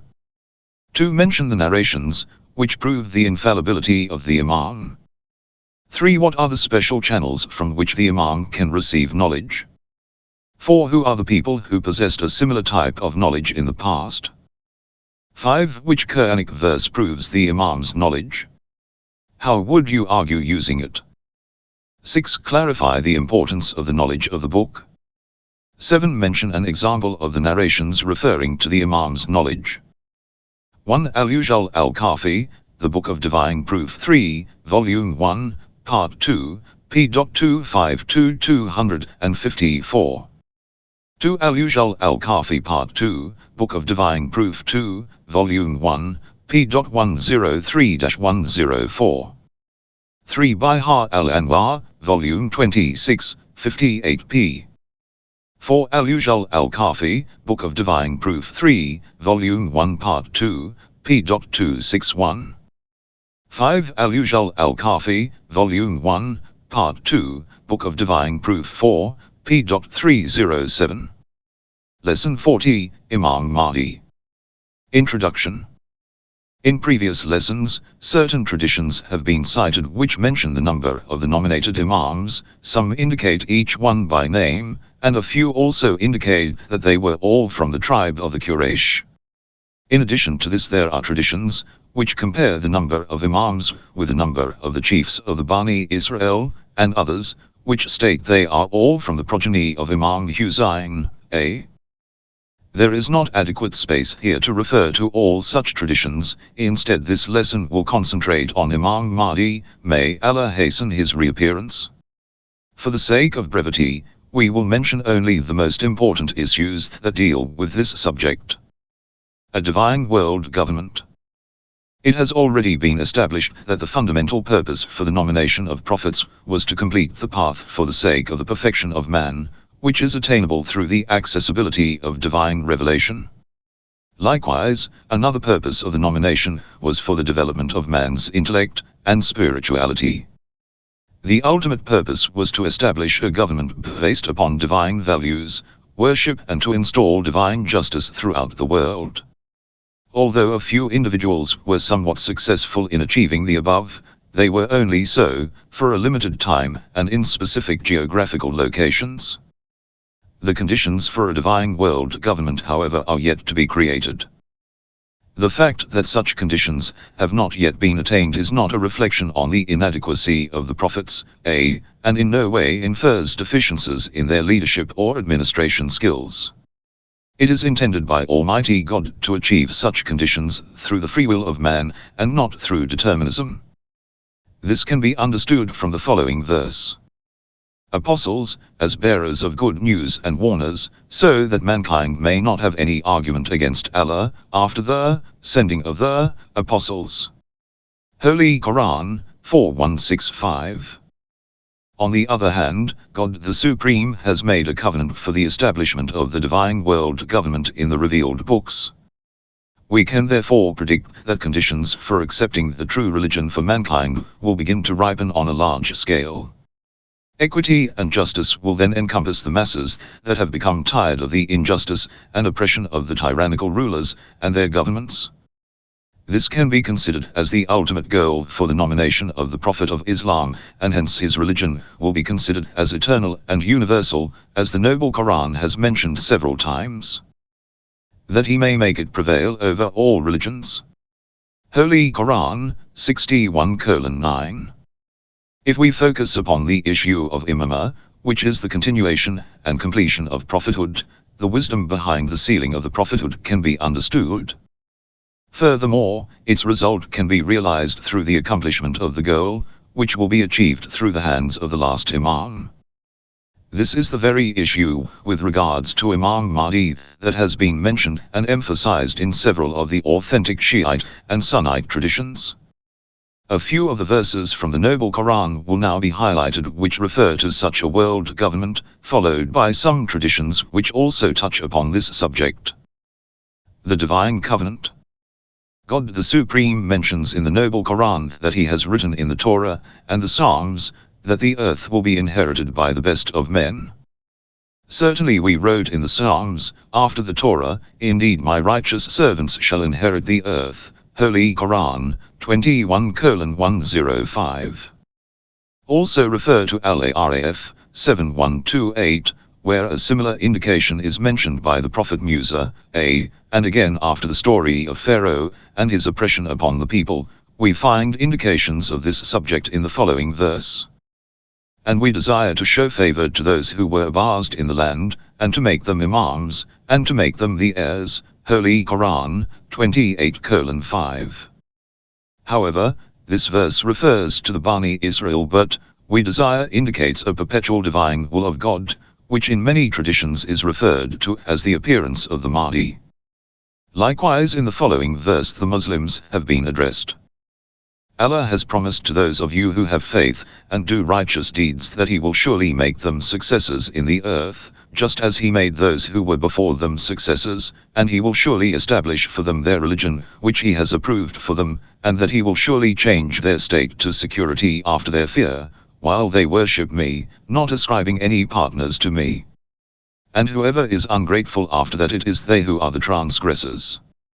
Holy Qur'an, 2455.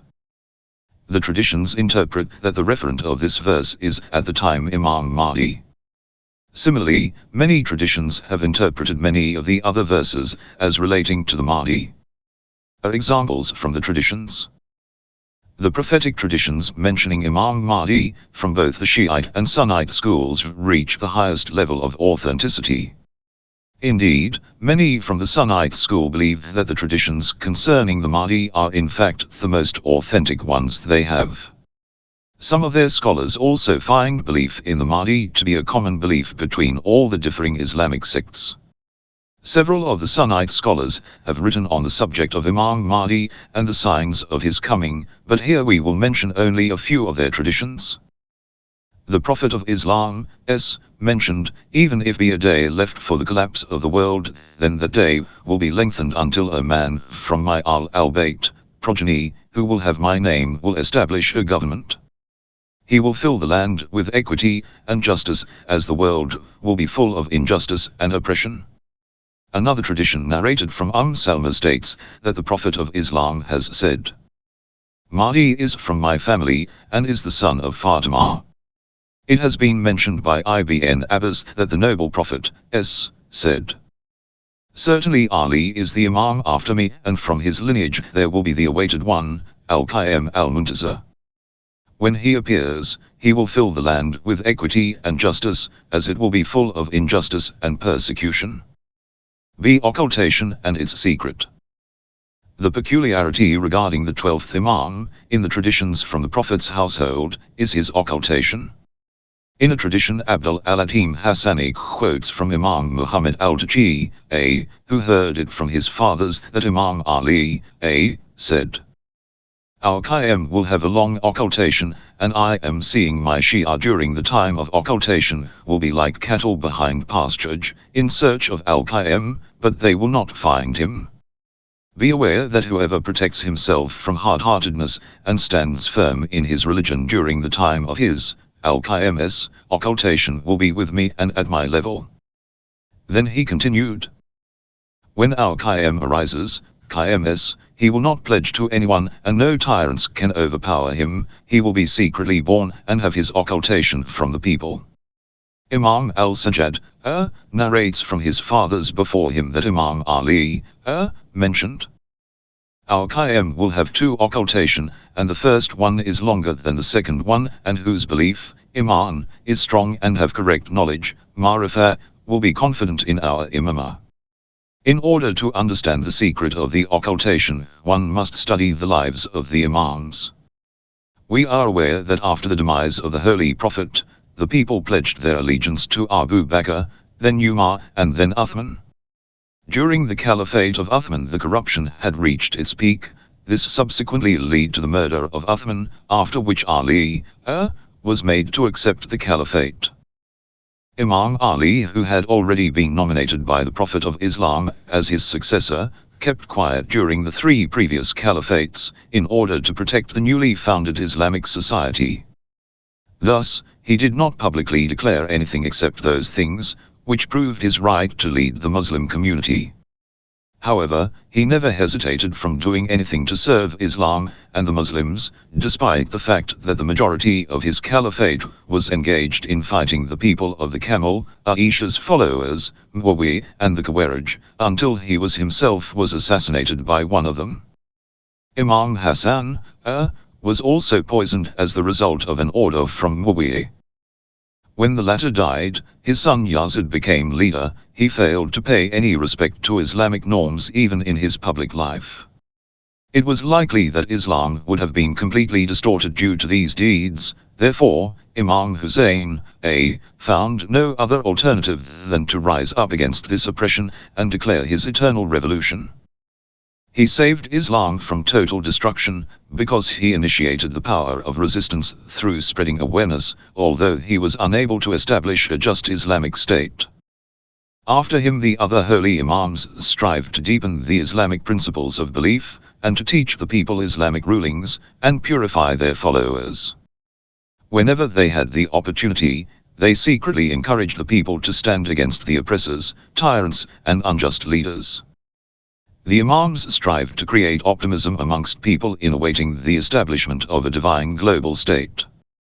Their contemporary oppressors subsequently killed them. However, the holy Imams managed to succeed in 2.5 decades of struggle to teach the people the Islamic doctrines, despite the severe circumstances under which they lived. They taught the people about the general requisites of Islam, and clarified some of the obscure Islamic points to their very close followers. Islam was thus spread throughout the community, and saved from distortion. Many Muslim groups formulated throughout the Islamic lands, and fought, and to a limited extent stopped the oppressors from further oppression. The largest threat to the oppressors was the divine promise of the appearance of Imam al-Mahdi. They were so fearful that they went to the extent of putting Imam Mahdi's father, Imam Hassan al-Askari, under constant and severe control, so as to monitor the potential birth of any sons, and if so have they killed. Imam Hassan was killed while he was still young, but the divine will was that his son must be born and saved in order to fulfill the divine covenant. This is the reason that only a few from amongst the very close companions of the Imam managed to actually see Imam Mahdi, when he was less than 5 years old, during the time of his father's life. However, the Imam kept contact with his followers through his 4 subsequent deputies, the last passing away when the major occultation started. This will continue until the time comes when humanity is prepared for the challenge of expecting the appearance of the Imam, which will be decreed by an order from God the Almighty, in order to establish the divine global state. Thus, the philosophy behind Imam Mahdi's occultation is to protect him from death at the hands of the oppressors and tyrants. Various other reasons have been mentioned, such as the strengthening of the believers' faith, and testing of their loyalty. It has also been observed that the people have not been deprived of the Imam's divine existence during his major occultation. It has been narrated in a metaphorical way that he is like the sun behind the clouds, by which the people can benefit from its light without having the pleasure of seeing it. Many people have had the opportunity of meeting him, and he has helped them to fulfill their need or spiritual wish without them actually recognizing him. His life is one of the crucial factors in giving hope and optimism to men in order that they may purify and prepare themselves for his promised appearance. Questions. 1. What is the ultimate aim behind the mission of the Prophet of Islam? 2. How can this aim be achieved? 3. Which signs will indicate the establishment of a divine global state? 4. Provide an example of a Sunnite narration related to Imam Mahdi. 5. Provide an example of a Shiite narration related to Imam Mahdi. 6. Define the minor and the major occultation. How can you distinguish between them? 7. What benefits can one achieve during the major occultation? Lesson 41, The Importance of Understanding Day of Judgment. Introduction. In the beginning of this book we have already discussed the importance of investigation into religion, and have charted out the fundamentals of belief, tawhid, nubuwwah, and ma'ad. We have also explained that in order for a person's life to be truly human, it must correctly resolve these issues. Theology, prophethood and imamah have all so far been discussed. Now the important issue of resurrection will be covered under the title of Understanding the Day of Judgment. Firstly, we will discuss the importance and the effects of this fundamental belief upon the actions of individuals and upon human society. We will explain the correct understanding of resurrection, ma'ad, which is dependent upon accepting the spirit as being immaterial and eternal in the same manner as ontology necessitates acceptance of the oneness of being. In the like manner, knowing the nature of the human being is also incomplete without the belief of the spirit being eternal. Finally, the issues of resurrection will be appropriately investigated in this section of the book. The significance of believing in the resurrection. The incentive for activity in man's life is to fulfill his needs and necessities, accomplish different desires, and eventually arrive at pure felicity, sa'adah, and ultimate perfection, kamal. The limited work that he does is based upon that goal he is trying to achieve in life. Therefore, knowing the ultimate goal has a major influence in giving direction to human activity and preferences. In reality, it is the true factor that gives direction and vision to man to realize his own reality towards perfection and felicity. Those who believe that they are only a composite of matter, and accept that life is limited to only the material plane, do not give importance to the acquisition of fruits of perfection and felicity in this life, and they consequently direct their life in a way which will reap benefit in this world alone.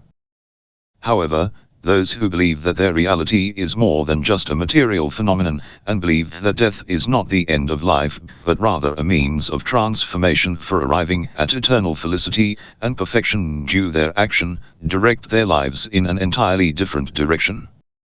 Their aim is to acquire the most out of this life, through their actions for their eternal life.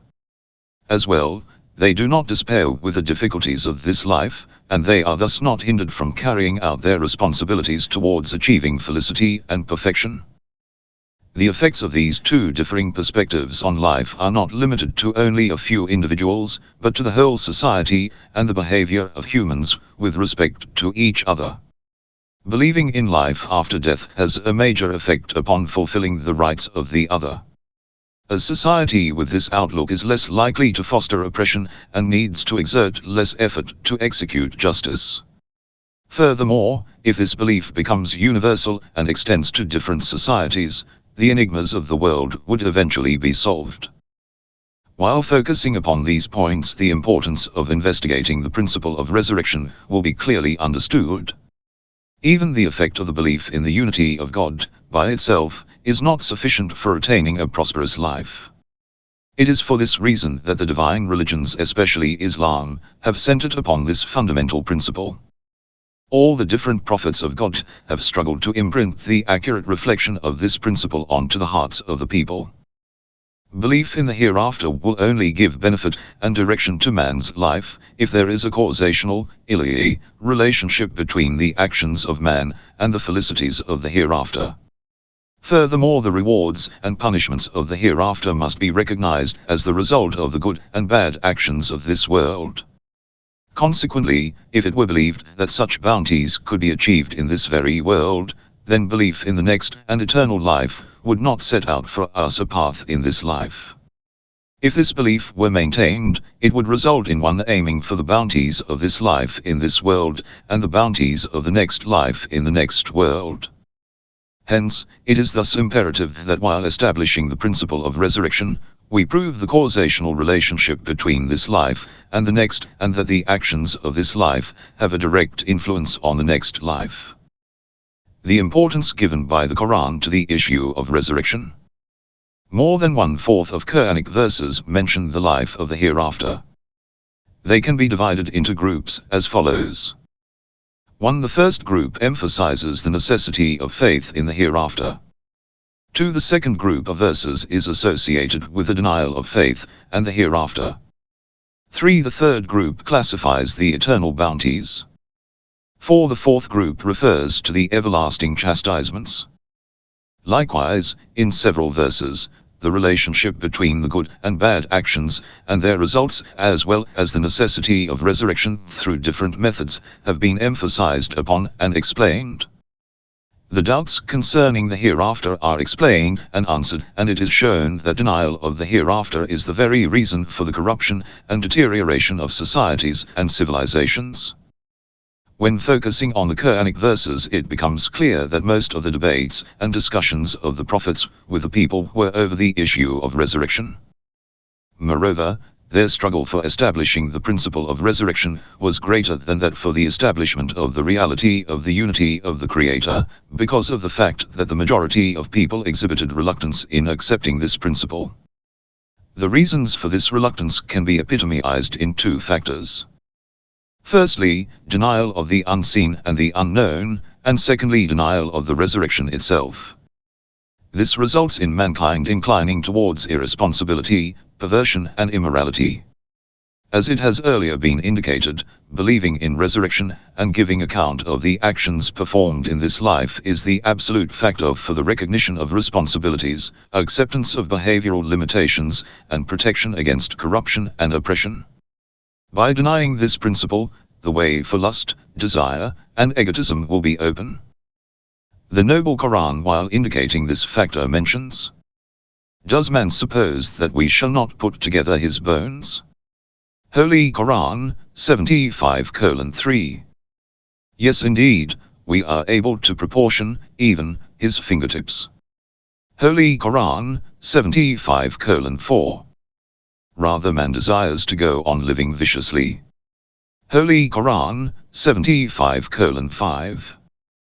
This very characteristic of denial and refusal of resurrection in the real sense can be found in the sayings and writings of those who interpret the Quranic terminology of resurrection and the hereafter to be a phenomenon of this material world. The reason for this interpretation is to institutionalize a classless society and to construct a society that is heaven on earth, and to make the hereafter and its concepts appear to be imaginary. The Noble Qur'an has termed such individuals as evil human beings, shaitan al-ins, and enemies of the prophets, who by their deceptive talks destroy the faith of the people, resulting in their irresponsible behavior towards the divine rules. That is how for every prophet we appointed as enemy the devils from among humans and jinn, who inspire each other with flashy words, deceptively. Had your Lord wished, they would not have done it. So leave them with what they fabricate. Holy Qur'an 75:112. So that toward it may incline the hearts of those who do not believe in the hereafter, and so that they may be pleased with it and commit what they commit. Holy Qur'an 75:113. Conclusion. In order to achieve and arrive at the eternal felicity and perfection, man must contemplate upon the following. 1. Does the life of man terminate with his death, or is there a life after death? 2. Does the transformation of man from this life to the other life resemble traveling from one city to another in this life, whereby one can obtain the goods required in the city traveled to? Or does the other life depend on the groundwork set forth in this life? Unless these issues are solved, the chance for organizing and directing one's life towards a goal will not arrive, because if one does not know his destination, one will never recognize the path for arriving at it. While concluding, we would like to make the point that no matter how weak the possibility of the other life may be, it is enough for an intellectual and sensible individual to investigate the issue of resurrection. Questions. 1. Explain the differences between the actions of man and his direction of life, with the understanding of believing and not believing in resurrection. 2. What important role does belief in the eternal life play in man's life? 3. Explain the importance given by the Noble Qur'an to the issue of resurrection. 4. Explain the reasons for the denial of resurrection. 5. Give the example used in the Noble Qur'an for those who deceive people over the concepts and realities of resurrection. 6. What is the need for investigating the issue of resurrection? Lesson 42. the dependence of the issues of resurrection upon the issues of the spirit. The criteria of unity in a living existent. Man, like other animals, is made up of numerous cells. Each cell is in a continual state of transformation and deterioration. The number of cells in a human being since his birth is constantly fluctuating, and one will never find an individual whose composing elements of the body have remained the same and have not transformed or fluctuated. If we focus upon these transformations and mutations, which occur in animals and within man, the question arises as to why do we refer to this transforming assemblage as one existent? Is it not possible that through its course of life it has in fact changed several times? The simple answer that can be given to this question is that the criteria of unity, which is in every living existent, is the timely correlation between the cells, and not an inappropriate replacement of them. Every cell gradually dies, and a new cell takes its place. This happens throughout the course of time, and this new transformed assemblage is still known as one or the same existent. However, this answer is not satisfying because, if we take the example of a building which has gradually had all its old bricks replaced by new bricks, whilst still maintaining the same outward form, it would not be called the same building. In particular, those who are aware of the replacement would not consider the building to be the same as the old previous structure. Nevertheless, it is possible for the answer given to be modified in this way. The gradual replacement in a living existent is due to the natural factors within an organism as compared to that of a building, which is due to unnatural and outward factors. Hence, the true and internal replacement of cells cannot be related to that of bricks. This answer is based upon the acceptance of a unity in the natural elements and factors that transforms the cells while maintaining the unity of an organism. Therefore, the question will be directed in regard to the criteria of unity in the natural element or factor itself and the reality of this natural element. According to a famous philosophical view, the criteria of unity being in every natural or living existent is an abstract decree, which is the equivalent to it being not compound, and imperceptive by the name of nature or genus, form, and does not change due to the transformation or replacement of matter. The natural factor in these living existence, which is comprised of different actions such as growth, digestion, reproduction, etc., is called the soul, nafs. Previous philosophers have regarded the mineral and animal soul as materialistic and the human soul as immaterial. Many of the Islamic philosophers, such as Sadruddin Shirazi, regarded the animal soul as having different levels of immateriality and recognized perceptiveness and will, Ridha, as the signs of immaterial existence. However, the previous and present materialistic philosophers, positivist, have limited the existent to matter and denied the immateriality of the spirit, and the latter have completely denied the basis of anything imperceptible. The positivists do not accept the form, genus, or nature of any existent as it is immaterial and will not produce a correct answer for representing the criteria of unity in the living existent. On the basis that it is the unity in minerals, which is the soul of the mineral kingdom is categorized by a special form or soul, which is substantially susceptible, and when this potentiality or susceptibility is destroyed, the soul and the form of it is also destroyed. But, if the same substance accepts life or a new form, then a new mineral soul is allotted to it, and a new plant after the old one has been destroyed, even if perfect in resemblance, will not be considered as the same old plant. However, for the animal and human soul, the soul is immaterial and can remain even after the body has been completely destroyed. Likewise, the new replaced or transformed cells preserve the unity in a person, and /he is known as that very previous and same individual. Even before death, the unity of the spirit in a particular body is the criteria of the unity. Those who regard the existence, vu'ad, of humans and animals as being limited to this material realm, and their spirit as being imperceptible and as a component of their physical body, and thus destroyed along with the material destruction of the body, will not grasp the correct understanding of resurrection. While concluding, one must say that the only way one will form the correct understanding of life after death is when one understands that the spirit is other than but essential to the material body. Therefore, the existence of the spirit must be accepted, and it must be regarded as an essential substance of the body, and not an accidental occurrence of the body. Thirdly, it must be understood that the spirit is independent and eternal even after the destruction of the body, unlike those transformed material matters, which become destroyed after the outward and bodily destruction. The role of the spirit in the existence of man. Another noteworthy point that needs to be remembered is that the composition of man, i.e. of spirit and body, is not similar to that of the compositions found in chemistry. In chemistry, two or more elements are proportioned to form a compound element, such as the composition of oxygen and hydrogen, which if separated from each other, the existence of water as an element is destroyed. The spirit is an essential substance of the human being. It forms and preserves the humanity and personality of man, and it is due to this very reason that the transformation and replacement of cells cannot destroy the unity of man. Hence the true criterion of unity in man is the very spirit of man.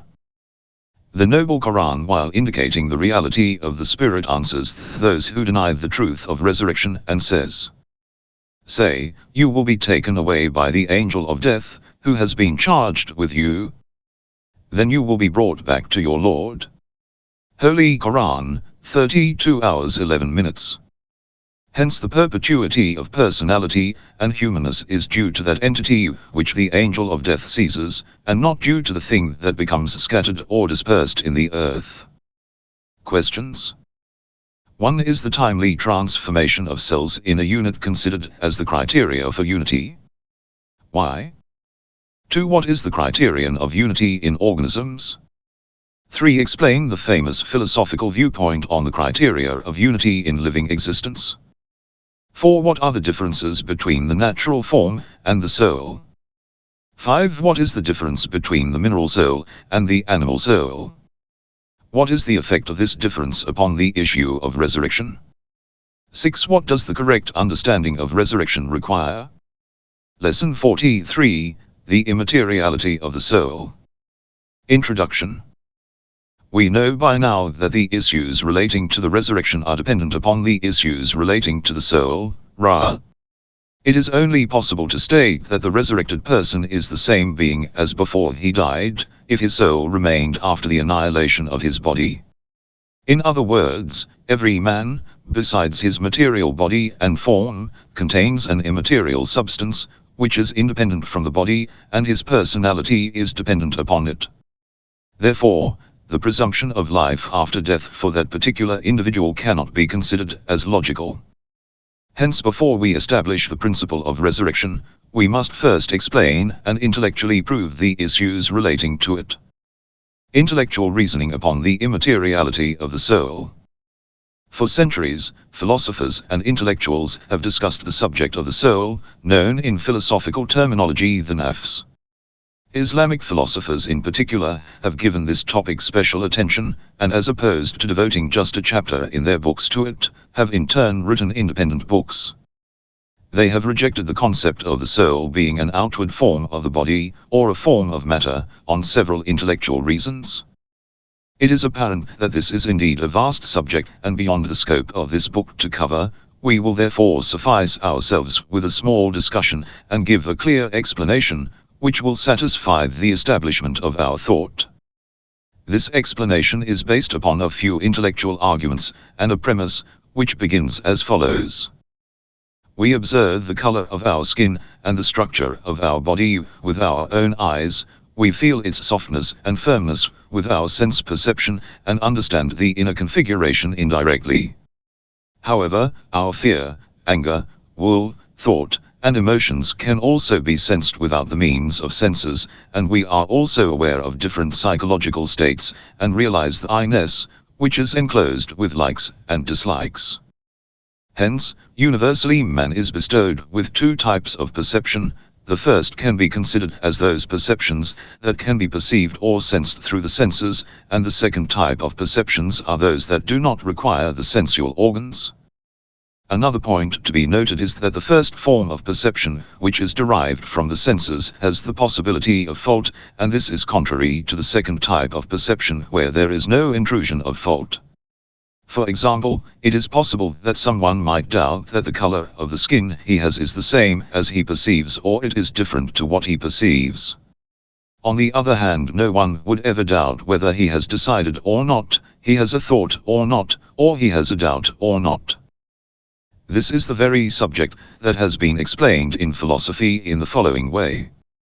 Intuitive knowledge, ilm al-hujuri, is directly related to the reality, and due to this it is considered as faultless, but knowledge by perception, ilm al-hujali, is formed from the conclusions of different outward forms, therefore the possibility of fault and suspicion exist. The intuitive knowledge and awareness, which is the most certain of all, is the knowledge attained by presence and spiritual witnessing. Such knowledge contains the knowledge of the psyche, emotions, and other psychological states. Therefore the existence of I or the self can never be doubted, and likewise the existence of fear, emotions and mercy, or thought and will are also certain. The question arises as to whether this I is the same as the material body, or whether it is a psychological state extended from the body, or whether its existence is other than that of matter, but has a strong relationship with the body, and several of its works are conducted through the body, which result in the two having effect upon each other. While focusing upon the issues discussed in our premise, the answer to the above question are as follows. 1. The I, spirit, must be perceived through intuitive knowledge, by presence, but the body must be perceived through the senses, therefore the I is other than the body. 2. The I is a type of existence that throughout the course of the life of an individual remains the same.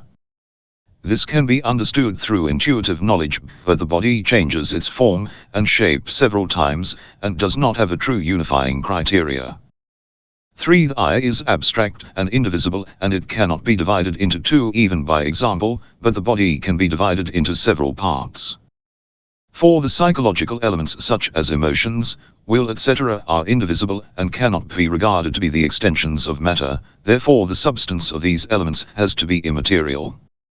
5. Likewise those reasons that satisfy the heart with regards to this subject are the true witnessing of people who after death disclose the true information through dreams to specified individuals. Similarly, calling spirits and certain acts of the saints or of yogis can also establish the immateriality of the soul. However, this subject requires an independent book. Proofs from the Quran. From the Quranic point of view, there is no doubt in the existence of the soul, and that it is pure and to be associated with God. And breathed into him of his spirit, Holy Qur'an, 32:9. In regards to the creation of Adam, the Quran says, and breathed into him of my spirit, Holy Qur'an, 15:29, 38 hours 72 minutes. Likewise we understand from other noble verses of the Quran, that the soul is other than the body, and has the capability of perpetuating after the body has died. They say, when we have been lost in the dust, shall we indeed be created anew? Rather they disbelieve in the encounter with their Lord, Holy Qur'an, 32 hours 10 minutes. Say, you will be taken away by the angel of death, who has been charged with you. Then you will be brought back to your Lord. Holy Qur'an, 32 hours 11 minutes. Therefore, the criteria for the reality of man is the soul, which by the means of the angel of death is taken away and protected, leaving the body which is scattered and left to decompose in the earth. In another verse we find that Allah takes the souls at the time of their death, and those that have not died in their sleep. Then he retains those for whom he has ordained death, and releases the others back until a specific time. There are indeed signs in that for people who reflect. Holy Qur'an, 39 hours 42 minutes. In regard to the death of a tyrant, the Quran says, were you to see when the wrongdoers are in the throes of death, and the angels extend their hands, saying, give up your souls. Holy Qur'an, 6:93. From these verses and several other verses that we have not quoted, one can conclude that the personality and the reality of man is the soul, which through the means of death and decomposition of the body, is eternal. Thus, the result that we can arrive at is that first of all, there exists an existence in man, which is called the soul. Secondly, this spirit is perpetual and independent from the body, and any form of decomposition of the body does not affect it. Thirdly, the reality of each individual is dependent upon the soul, and the body acts as an instrument for the soul. Questions? 1. Explain the differences between knowledge by presence and knowledge by acquaintance. What are these differences? 2. What are the intellectual reasons for the immateriality of the soul? 3. Is there any other way for proving the immateriality of the soul? 4. Quote the noble verses of the Quran relating to the immateriality of the soul. 5. What conclusions can be drawn from these verses? Lesson 44, Proving Resurrection. Introduction. It was indicated in the beginning of this book that belief in resurrection for every individual on the Day of Judgment is the most fundamental belief of the divine religions. The prophets, and saints have emphasized upon this fundamental principle, endeavoring at lengths to establish it. The Quran regards this belief as being as important as belief in divine unity. In various Quranic verses the words Allah and Day of Judgment have been used together. In the beginning the importance of investigating the issue of resurrection was discussed. We have already explained how a true understanding of resurrection is dependent upon the acknowledgement of the Spirit, which is the criterion for the reality of man. This reality is eternal in such a way that when he is raised on the Day of Judgment, one would say that it is the same individual who had died and is raised back to life. We then established the proofs for this kind of spirit from the Quran, and presented an intellectual view so that the grounds for understanding the eternity of life for man are understood. Now we have reached the point where it is time to establish the most important fundamental principle of belief, which will be proved in the similar manner utilized for proving the spirit. First we will discuss the intellectual reasons for resurrection, and then we will convey the Quranic explanation in regard to it. Proving resurrection through wisdom. In the section on theology we have explained that the creation of man is not meaningless or without aim. God is essentially perfect and good, and his creation receives such goodness. We then recognized that God has the quality of wisdom, and we understood that the purpose of this was to recognize the purpose of creation, which was that creation would reach its own ultimate perfection. Although the material world acts as an impediment, and the goodness and perfection of the material existence conflict with each other, the requirement of divine wisdom is that the achievement of perfection and goodness must surpass such imperfections. In other words, the circle of nature has been created in such a way so as to promote life. The action and the reaction have been organized in such a manner that the earth encourages the growth of the plant, animal, and human, who are the most perfect of all kingdoms. If this was not the case and the material world was created in such a way that it did not promote life, it would have been against such wisdom. Now we will intensify our argument. We know that man has an eternal spirit and the ability to acquire eternal perfection, but if it was assumed that man was here only to achieve material perfections, which are limited only to the material world, then this is not then in resonance with divine wisdom. This is especially so when we consider how the material world is full of pain, and where in order to achieve limited pleasure one has to endure much suffering. Furthermore, the suffering and pain that one goes through is not usually worth the limited pleasure that one achieves. Due to this very limited calculation, many people became hedonistic, or certain individuals committed suicide despite the love that they had for life and eternity. If life consisted only of going through social, financial, and physical difficulties, with the result of momentary pleasure followed by the aftermath of exhaustion, which requires rest in order to regain strength for yet again the same repetition, a vicious circle is formed, which is unacceptable to the intellect. An example of this pattern would be like a driver who fills up the petrol tank of his car, only in order to arrive at another petrol station. This then continues until the car breaks down or another obstacle brings an end to it. It is apparent from a logical analysis that such a life is absurd. Also, to reinforce the argument is the fact that man has within him the intrinsic love to be eternal, which has been placed within him by the Creator. He has also been endowed with the energy to accomplish this eternal goal, which encourages and motivates him towards its accomplishment. If we suppose that this human being during his ultimate development towards his Creator is going to fail, whatever the case, then there is no wisdom in motivating and encouraging him towards a doomed destination. Therefore, the placement of such a tendency within man is not at all compatible with the divine wisdom of God.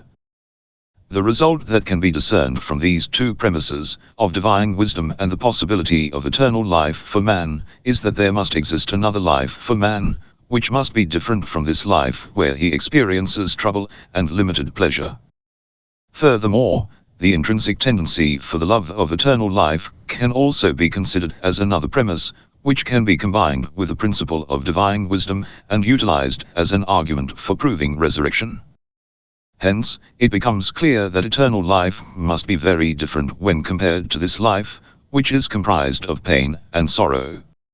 If this is not the case, and even if this very life is eternal, it would not be harmonious with the divine wisdom of God. Proving resurrection through justice.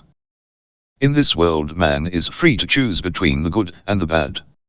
From one side, one will find people who have served their life worshipping God and serving human beings, and from another side, one will see tyrants and oppressors who, for achieving their desires, oppress people and commit crime. The purpose for the creation of man, whilst providing him with all the necessary mechanisms and productive grounds for developing, is that he independently chooses truth over falsehood. By doing so, he arrives at the fruit of his action for which he has wrought much pain.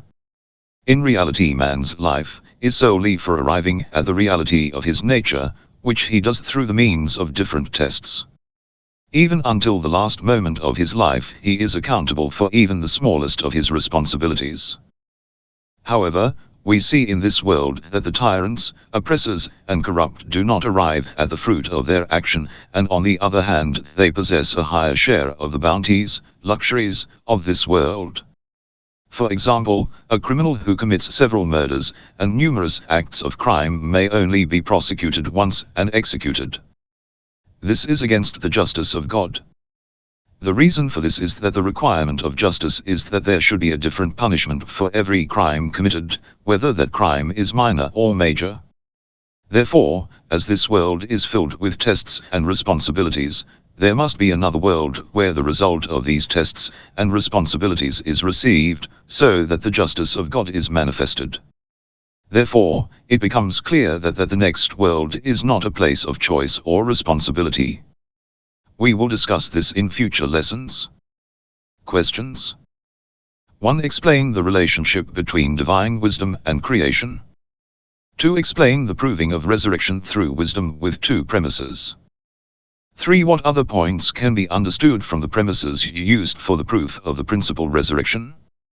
4. What is the purpose of creation? 5. Explain the argument for justice. 6. What key points can be derived from the argument for justice? Lesson 45, Resurrection in the Quran. Introduction. The noble verses of the Quran regarding the argumentation with the infidels in order to establish resurrection can be divided into 5 different groups. 1. The verses that emphasizes that there is no evidence for the denial of the existence of resurrection. These verses nullify the arguments of the infidels. 2. The verses that indicate the resembling phenomena of resurrection in order to distinguish it as a principle. 3. The verses that eliminate the confusions of the infidels regarding resurrection, establishing its possibility. 4. The verses that prove resurrection through the authentic traditions, and consider it as a divine inevitable covenant that will take place. 5. The verse, which indicates the intellectual arguments for the necessity of resurrection. The first three groups are in reality indicates the possibility of resurrection, and the last two points to the occurrence and necessitation of it. Denial of resurrection is baseless. One of the Quranic ways of rejecting the false beliefs of the infidels is by citing their assumptions in order to highlight them as being baseless, illogical and absurd. It is mentioned in the Quran. Say, produce your evidence, should you be truthful. Holy Qur'an, 2111, 27 hours 64 minutes. In a similar manner, the Quran says that those who have false belief have no intellectual basis, but rather only a hypothetical belief. They say, there is nothing but the life of this world, we live and we die, and nothing but time destroys us, but they do not have any knowledge of that, and they only make conjectures. Holy Qur'an, 45 hours 24 minutes. Likewise in other verses this type of emphasis has been made. Denying resurrection is absurd, but it is possible that it can be based upon hypothetical arguments, due to low desires of the soul. This in the course of time might manifest itself as a belief, and one could persist in believing it. They swear by Allah with solemn oaths that Allah will not resurrect those who die. Yes indeed, it is a promise binding upon him, but most people do not know. Holy Qur'an, 1638. The Noble Qur'an mentions the allegations of those who disregard the resurrection and indicates certain weak arguments, which are based on doubt and perplexity. It is he who created the heavens and the earth in 6 days, and his throne was, then, upon the waters, that he may test you, to see, which of you is best in conduct. Yet if you say, you will indeed be raised up after death, the faithless will surely say, this is nothing but plain magic. Holy Qur'an, 11:7. Due to this very reason the Quran reminds the disbelievers of resembling phenomena, in order that they do not distance themselves from the reality of resurrection. On the other hand, it also answers the arguments raised to eliminate any doubt. The Quran does not stop here, but also brings the intellectual arguments to prove this covenant of God, and its necessity in the following lessons. Phenomena resembling resurrection. A plant life. The coming back to life of a human being after death is like the sprouting of plants from the earth after a dry winter. Contemplation on this phenomenon, which occurs in front of all human beings, is enough to believe in the possibility of life after death.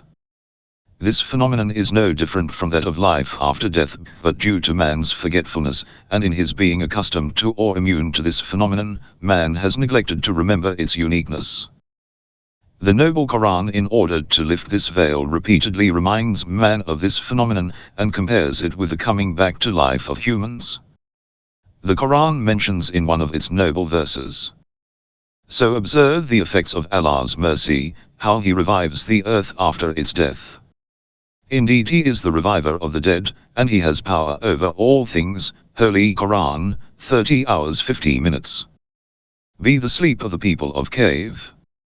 After mentioning the mysterious story of the people of the cave, which has many lessons, the Quran says, "So it was that we let them come upon them, that they might know that Allah's promise is true, and that there is no doubt in the hour." Holy Qur'an, 18:21.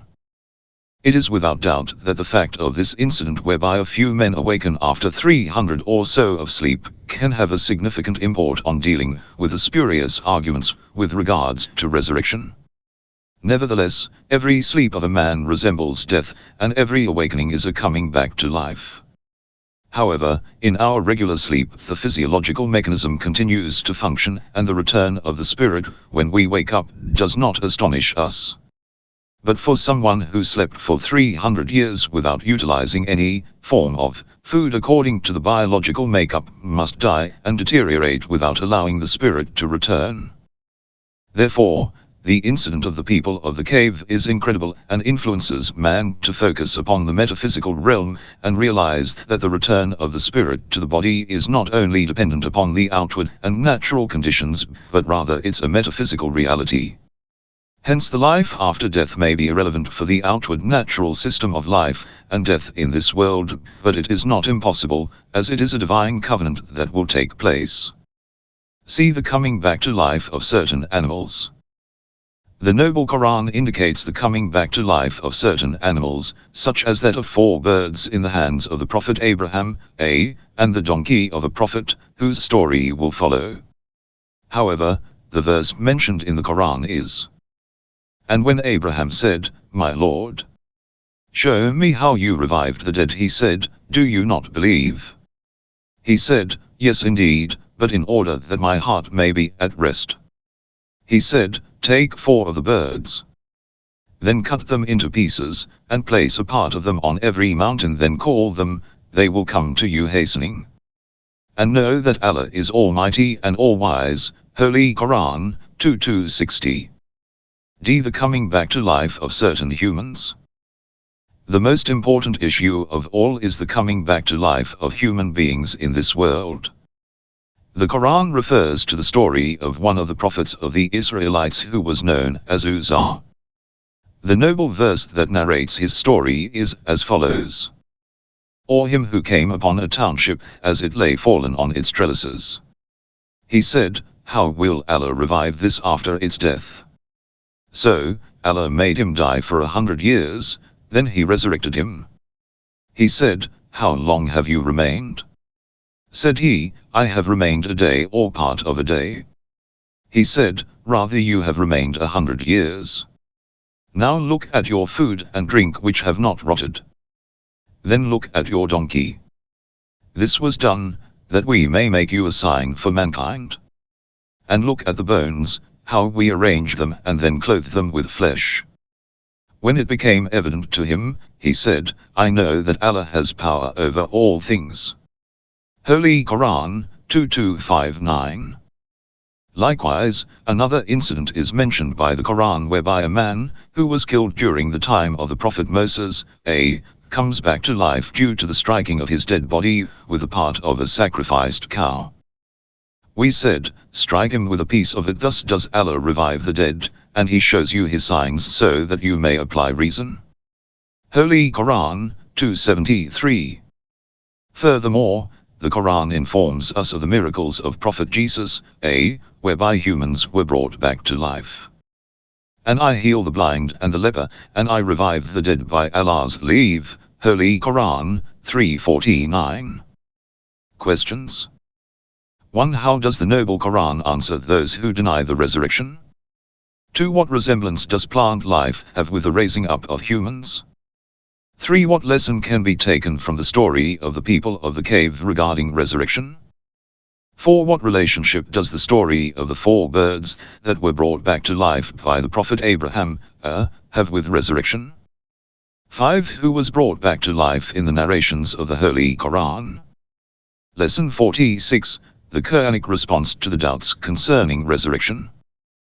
The argumentation that the Quran establishes for those who deny resurrection can be outlined in the following manner.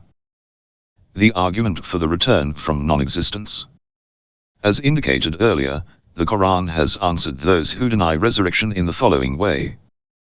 They say, "When we have been lost in the dust, shall we indeed be created anew?" Rather they disbelieve in the encounter with their Lord. Holy Qur'an, 32 hours 10 minutes. Say, "You will be taken away by the angel of death, who has been charged with you. Then you will be brought back to your Lord." Holy Qur'an, 32 hours 11 minutes. From this verse we can learn that the reasoning of the infidels is of the argument, which is known in philosophy as the impossibility of the return from non-existence, muhal. They believe that the human being with its material body, which has died and deteriorated, returns back to life with its same material body. This is considered as impossible because the return of something that has been destroyed and become non-existent returns to existence from non-existence, and this is essentially impossible. The Quran's reply to this argument is that the reality of every individual is dependent upon his spirit, and resurrection means the return of the spirit. The argument for the material body having the ability of new life. The previous argument was with respect to the essential possibility of resurrection. This argument is in regard to its external existence. The return of the spirit to the body is not intellectually impossible, but does this material body to which the spirit is returning have the ability to come to life again? As we know that coming into existence requires certain conditions. Furthermore, these conditions must be created gradually, as the fetus, which is in the womb of a woman, requires the proper conditions for its nourishment and growth, so that it becomes a human being. How can a body that has decomposed have the ability to regain life? The answer to this question is that the appeared order of this universe is not the only possible order or sequence, and the cause and conditions that are found in this, based on experience, are not limited causes. The evidence for this is that there are exceptional phenomena in this universe, such as the coming to life of certain animals and human beings, which have taken place. Hence this could be the answer taken from the Noble Qur'an for the above argument. The argument with respect to the strength of a creator. Another of the spurious arguments raised is the establishment of a phenomenon apart from being essentially and outwardly possible. The strength of a creator is also necessary, and from where does God obtain such strength so as to raise the dead? Those who have no knowledge of the infinite strength of God raise this argument. The answer to this is that divine strength is limitless, and God can actualize everything that has the possibility of existence, as God has created this universe with all its greatness and wonderment. Do they not see that Allah, who created the heavens and the earth and who was not exhausted by their creation, is able to revive the dead? Yes, indeed he has power over all things. Holy Qur'an, 46 hours 33 minutes. Moreover, the bringing of a creation back to life is not more difficult than that of a new creation, which requires more power and strength as compared to the case of returning to life. They say, what, when we have become bones and dust, shall we really be raised in a new creation? Holy Qur'an, 1749. Say, should you be stones or iron? Holy Qur'an, 1750.